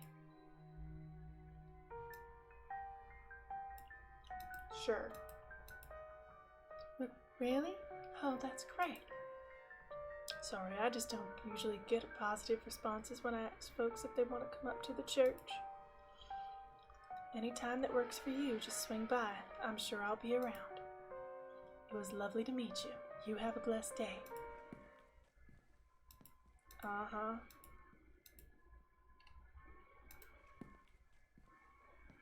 I think he's haunted too. I am looking respectfully. This man's going through some rough patches right now.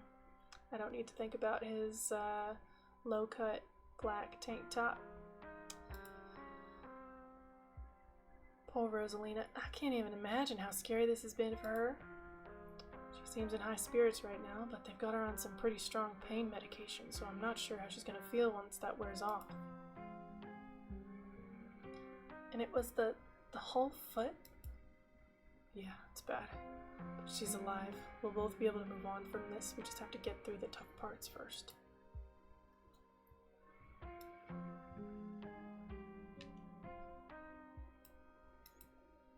We're here for you, man.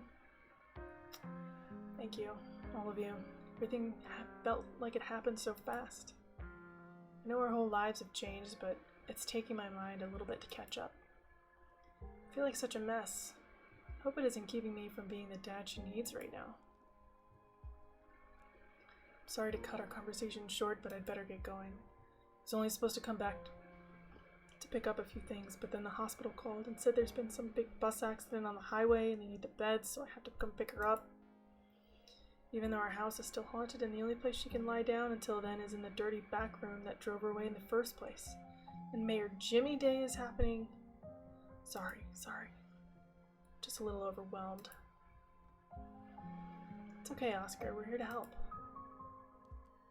Yeah, we're gonna get that ghost. You can always go ahead and do a ghost bust or whatever we're calling it while you're out. She'd be able to go right back to her old room as soon as she got back. That's probably a good idea, right? If only, but it doesn't come out during the day. So any busting attempts are gonna have to wait till nightfall. Still not even sure we can get rid of it all. I think I'd have to see for myself that it was gone. Managed to trick me a couple times and I can't handle any more surprises right now. I've got every ghost hunting device known to man. You're in good hands, Oscar. The power of friendship on our side. Can't lose.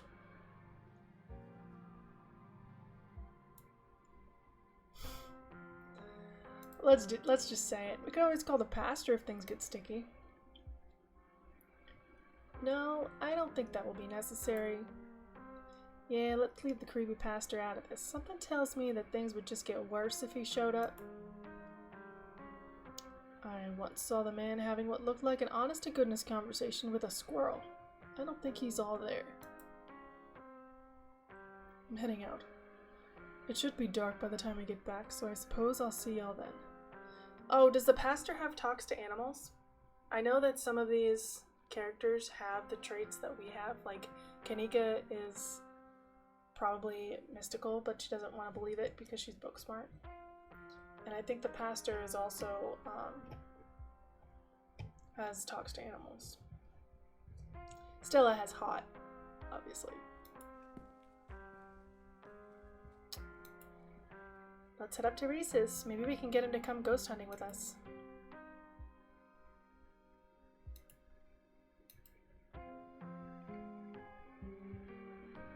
I don't know how disconnected he is from the news around town. Gee, should we tell him? I don't know. Maybe we just play it by ear? Anyway, shall we? Time to go.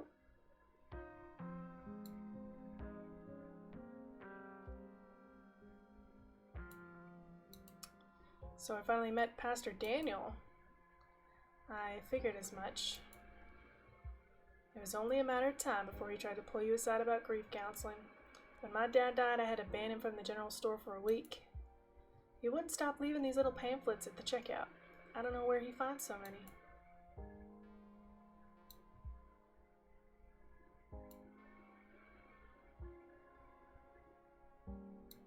He and Janie keep trying to make me go to church. Yeah, not a lot of people go to church around here. It's not like folks in this town aren't Christians, but he's so creepy no one wants to sit in the pews in that rundown old church and listen to that guy. Plus the guy was grinning through the entirety of my dad's funeral. What a ghoul. And I don't mean that in a stigmatized mental illness kind of way. There's just this little siren that goes off every time I see him that tells me to get away from him. So she does have mystical because we got that same little siren going off in our head. That's exactly how I would describe it too. The whole town feels the same. Now that I think about it, he must be pretty lonely. He can look for friends somewhere else. Wonder if he's cursed. Wonder if the pastor's cursed. Felt something odd when he came up to me. And the way everyone dislikes him seems excessive. Unnaturally excessive. I know this is weird coming from me, but not everything in this town has to be spooky for supernatural reasons. Sometimes people just give off bad vibes. Agreed. We're allowed to dislike him even though he hasn't done anything wrong. That we know of.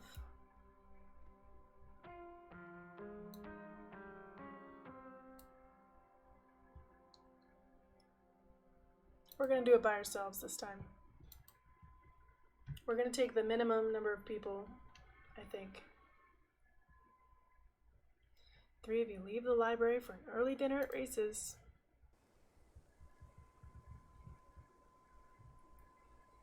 Cold hesitation grips you as the building's history looms over you from the hilltop. A refurbished Civil War hospital and tuberculosis clinic would be a strange and difficult place to live in during the best of times. You can only imagine the challenges of living there with a severe chronic condition. Though it's only early afternoon, it feels much later. The sun already sinking behind the tall mountains that surround Scarlet Hollow. We're a little early. What if Dr. Kelly yells at us? There's no such thing as early when you're hanging out with friends. That's just extra time you get to spend together. Okay, but what if she yells at us? There he is. The man, the myth, the legend. It's Reese. Hey. Reese. Oh my god, dude, it's been ages. You must be tacked, right? I've heard a lot about you. Stella's been relentless about making sure I got all the tacked updates. Are they here already? I knew you'd show up early, Stella, and I knew you'd probably want to help me cook, too. What can I say? I make an excellent sous chef. The house feels cold. Not only is there an odd chill in the air, but the building itself feels too sterile, uncomfortably tidy to the point where you're nervous to touch anything. If it weren't for the aroma of store-bought dinner rolls baking in the oven and the unsettling artwork hanging on the walls, you'd be half convinced you'd wandered into a real estate showing. So, how can I lend a hand? By sitting down at the table and not putting around in my kitchen. I made sure everything was done well in advance, so the only thing left are the dinner rolls, which shouldn't be long. Then we can have a quick dinner and you can leave my house and go on about your business. But I was kind of hoping to see Reese's new art. We still have time now, right? You aren't seriously considering subjecting your friends to your disaster of a room, are you? It's not that bad. You can still see the floor. I don't mind a little mess. Yeah, I doubt it could be any worse than the way I keep my room. Yeah, okay, fine. As long as you stay out of the kitchen, I don't care what you get up to. Cool. We'll just be downstairs. You won't even know we're here. Make your way towards the basement stairs. His room is full of art. Creepy, creepy art. The basement is what you might expect out of a tortured artist who spends all his time confined to his studio. Discarded canvas lines the edges, while trash and sketches leak out from their piles in the corners of the room. hiding their bare cement floor. Ghoulish faces coat the walls in paint, sneering out at their creator. Some of these are definitely ditchlings. Your mom is so scary. She can be a little intense, kind of overprotective, which I guess makes sense. Anyway, make yourselves comfortable. You'll have to forgive the mess. I've been distracted lately. Haven't been cleaning much.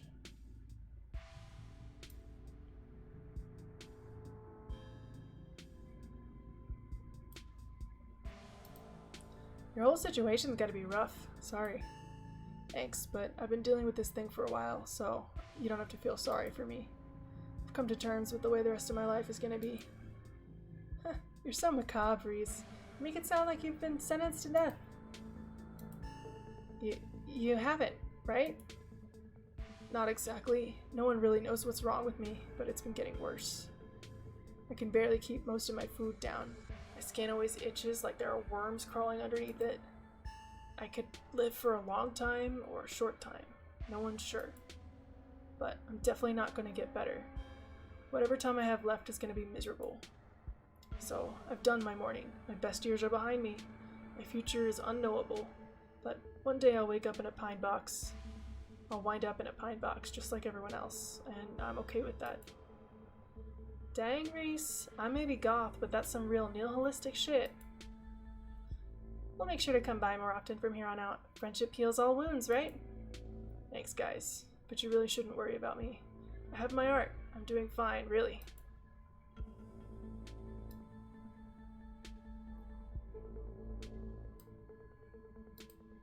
True.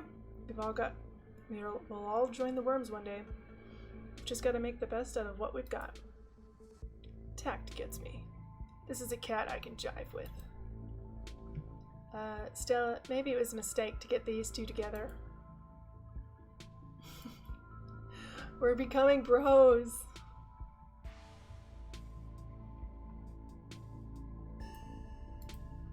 Your art.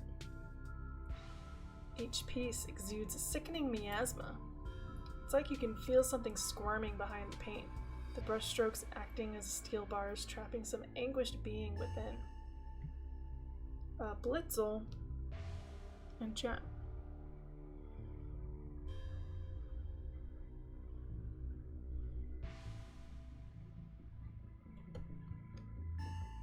So this is interesting because, like, earlier we theorized using Booksmart and Mystical that it's part of their life cycle, the ditchling's life cycle, to feed off of negative emotions, and you know, they're using these negative emotions to birth new ditchlings or something. So in this case, like, because he's seen them and because he's sick and he's been sick for a long time, I'm wondering if, like, he's been hosting some ditchlings and has been surviving by pouring some of those negative emotions into the art. Or maybe he's drawing the ditchlings closer by having all of this negative art. So kind of an interesting thought there. I'm sure we'll get to see more of Reese in later episodes. So I'm really kind of hoping that we get a little bit more from that. I've done the mystical option before, so we'll probably pick the this one. Real Goya Black period vibes with a healthy dose of Beksinski. Thank you, I think. Yeah, that's a good thing. Then thank you, I really appreciate it. To be honest, I don't know much about art history. It's not exactly a popular subject in the tiny K-12 rural schools, so my arts education was lacking. I'm working in the dark as far as influence. And you're doing great, man. You know, you could gain a real following if you ever posted these online. Just saying.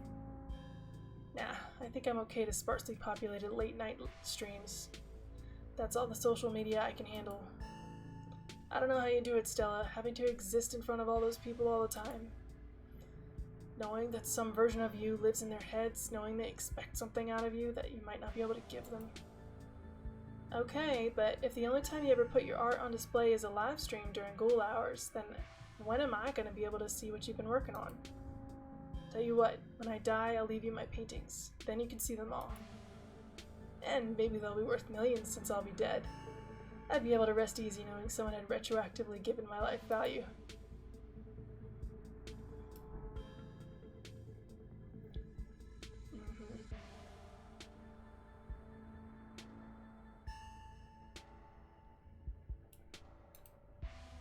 Right, the movie collection. Got any recs?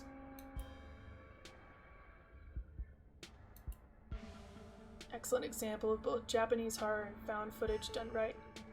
We could even put it on after dinner if you guys are interested.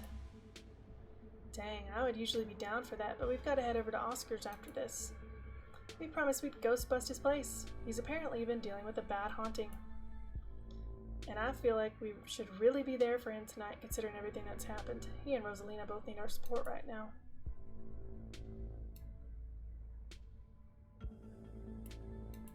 I'll take a rain check on that movie, though.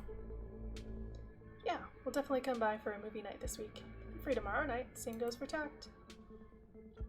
I should probably work tomorrow, but I can close up early. Has Stella told you about everything that's happened this past couple of days? Oh, she's told me about what all you guys have found out there. I wish I could have seen some of it myself, but, you know. Are you sure you can't just sneak out one of these nights? The doc isn't keeping me prisoner here, Stella. I'm sick. You know that. I'm sorry, man. I didn't mean to. There's nothing to apologize for, and I appreciate the effort. Really, I do. There's just nothing you can really rescue me from. That die's already been cast. But we were talking about the past couple days, weren't we?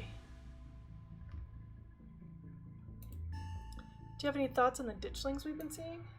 Yeah, they've been coming up to my window at night. Wait, really? Is that why you texted me that they look like something out of your nightmares?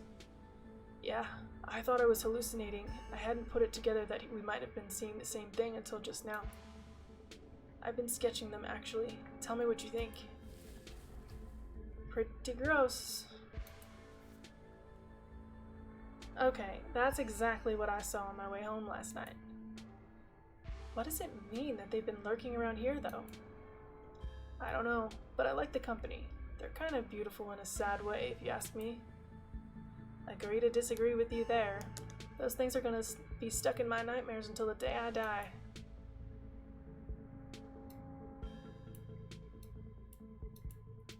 Do you think the town is doomed? I think everything is probably doomed at some point, but I guess that's answering a different question. Do I think the town of Scarlet Hollow is on the brink of collapse? Probably not, but it's not like I have a lot of perspective on what it's like out there. There could be rioting on Main Street, or if Stella or the doc didn't tell me, I just wouldn't know. I would totally tell you if there was a riot. Would Doc Kelly tell you, though? I mean, yeah, I'd hope so. But the point I'm trying to make is that other people are my eyes out there. What do you think's going on with Wayne? Oh. You know, that guy that's been following Tact around, being all ominous? Oh yeah, that's slasher creep. I appreciate the classic Jason vibe he's got going on. Here's hoping he doesn't live up to the look, for all our sakes. Alright, cool.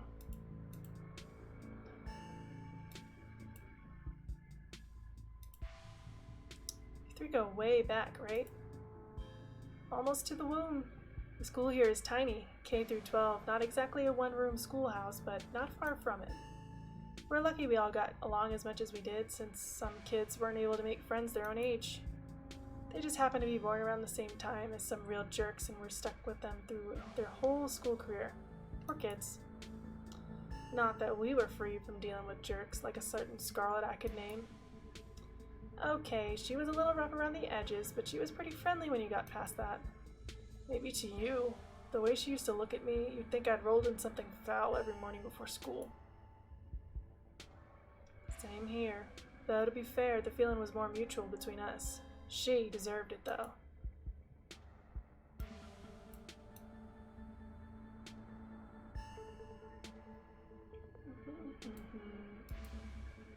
You need someone to pose for your paintings this week. That's kind of you to offer. If you're okay with hanging out at weird hours, I'd love for you to come by and sit for me. It's been a long time since I was able to draw anyone but myself, and I'd really appreciate the company. Cool. Reese's mom shouts from the kitchen. Dinner's on the table.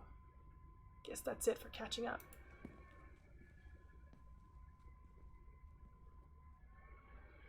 Make sure you all wash your hands with soap. I don't want anyone sharing their germs at the dinner table. Sure thing, Doc. I'm allergic to soap and can't wash my hands. Yes, ma'am. You make your way towards the sink, but are stopped in your tracks by the pull of an odd door at the end of the hallway. It feels out of place, like you've accidentally wandered into a hospital waiting room. But more than that, you feel something radiating out from behind it. Something dark and cold.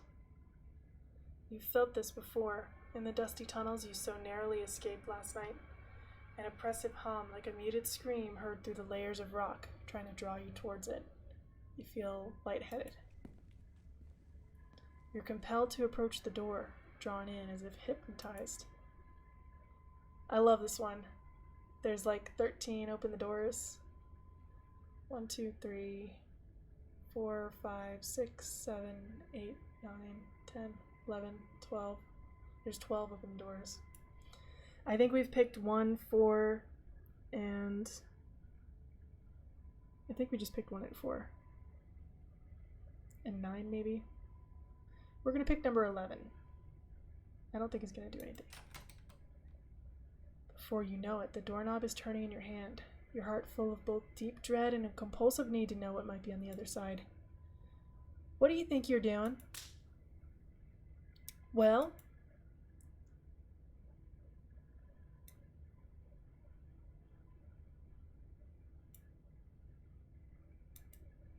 dark presence lies beyond this door. Can't you feel it calling out? That's called a draft, and there's nothing dark about it. It's just cold air. Now stop being weird and wash your hands already. Everyone's waiting on you. You won't let her interrupt you. You need to know what's behind the door. Oh, no, you don't. Come on, wash your hands and sit down. She grabs you by the shoulder, yanking you away. You do as she says, cleaning up under the watchful eyes and allowing yourself to be ushered back to the table away from the door. Dinner's already laid out. Dinner rolls, spaghetti, and a light salad. Kanika anxiously picks at her food. Stella's nervously talkative, and Reese is suddenly quiet and tense. His shoulders tight as his mother's gaze perches on the chair next to his. The chair next to his. There's another chair? The one that's empty? And he's not looking at her. She's not looking at him.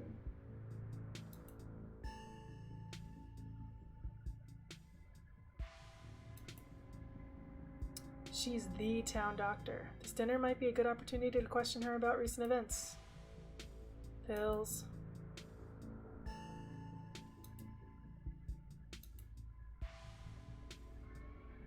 This is excellent, Dr. Kelly. Is the pasta sauce homemade? No, it's from a jar. I work too many hours to make my own pasta sauce. Well, you have excellent taste in brands. If you ever want any tips on easy homemade pasta sauces, you know No thanks, Stella. I have the internet if I need recipes. Thanks again for having us, Dr. Kelly. We appreciate it. Okay, here we go. Have you ever heard of factitious disorder? Of course I have. I went to medical school. What's factitious disorder? It's where someone pretends to be sick or makes themselves sick on purpose. Or does it to someone else. Oh. Great dinner rolls, Dr. Kelly. Way to swerve around the topic. We just, dove into the deep end there without a life preserver. I didn't make them. I just put them in the oven. The silence returns. Seconds feel drawn out like minutes.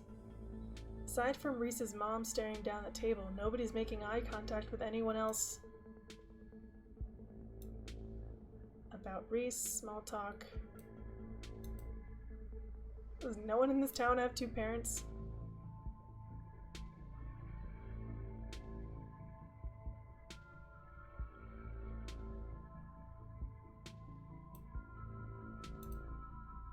Reese is a talented artist. He must be very proud of him. He has a lot of skill honed through practice and dedication. I can't say I understand a lot of his pieces, but of course I'm proud. Thanks, Doc. Why doesn't he call her mom? Must break your heart, having to isolate your son from the world like this. It's just another unfortunate side effect of his illness. Both of us just have to come to terms with it. It's not the life I wanted for him, but it's the life he has to lead. Maybe he doesn't have to? Ow. Jeez, Kanika, your boots are heavy.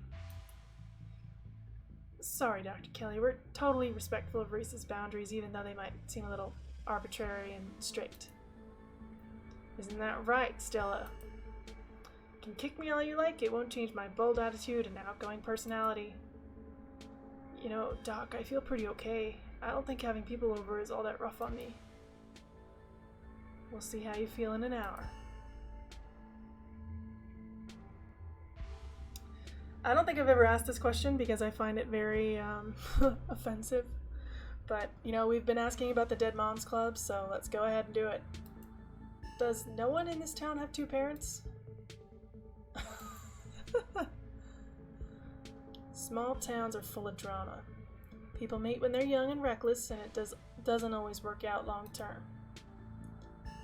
Plus, these hills are dangerous, and the job's even more so. Things happen. Not everyone gets some fairy tale ending. You can find happy endings anywhere, though. It doesn't have to be perfect, but people can still be happy if bad things have happened to them. I guess living in denial is a kind of happiness, sure. Alright. The food's really good, as a lie. Have you ever seen a dead body? Oh man.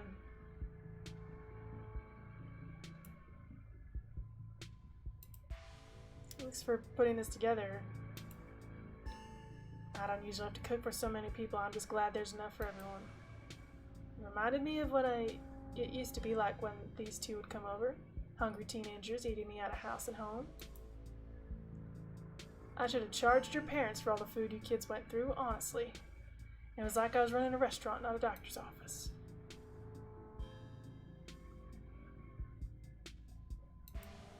You're a doctor. Have you ever seen a dead body?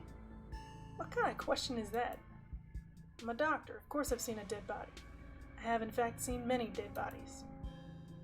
She's also the Scarlet Hollow coroner, so she's seen the dead body of everyone who's died in Scarlet Hollow, at least in the past few decades. I'm not a coroner, I'm a medical examiner. Coroner is an elected official. I'm just a doctor licensed to do autopsies. But it's not something I have to do very often, not exactly what I'd call dinner talk, so let's drop it, shall we? Aside from Reese's mom staring down the table, nobody's making eye contact with anyone else. Okay. Why didn't you want me poking around the clinic? You seemed awfully guarded about me checking out that door. Because it's closed. Doctors usually don't let people just wander into their clinics. Of course, Dr. Kelly, we would never. I'm sure Tact was just joking, right, Tact? You know, I can't say I ever felt drawn to the place before, but the secrecy is starting to make me feel awfully compelling. Stella, don't you try and get any ideas from Tact. No one's playing hide and seek in my private offices. Not today, not ever. She doesn't need any more bad influences. Yeah, but what if it's haunted? This place was built out of an old Civil War hospital, right? It was a TB clinic, too. Double haunted. I can't believe I never went ghost hunting here. Are you sure you don't want us to check it out? We have a whole bunch of extra experience after tonight. It's not haunted. Now drop it. The more you talk, the less you feel like you're having a conversation, and the more you feel like you're treading on eggshells.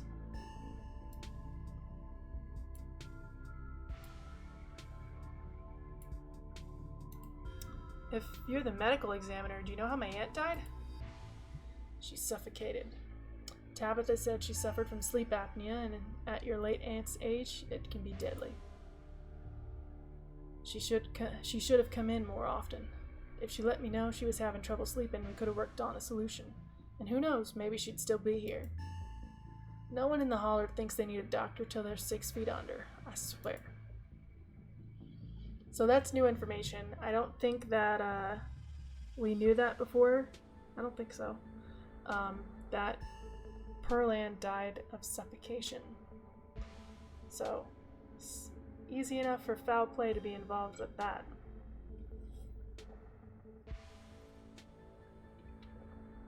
Figure that one out. How well do you know Tabitha? Not very. I'd know her a lot better if your family didn't seem to be so afraid of doctors. I can count on one hand the number of times she's been in my office. No wonder everyone but that old Edwardine died so young. Hopefully your mother was better at talking to you doctor's visits. Okay, Edward Dean. That's important for later in this episode. Everyone but Edward Dean died young. I wouldn't be surprised if there was something genetic at play, but it's much better to catch those things early. Cool.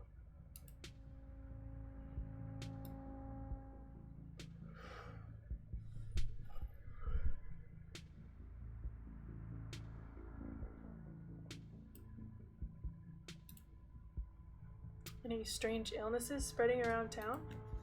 What? No. Are you sure you haven't met with any miners who had unusual symptoms? Anyone with some sort of drippy or strangely ominous when they talked? Sorry to pry, just doing my due diligence. Absolutely not. I've barely seen so much as a runny nose, which is a good thing. If you're so concerned about the mine, why don't you just have tact to ask Tabitha? I have no interest in violating HIPAA for your weird little investigation into nothing.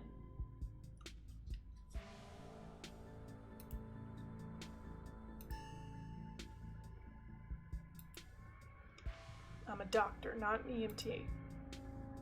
But when she's back in town, I expect we'll be seeing a lot of each other. She won't be the first amputee I've treated, so at least we'll have some experience. The poor kid. It's gonna be a tough adjustment. I just hope I can be helpful to her. I think she'll be just fine. Oscar said she seemed in high spirits. Pain meds will do that. Alright, that's enough. So, we were talking about maybe watching a movie or sometime this week while Tact is still in town. We'll have to see how you're feeling. I can handle a movie, Doc. Yeah, we'll just sit downstairs in the dark. Reese is used to that. I'm sure he'll be okay. You're always overestimating how much you're able to do, Reese. This is why you keep getting sick. If I get sick, so what? It's not like that's ever gonna change. I'm sick every day, and I'm not getting any better. I don't want to spend the last few miserable years of my life holed up in the basement alone just because seeing my friends has been deemed too strenuous. I'm an adult, for God's sake. I can't believe I have to ask for permission from my mom just to have friends over. Don't say things like that. I'm doing everything I can to try and fix. Reese? Reese abruptly pulls himself from the table and leaves. Damn it, I knew it. I knew this would be too much. Everyone get out of my house. Please, just leave us alone. Stop trying to interfere with his life. All it does is hurt him more. But we can't just leave him like this. Now's when he needs his friends the most. Now is when he needs me the most. I am his doctor and his mother, and that is a violation of so many things. So many ethics being violated there. I know you care about him. I know that, and he knows it too. But all any of you would do is get in the way. So just leave, please.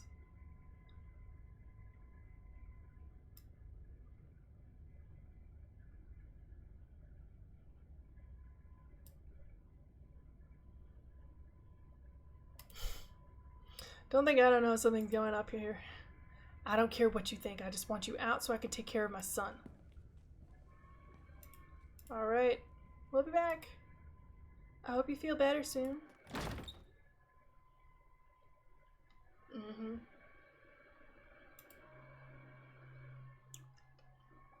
Do you really think Reese's mom is poisoning him? If she is, I swear to God. She wouldn't. That's just so horrible. Who could do something like that to their own kid and for so long? No, there's no way. Y'all are barking up the wrong tree. It seems far-fetched, and it's definitely rare, but I don't think we can rule it out.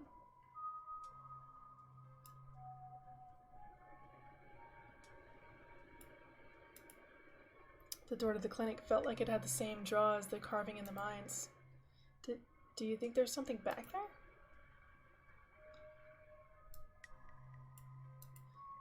Another one of those carvings is somewhere in there. I'm certain of it. Okay, that'd be really weird.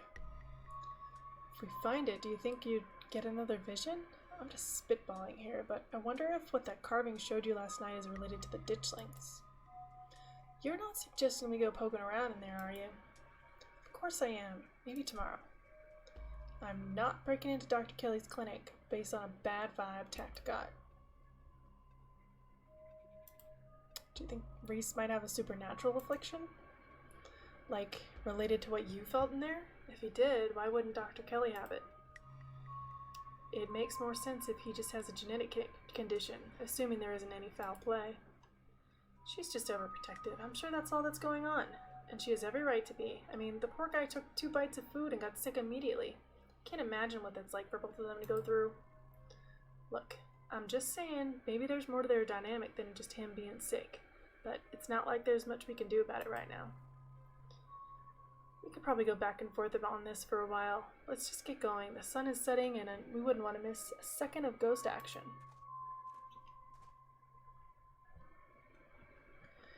Almost as if to run away from what just happened. Lit by the orange hues of the setting sun, the library feels different. What was once a quaint building is in a small town now stands as an imposing structure. Its walls hold something that stares back at you with menace, as do the many ditchlings that are hanging out. There's one in the bushes on the right, there's one on the top of the building, and there's a couple underneath that guy's leg.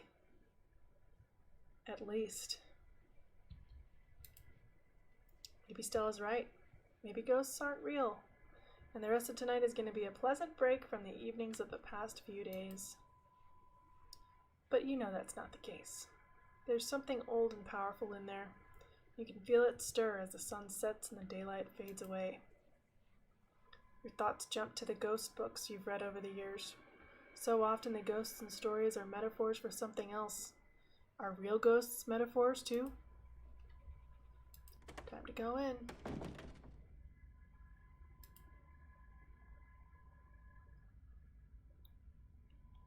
Just as its exterior was intimidating in the setting sun, the inside of the library is dark. Its shadows deep and foreboding.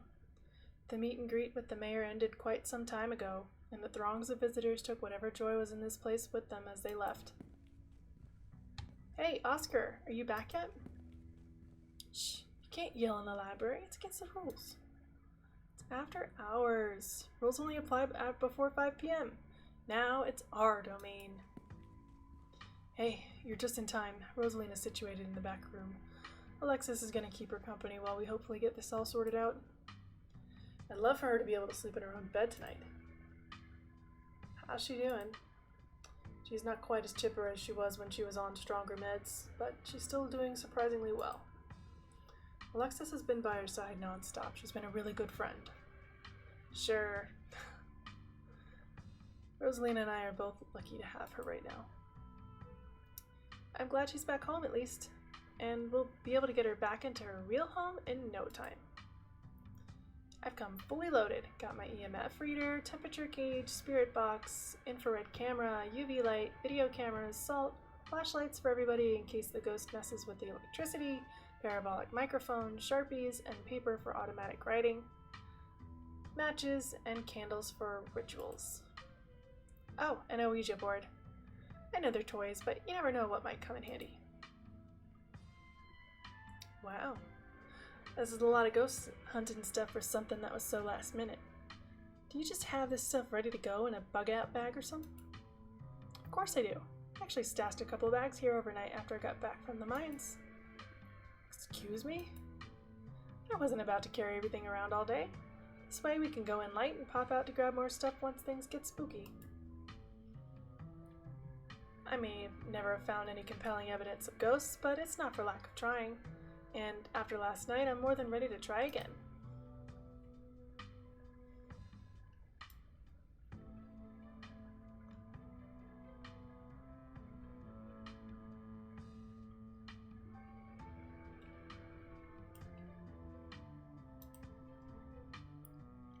Those mines were chock full of ghosts last night. After all my fruitless ghost hunts, I'd basically convinced myself that ghosts weren't real, but last night we saw some really convincing evidence. Though I'm still 50-50 on whether they were cryptids or ghosts. Hopefully whatever happens tonight will clear that up. I can't wait to wander through Oscar's house for a few uneventful hours before getting Rosalina tucked into bed. I could use a nice quiet night after everything we went through. I envy your pessimism here, but I suppose it won't be long until we get to the bottom of things. Yo, don't rush off ghost busting without Zane. No way I was gonna forget your promise, Stella. Zane, glad you could make it. I was confronted with my own mortality for the first time yesterday, so I'm desperate for answers about the afterlife to ease my troubled mind. Now let's go mess with some ghosts. I hope my house is big enough for 5 ghost hunters at once. If this is everyone, we can go ahead and get started. It's through the back. Follow me.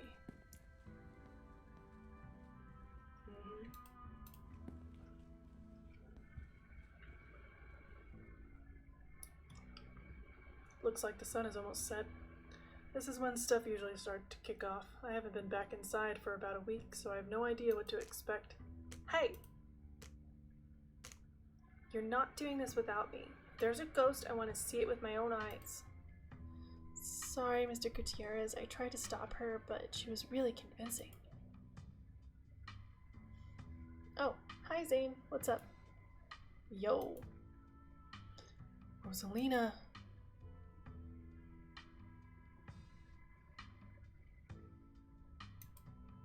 Rosalina, what the hell? You're seriously injured.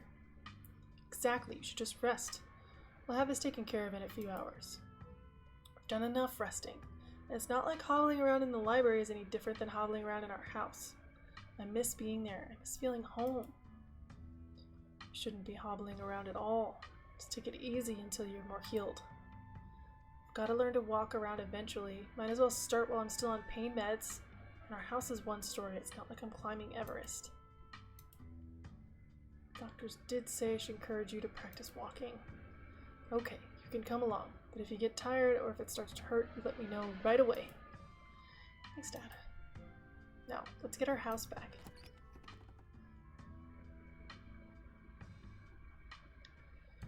Alright. We cross the threshold We cross over the threshold and enter Oscar's living room. Family photos line the walls and stacks of books sit comfortably on wooden furniture. And there's that feeling again. Like the mines, like the door to the clinic. A dizzying, suffocating, a dusty, suffocating, dizzying feeling. Something's in this house, whether it's a ghost or something worse, you aren't sure. You can imagine long winter nights reading by the fireplace without a care in the world. Okay, looks pretty normal for now. I don't remember that picture being on the floor, but that could be non-supernatural. None of my equipment's picking up anything around this picture, but I'll set up a camera in case it falls again. Could be important evidence. You might want to save your cameras for Rosalina's room. That's where I've seen the ghost manifest. I wonder if the ghost will even show with this many people around. But wait, is it just me or does it suddenly feel colder? It sure does. I definitely feel that. The temperature gun actually says it's a couple of degrees colder, but that's normal. Rooms and hallways are sometimes colder than other parts of the house. Whoa, a genuine cold spot. I gotta snap a pic for posterity. Is that it? This isn't very scary.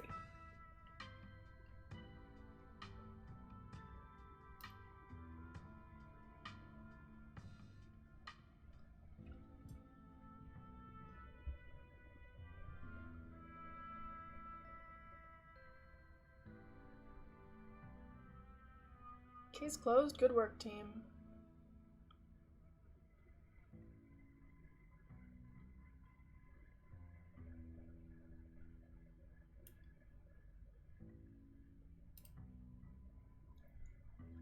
Oscar said the ghost is in Rosalina's room. Yeah, but we don't have to rush there. I'm sure we can deal with it from out here, right? Still, I've been meaning to ask. Do you actually know how to get rid of ghosts? How exactly are we going to get rid of it if we find one? Well, my ghost hunting kit has symbols from every major religion, assorted holy books, a bunch of salt, and some jars for ectoplasm. And if worse comes to worse, we can always use the Ouija board to ask politely that it leave. Aren't Ouija boards super cursed? Are you sure that wouldn't make it mad or invite a demon into the house or something? One ghost is enough to deal with. I don't much like the thought of opening a door for something worse.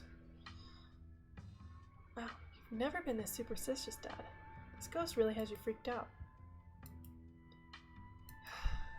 Let's head to Rosalina's room. Follow me. Whoa! This is where I've seen it. It appears out of the stain. Weird, I'm not getting anything. It's not even cold. It's the same temperature as the living room. Nothing on the EMF either. And your equipment's wrong. The stain is definitely paranormal. I've scrubbed it out too many times to count. It just keeps coming back. It's just a stain, Dad. Can't we just cover it back up? I don't mind sleeping in here. Let's get scientific about this. If you have scrubbed the stain out a bunch, maybe that's part of a summoning ritual. If y'all are offering free carpet cleaning, be my guest.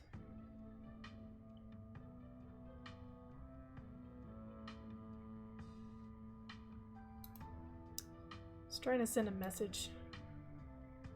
You might be onto something, Tact. I wonder if the blood spells something out on the floor underneath. Have you tried tearing it up? In a house owned by the government? No, I'm not messing with their carpets.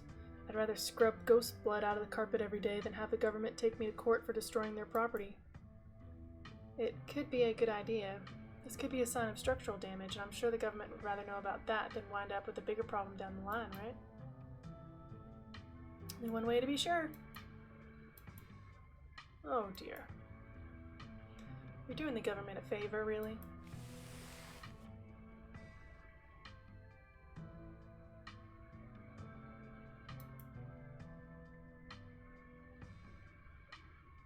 But what if there isn't a ghost after all? What if somebody lives down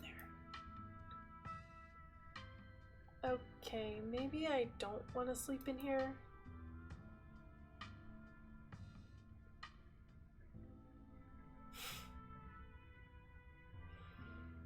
So many things happening right now. Also, Scarlet Hollow just started not responding. I'm gonna wait for a sec. This is such a long episode. I'm gonna save right now just in case. Yeah, I do. Just in case. You never know.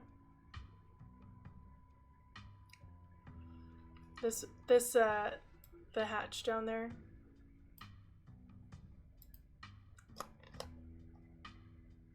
No way! No, no, no! No! No! No! Not a chance! Absolutely not! Nope. This is even better than finding a message. But there's no basement in this house. At least we weren't told about a basement. And look, all the red stuff is coming from underneath. Oh yeah, this is super haunted, alright. Got a basement chock full of ghosts. I can just feel it. You know, last month was super rainy. It's clearly been a long time since anyone stepped foot in the basement or crawl space or whatever it is under that hatch. There must be a leak that flooded the whole area under the house. The water dissolved the caulk around the edges and leaked through the carpet, and it's red because North Carolina has red-ass dirt. It's simple as that. It's not mud. It's blood. Human blood. I tested it. Maybe you tested it wrong? It can't be blood, right? Whatever it is, I need to know what's down there. I need to know what's been under my bed all these years. Yeah, there's an old hatch on the floor that someone tried to seal up. We're not leaving until we've explored every nook and cranny. Have you considered that maybe they tried sealing it up because it's unsafe? Uh-oh, do you think the flooding could have made the house become unstable? I'm all in on ghost hunting, but I don't know if I could crawl into another dangerous crevice. I'm going for it. Every time. Every time. You come to in Oscar's living room. You can't tell what time it is and your friends are nowhere in sight. At least, physically. This is Oscar's living room. Spiritually and mentally, you've been ripped away to some other place. The building feels colder, and there's something about the air that feels wrong. It's stale, with an undercurrent of mold and earth. You feel claustrophobic, as though you're in a coffin, each breath depleting what little oxygen is left.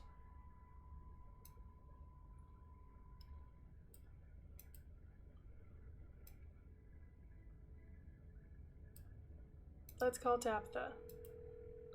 I've been looking all over for you. Where did you... What? Why are you saying that?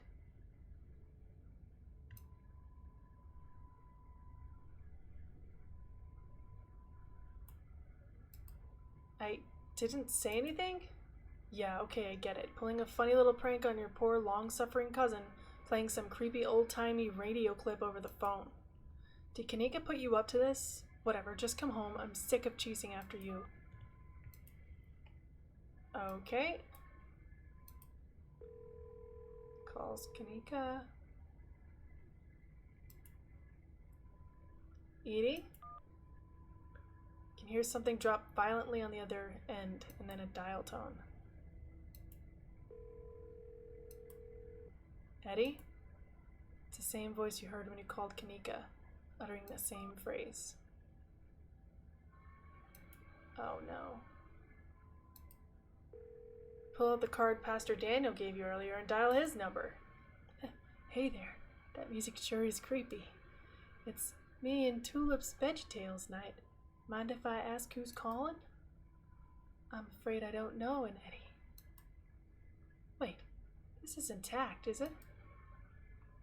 You hear a nervous gulp on the other end of the line. What a great prank. You really got me good, huh?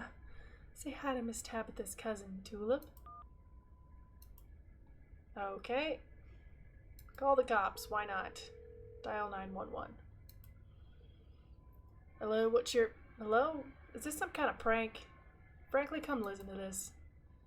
It's some kind of old-time radio show, but it's just repeating the same phrase over and over. Somebody's trying to creep us out. Now hold on just a minute. Ain't this area code from Happy? I'll be damned. Listen here, Tact, we know it's you. You got some nerve calling in with a juvenile prank like this. Damn if it ain't creepy, though. Eddie? Eddie? Repeating like that? Do we know any Eddies? Just hang up, Hugby. Gotta keep the lines clear for real callers. We'll deal with Tact later. Okay, the police are mad at me. As per usual.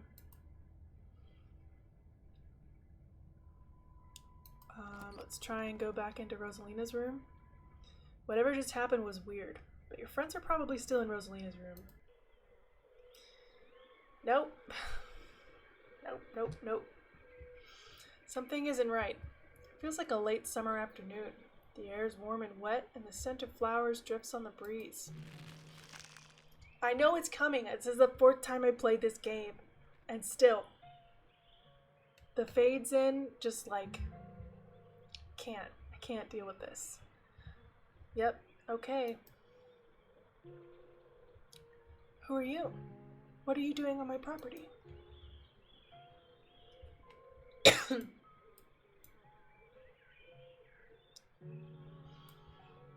So, we're mystical. We're gonna remain silent the whole time. We know that, like, being mystical gives us the ability to say what's happening. But yeah. Eddie, it's Charlie. Remain silent, stunned, or perhaps cautious. No one's called me that in a long time. It's Edwardine now.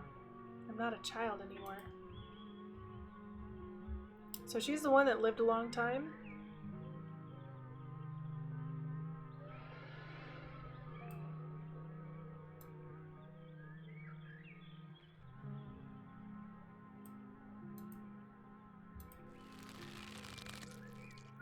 I wish I could say the same. You should have stayed gone, and you absolutely shouldn't have shown up here of all places.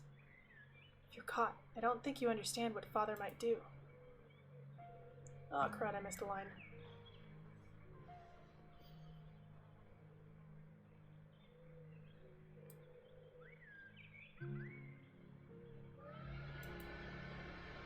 Instead of responding, you decide to stand back and listen instead. I can't. It's not that easy for me. My brothers were sent to their Western Front, and now I'm the only Scarlet left besides Father. I have responsibilities, Charlie.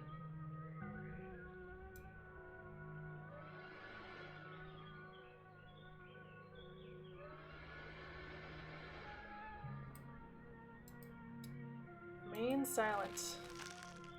You should just get out of town while you still can. Whatever you came back for, it's not worth it.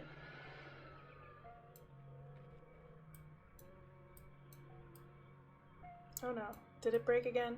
I'm glad I saved.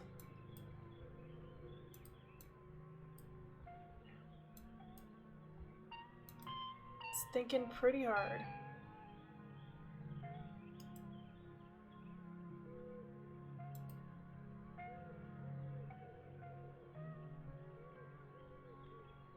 It's thinking pretty hard.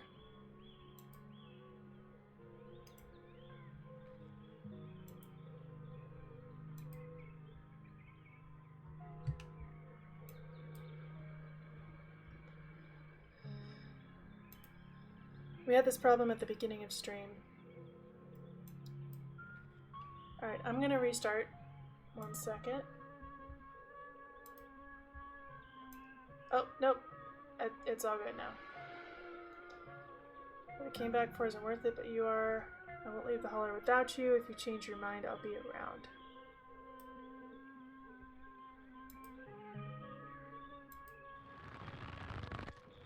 We're going the silent route, I think. She's gone, along with the shadow in the corner of the room. You're alone again in this strange garden. And it truly is strange. You can see the ditchlings, you can see a lot of weird stuff. There is a greenhouse, which, like, reminds me of the one that's in the garden at the estate. We're gonna follow her. You move to follow the narrow path through the foliage. As you step forward, a single door, standing solitary in the middle of the garden, appears before you. Gonna walk past the door. It's just a door, and the only thing behind it is more of a garden. Decide to walk past it. Wherever Stella went, it isn't through there. When you step forward, though, it's as if the room lurches away from you. Perhaps it's as if you are standing still. Okay. You're not going through that door. You turn back around. It's as if the door follows you as you turn. There's no going back. Fine. You walk up to the door and open it.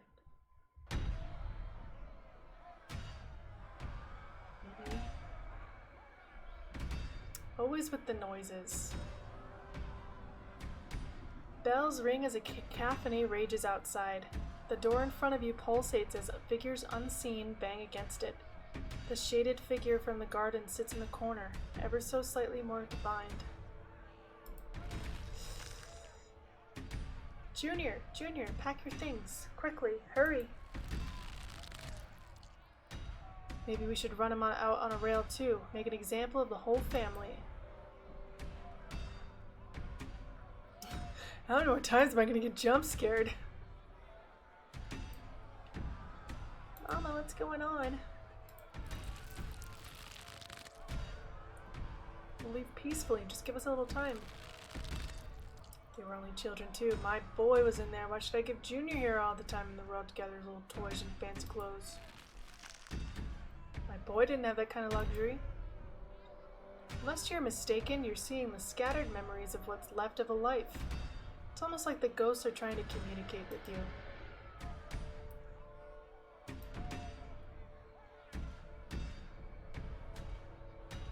Oh, okay.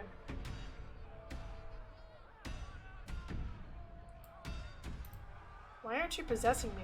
Why everyone else? I don't even live here.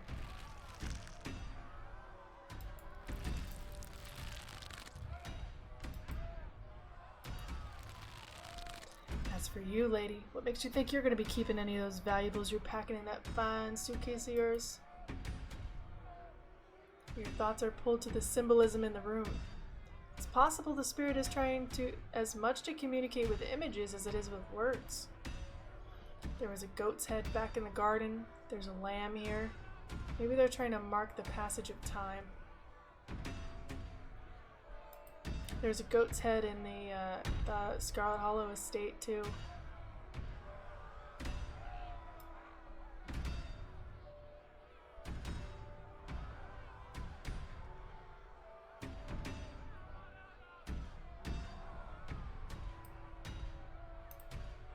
I already know Charles Shaw wasn't responsible for the collapse. You don't have to tell me that. Trust me, boy, the coppers ain't coming here tonight. And what makes you think you can talk to an adult like that? Maybe they should have had you working in the mines too, instead of lazing around in this big house. Maybe you would have learned a thing or two about respecting your elders. Don't talk to my son like that. Don't talk to me like that, woman. I call the shots. Or get out unless you want to go up in flames. You're lucky I'm even letting you leave. Whatever you're seeing now isn't the full story. There's more to this than just the mine collapse.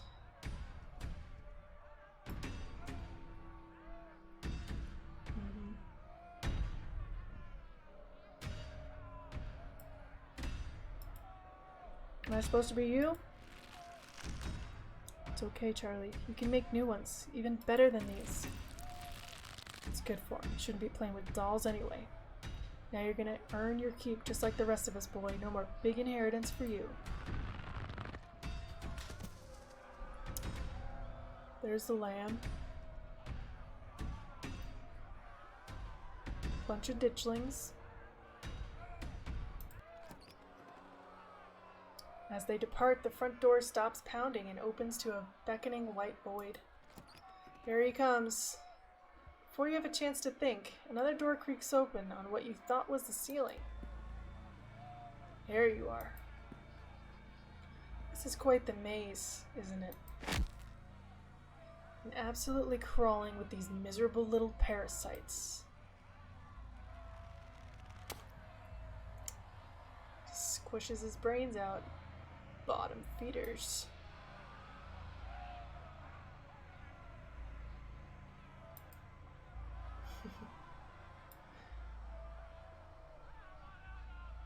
Hey man, what's up? Paralyzed with fear? You'll learn to get over it if you ever want to get out of here. As he approaches, a smell hits you. Sweating, suffocated flesh with a tinge of the saccharine and stomach-churning scent of decay. Shall we find the end of this little maze? I don't know that it matters. You walk past him into the white void. You're outside, and it's night. A false moon looming massive in the painted sky. Wayne is gone. The night feels thick and warm, the insects lively, their calls unnaturally tinny. Everything feels warped and wrong, like you're listening to a record fished from the bottom of the pond. Unless your eyes are playing tricks on you, the shadow in the corner keeps getting closer. Hi, Kanika. You poor dear. I've been keeping track of you, scuttling around town like a tomcat. You've fallen hard for Miss Edwardine, haven't you? Whatever happened here must have happened after both the garden and the collapse.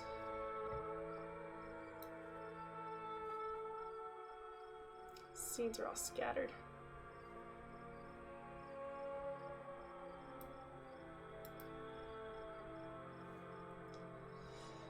Quietly let the figure continue. There's no need to be embarrassed. Your secret's safe with me. You know, I never did approve of what the Scarlets did to your family, and what it did to the two of you youngins.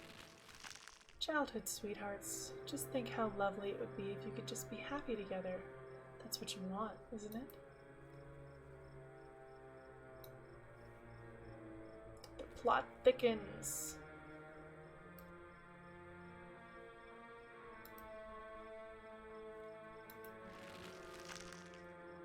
I'm sure by now you've realized the young lady doesn't plan on leaving with you, but it's not for lack of desire, as you well know. It's Enoch. Even if you dragged her over the town limits, his hold over her would make sure neither of you were ever happy again. Just think of what happened to your poor mother and father. Do you want that to be the two of you? Something tells you that this secret tryst doesn't wind out working well. Look smart.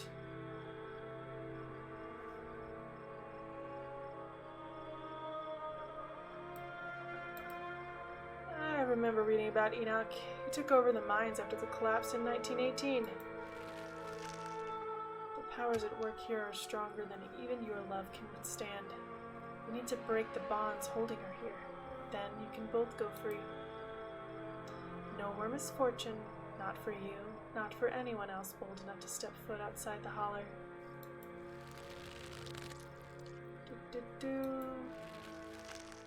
Everything you need to know is on that map. You can identify some of the plants in this room. There's Jimson weed, monk's hood, and either Queen's Anne's lace or poison hemlock. All of them are toxic. Yeah.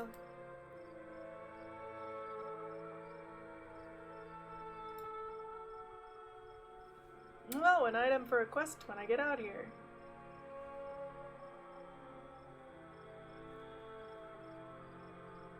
Some kind of poem. Okay. That's where you'll find them. You need her there. Then read all of what I've written down and be careful. Good luck to the both of you. I hope you get your happiness.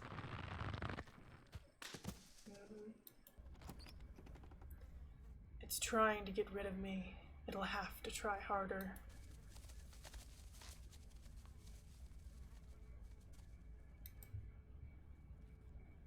Are you Sam Wayne or are you something else? Are you Sam Wayne or are you something else? The body that stands before you is Sam Wayne.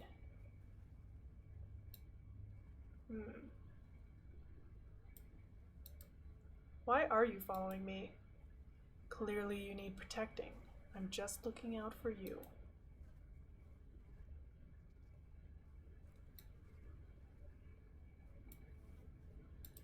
What the hell is going on in this town?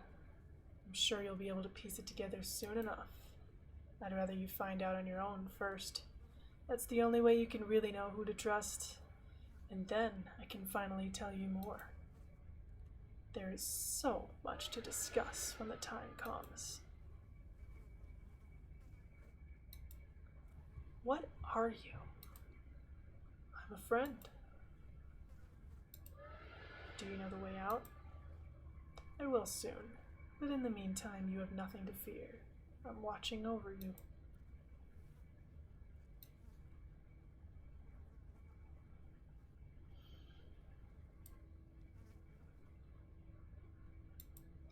I'm not worried about myself. I'm worried about my friends. The people you only met 2 days ago, I'm sure if something happens to them, you'll recover soon enough. It's not as if your bonds are strong enough to leave a mark when broken. Okay. If you say so, scary man. Scary, drippy, rotty man.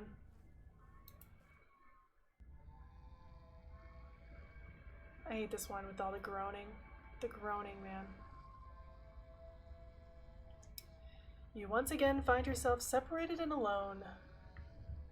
A long wooden corridor stands before you, littered with bottles and rails. The figure rises to attention, blocking your way. I'm afraid he doesn't have long. If there's anything you need to say to him, I'd say it now.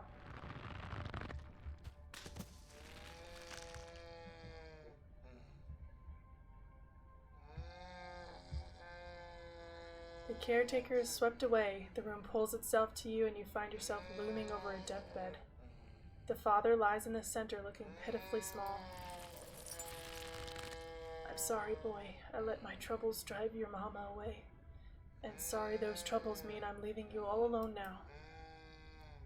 That looks excruciating.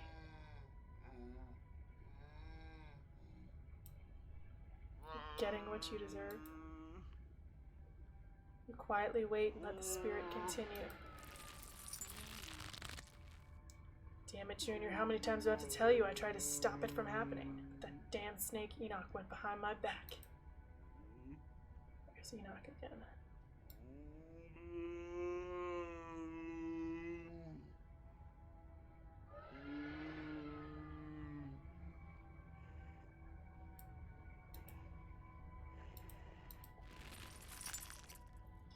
You're right.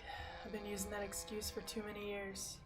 At a certain point, a man has to accept when he's dug his own grave. They may have run me out, but they didn't put the bottle in my hand. Still. They destroyed our legacy, boy. Both our names are cursed with that history. I'll be dead and gone soon, but I won't be able to rest. Not until our name is cleared.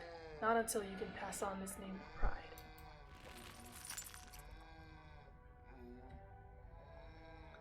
This is my only request, Charlie. Go back there. Tell the people the truth. Try to find proof.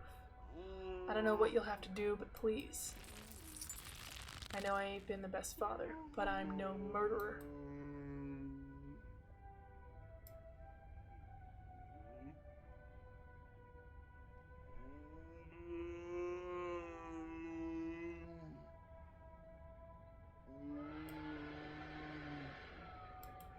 Standing in silence. Damn it, boy, I may not have till the morning. Promise me. Promise you'll go back, and at the very least show that Enoch bastard what for.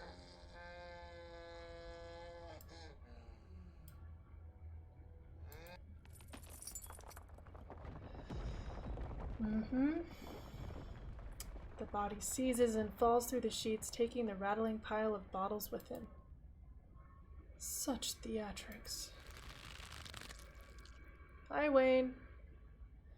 What a waste of time. Why force you to see any of this?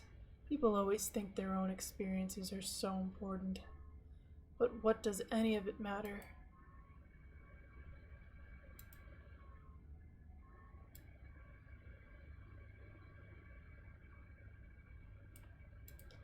Do you know what it's trying to tell me? Yes, and it's trivial. Don't worry yourself with it. Are my friends dead? They're alive. I'm not sure if they'll stay that way. You keep disappearing. It's doing its best to keep us apart, but I have a feeling it'll be over soon. Then the exit won't be hard to find.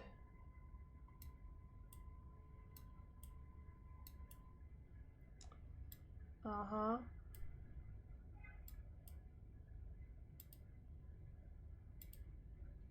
Nope. That seems to work for some reason.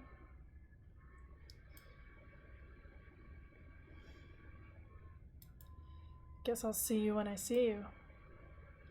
It shouldn't be hard to find you again. You move back to the bed to quietly leave through the hole the father left behind and crawl through.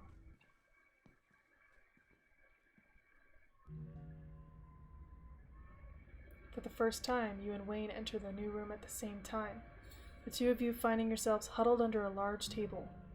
The lover stares through you as indecipherable murmurs and shuffling feet echo from the ends of the table. So creepy. Again with the lamb, so this was when we're really, really small, I suppose. They're so lovely. Are you sure I can keep one? You must have worked very hard on them.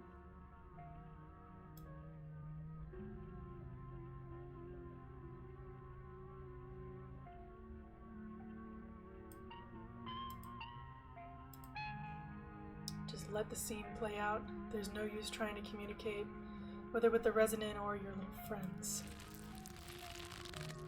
I'll try to keep it away from my brothers so they don't smash it, though I wish I could make it move like you can. And you can even do the voices. You know, you could probably make real money if you put on a show for people.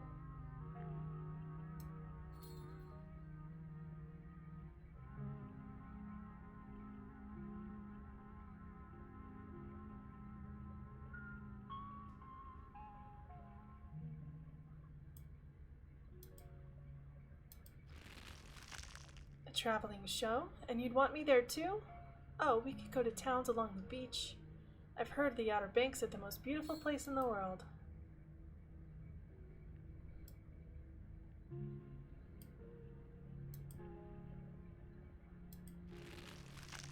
Thank you, Charlie. I've always wanted to see the ocean.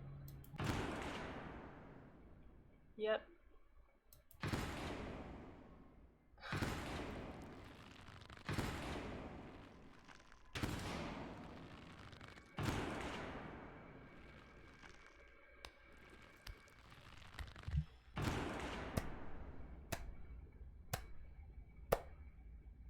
That's how you clap, right? A single spotlight remains, illuminating a trapdoor in the center of the stage. You feel drawn to it. It opens. You feel a shove from behind and tumble through the hatch. Another carving, this time of a ram's head. It took some digging, but it's there. The map was right. That means there's hope, Eddie. Whatever it was that Enoch did, we can undo it. We can be happy to get... Oh no. Eddie? She was conflicted, but she beat the crap out of him anyway. She beat this man to death. She beat him to death. Wayne is gone once again. There's nothing here but you and the howling void. And we're on trial. Do you repent? Do you repent for your crimes? For the first time tonight, you recognize the names of your companions. Does this mean that the resident has grown weaker? Is this yet another part of its act?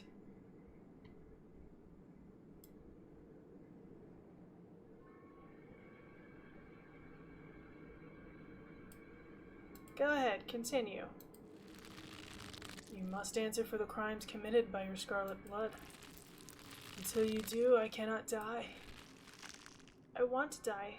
Please, I've been alone in the dark for so long. All I ask is for some of your years. To pay for the years that are taken from me. My life was stolen from me. I want some of yours. It's only fair. Sins of the father are to be laid upon the children. Forfeit your years and I will finally leave. You're on trial here, aren't you? Advocate for yourself.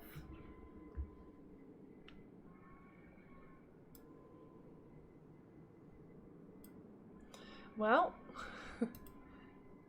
advocate for myself. We have Booksmart or mystical options here.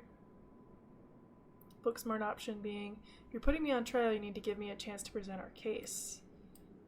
Hear me out, spirit, before so readily pass judgment. Trying to argue with a ghost is pointless. If you're putting me on trial, you need to give me a chance to present our case. Your plea is met with silence, but silence isn't judgment. Keep talking.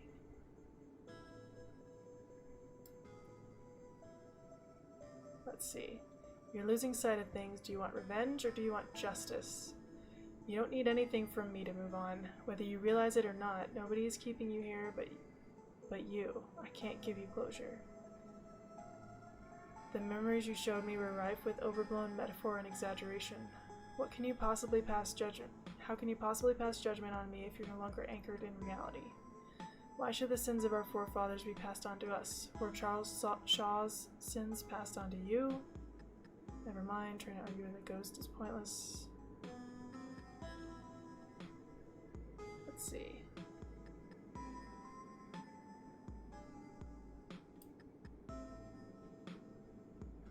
Let's try this one. You're losing sight of things. Do you want revenge or do you want justice?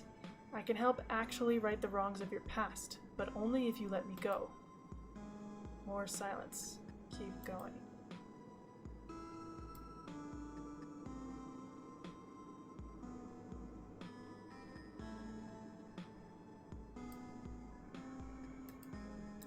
Why should the sins of our forefathers be passed on to us?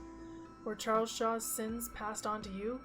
In life, did you want to punish Edward Dean and Enoch, or did you want to move on and build a brighter future together? A fresh tension bubbles in the air. You're almost out of this.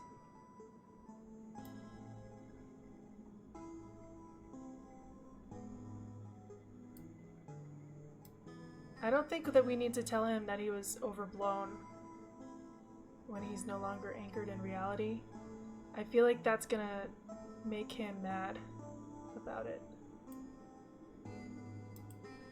You don't need anything from me to move on. Whether you realize it or not, nobody is keeping you here but you. I can't give you closure. Ooh, that gave me the chills. The jury box is pulled away as you're brought face to face with the spirit. It's time for your closing argument. Dude, his teeth are so bad. Screw your family, screw my family. Why are we letting choices made by our fathers destroy our lives too?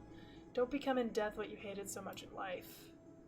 You don't need anything from me. You've kept yourself a prisoner here, just like you've kept us, just like you've kept our friends. All you have to do is let go. After all these years, someone has finally heard you. I'm gonna find out the truth of what happened to you, Charlie. You can finally rest because your burdens are now mine. It's time to go.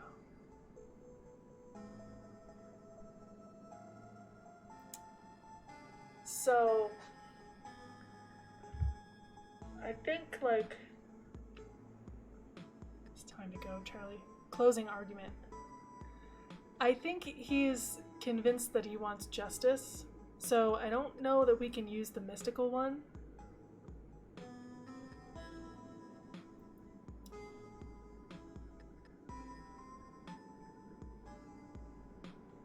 Let's see. He just wants to be heard, I think. I'm gonna make a save here. Just in case. Because I kind of want to see what happens, right? We're gonna pick this one. So this is not using any mystical stuff. We're just using reason with him.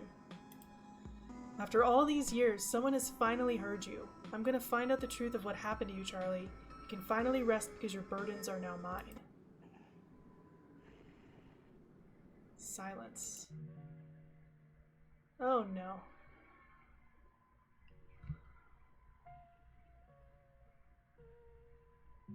Is he letting us go? Okay. The library, the creepy garden is just the hallway. Is this gonna be the best outcome that I could have gotten from this?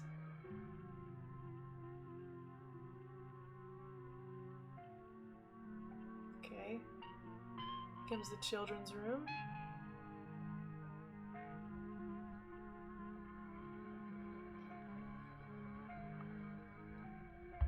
It's the puppeteer guy. There he is. There's the guy. Hey. We get the good ending.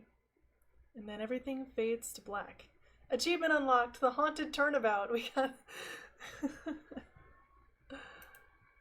we got it. You come to in a basement, a mound of packed dirt in front of you.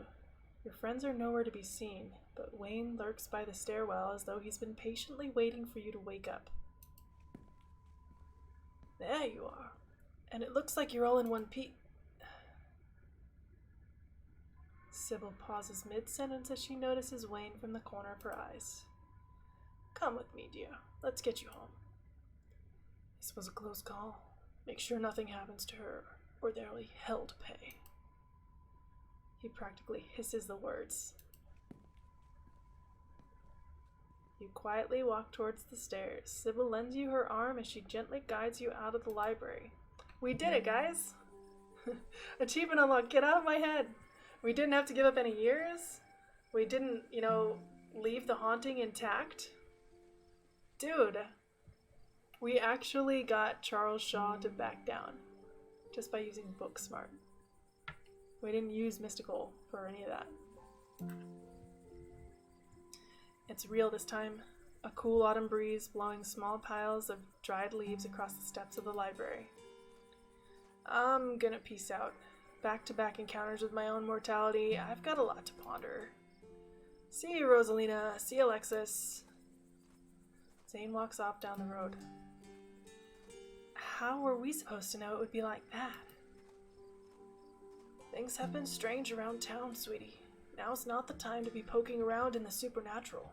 I thought you learned that lesson yesterday. But magic isn't real. I mean, it's not supposed to be. God, that hurt. Everything is so sore. Is it really gone? It's a bit of a Hail Mary, but yeah. And I didn't have to sacrifice anything. Just saved all your skins through the power of my master debate skills. Uh-huh. This house is clean. This house is clean. Achievement unlocked for that. I witnessed it myself. Attack to convince the spirit to move on from this world, and it did. Wow, I guess I owe you one. I don't know what to say. Thank you so much. I'll do my best to make it up to you. To think that ghosts are actually real. I mean, I don't know what hard evidence we have, but we all vividly experience the same thing. Stella's got to be over the moon right now. Where is Stella? I kind of thought she'd be excitedly rattling off theories by now. Oh, she's just standing over there, by herself. That isn't like her.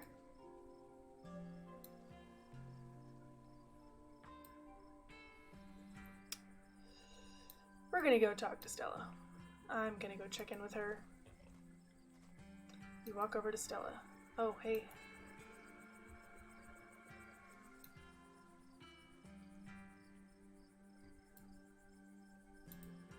I'm sorry I couldn't get you out of there sooner. Sorry, I can't talk right now. See you later.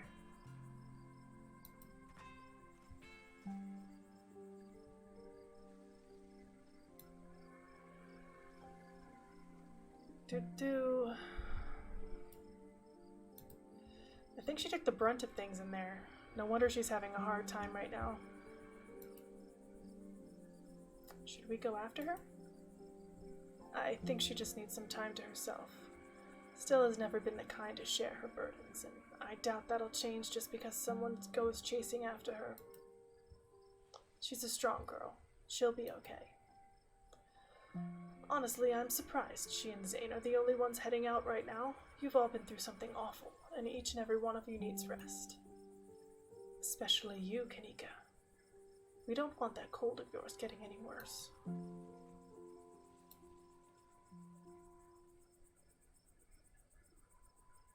I spent a lot of time with Wayne in there. Yeah, I noticed. We could smell him as soon as we snapped out of it. What happened? Did he hurt you?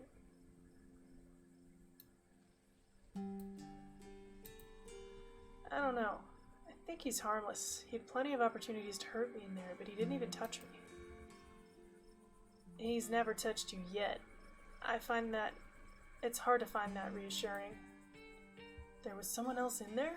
But it's my house. Rosalina and I live there. What did he say to you? We don't need to trouble tact for the details. No one pay any mind to that man, behind the curtain on his face. Sybil, with her deflection, is ridiculous. He's just a drifter. He'll be gone soon enough. In the meantime, steer clear and he won't make trouble. You mean that he'll be gone when we leave? Because right now he's concerned about us making it through the week. Can't believe I let Rosalina go in there. How could I have been so careless? After everything she went through in the last day, how could I have let this happen?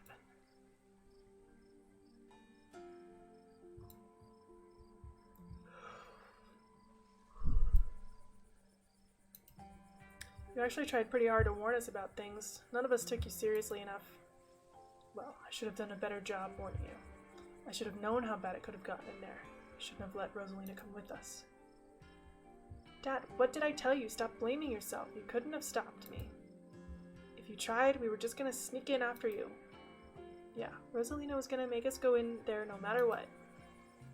You didn't put a ghost in our house. This is not on you. I know you've both had a difficult time of this, but the storm has passed and everything worked out. Things will start getting better from here. There was another carving in there. I wonder if those things are tied to everything supernatural that's been happening. Yeah, I wonder.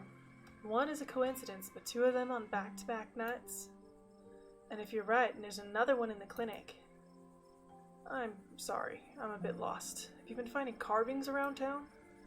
I'm sure everyone could stand around theorizing about this and that all night long. There'll be plenty of time for that tomorrow.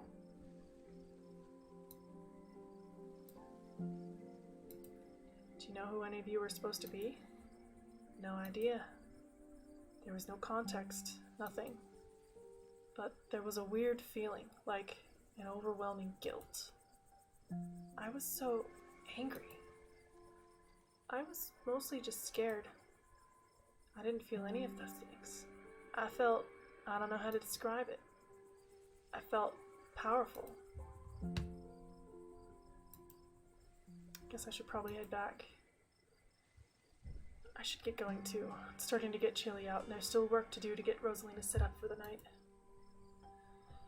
Don't be a stranger and let us know if you need anything, Oscar. I will. Thank you. All of you. Again. I believe it's time for me to get my daughter home as well. But, Kanika dear, you haven't been feeling well. You need to get some rest. Okay. Kanika wearily tracks back to the general store. I'll walk you home after I finish getting Kanika her tea and we can chat about what just happened. I'll just be a moment. You're too tired to say no.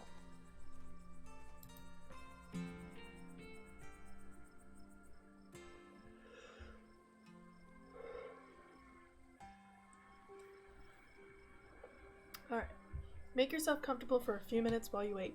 After everything that's happened tonight, the normalcy of sitting on a quiet, empty road feels like a priceless treasure. I hope you don't mind, but I took the liberty to call your cousin and tell her about what happened tonight. She wasn't exactly thrilled to hear from me, but I think I blunted her anger as much as I could. Shall we head out for our walk? Let's go back to the estate. Tabby's mad.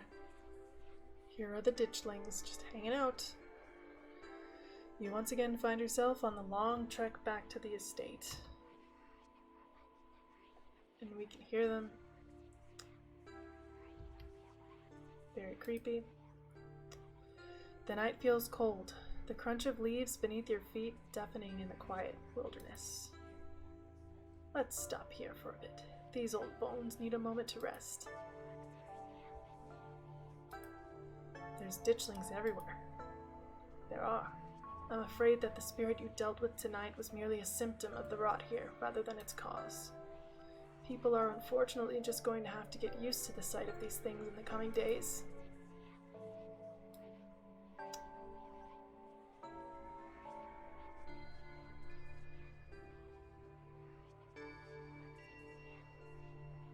Let's see.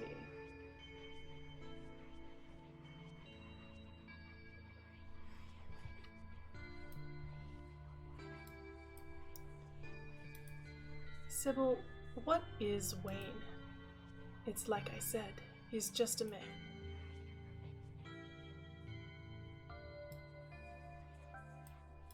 We both know there's more to him than that. A smile briefly fades from her face. It's not exactly polite to share people's medical history. I may not have taken a Hippocratic oath, but I still respect the privacy of others. That doesn't mean you should trust him, though. Be careful with that one. That's enough rest for me. Let's carry on for a bit. Getting closer to the estate. So many. One last rest and it will get you home.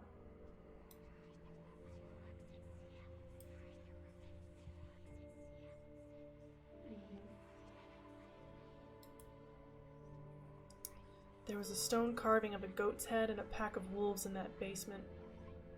There was something similar in the mines last night, too. A circle of arms and chains. Both of them gave me visions. Was there now? That's quite an interesting development.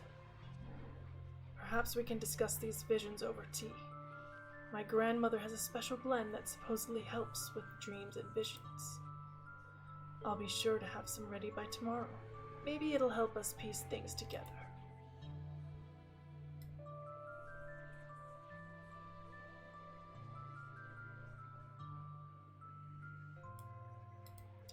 I understood those visions perfectly well. I don't need any special tea to help me decipher them. That's fair enough, but you should swing by tomorrow regardless. It's always best to think about these things after the mind's had a time to rest, even for one as perceptive as yours.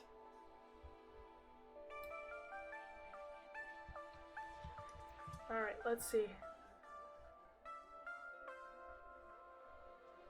I think I only get one more question.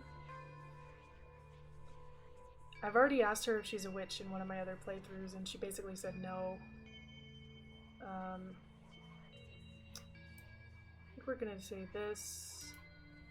Why can't I just go home? Like, to my real home? I'm afraid this is your real home. It called to you, didn't it? Otherwise, you never would have gotten on that bus. Nobody really leaves the holler. At least not forever. Call it a quirk of the town. No. That's like this button. Nope. Nope.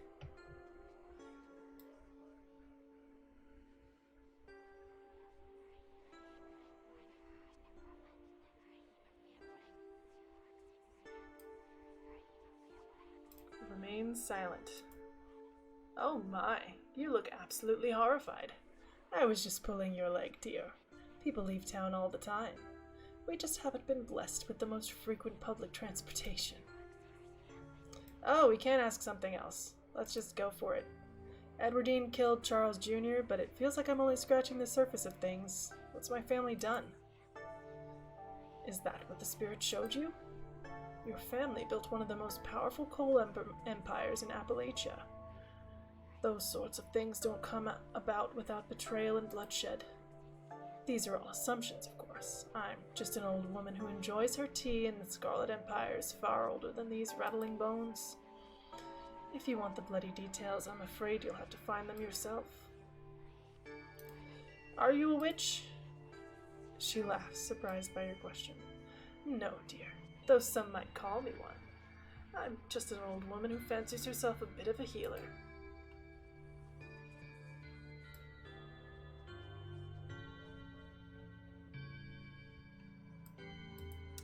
If you're not a witch, why is your aura so blindingly powerful? I don't know much about auras, but if I had to wager a guess, I'd say it's probably from all the tea. Oh, I'm so sorry, Tact. I completely forgot to send you home with some tonight. Thank you for patiently waiting with an old woman, Tact. I feel spry as a spring chicken. Yep, okay. Away we go, back to the house where the lights are on. I'm looking forward to continuing our chat tomorrow once you've had some time to rest. Good luck handling Tabitha. I tried to soften her up over the phone, but there's only so much softening you can do with someone that prickly bless her heart. Get a good night's rest, Tact. You've earned it. Yep, okay. No choice. In we go. We find our cousin anxiously pacing the foyer. She's been waiting. Also, there's the goat's head over to the left. And there's dogs everywhere. Like a pack of wolves. So you finally came back. After last night, I thought we were done with all the running around in secrecy. Guess I was too optimistic. Do you know how stuff like this impacts me? Do you even care?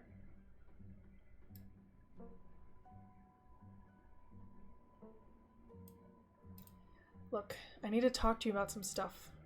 Now's really not the time.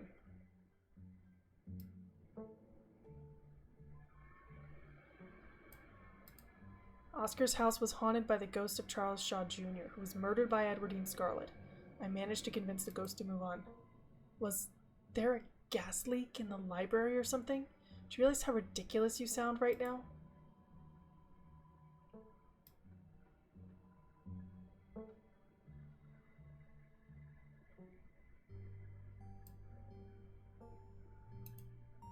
There was like 6 other people there, and they all got possessed. They can corroborate everything I'm telling you.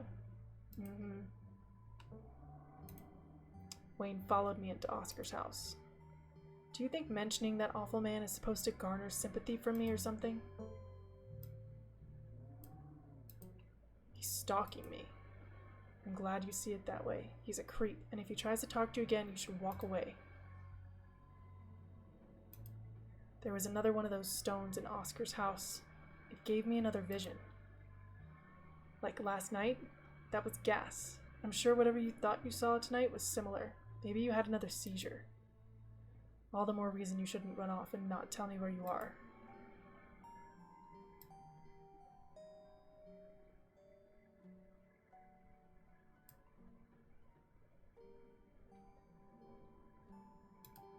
Who put them there? You expect me to know? They're probably some kind of ancient artifact, and I'm not an archaeologist. Have you been getting enough sleep? You sound a little delirious. What if they're what's making all this supernatural stuff happen? I've yet to see any evidence of the supernatural. This feels like a distraction from me being mad at you. I think I should go to the doctor. All the passing outs and visions and hallucinations. This could be a medical emergency. You know where Dr. Kelly lives. If you don't, just ask Stella. Maybe an appointment would be a good idea. Alright. That's pretty much it. Great. I'm going to bed. Okay. Not the best, but not the worst that conversation has ever gone. You don't even notice yourself entering the guest room and falling into bed. Suddenly you're just there, buried under your family's musty covers. It's Wednesday night. Nearly half a week has passed since you first arrived in town, and a little over half a week remains until the bus comes to take you home. The spirit of Charles Shaw Jr. has been put to rest, but disaster still looms over the town of Scarlet Hollow. Still, tonight was a good night, and you fall asleep with a gentle, well-earned smile on your face. That's the best ending that we could have gotten for this one. So we got Twilight Saga because we're bookworm. Yep, they're hoping to get that released before the end of the year. We are saving. I'm going to save in this slot, because maybe one time we'll go check out what happens over here. I don't know. We'll return. Cool. Very good. Continue. So we'll let the credits scroll, and my goodness, it has been over 6 hours. 6 hours to play all 3 episodes currently out of Scarlet Hollow. I believe that the 4th episode is going to be coming out in October. Don't quote me on that, because obviously I'm not part of Black Tabby Games, but I think they made that announcement. And yeah, we have 4 different save files that we can work off of once that one gets kicked off. I've seen some things about the script for episode 4 being like over 400 pages or something like that. So it's gonna be a long one. Episode 3 is pretty long as it is. I think we were at like, I don't know, 4 hours or something when we went into it, or a little before 4 hours, and it took us about 2.5 hours to finish episode 3. So they're gonna get longer. We're gonna have to make some other important decisions. So let's see what they say about the important decisions that we made. So Monday major decisions. I'm allergic to peanuts. We found an opossum living in the dresser. Gretchen was put out of her misery. We met Kanika and learned about ditchlings, crashed at Stella's, and called Tabitha before falling asleep. And the Tuesday major decisions, we woke up in Stella's guest room, insisted Stella stay, told Avery the truth, had tea with Avery, discovered that the mayor's a dog, walked with Stella to the mines, spoke to one of the miners, visited the office. So this is just sort of like a summary because they have so many different options so that you can remember what you did on each one of your runs. Went after Becca and Alexis at the cost of Rosalina's safety. And then Wednesday major decisions. Oh, the little text is on top of here. Objection. Something about that. Yeah. Second opossum in the dresser. Ran into Duke and Bo, blah blah blah. Met the mayor dog, question mark? Met the resident creepy pastor, invited Tabitha ghost hunting. I think this is supposed to go over here. I don't think we actually invited Tabitha ghost hunting. I think that's not true. Made plans with Sybil to talk about murder. Mysterious going-ons over tea tomorrow.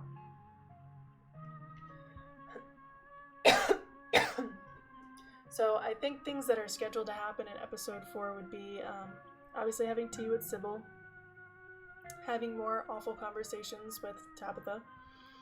Not because she's awful, but because we're really bad at talking to her, and she's bad at talking to people in general. And then, what would be the last thing? Oh, I think maybe movie night at Reese's? Maybe? I don't know. Go hang out with Reese. But yeah, so, again, I really like this game. It's just scary, spooky, creepy enough for me. That's like my level. My level.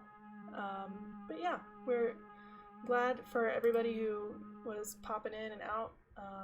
If you stuck with us the whole time, thank you so much. But wow, it's been a heck of a day. A heck of a day. So I'm gonna see real quick if there's anybody to raid. I don't know if anybody's on.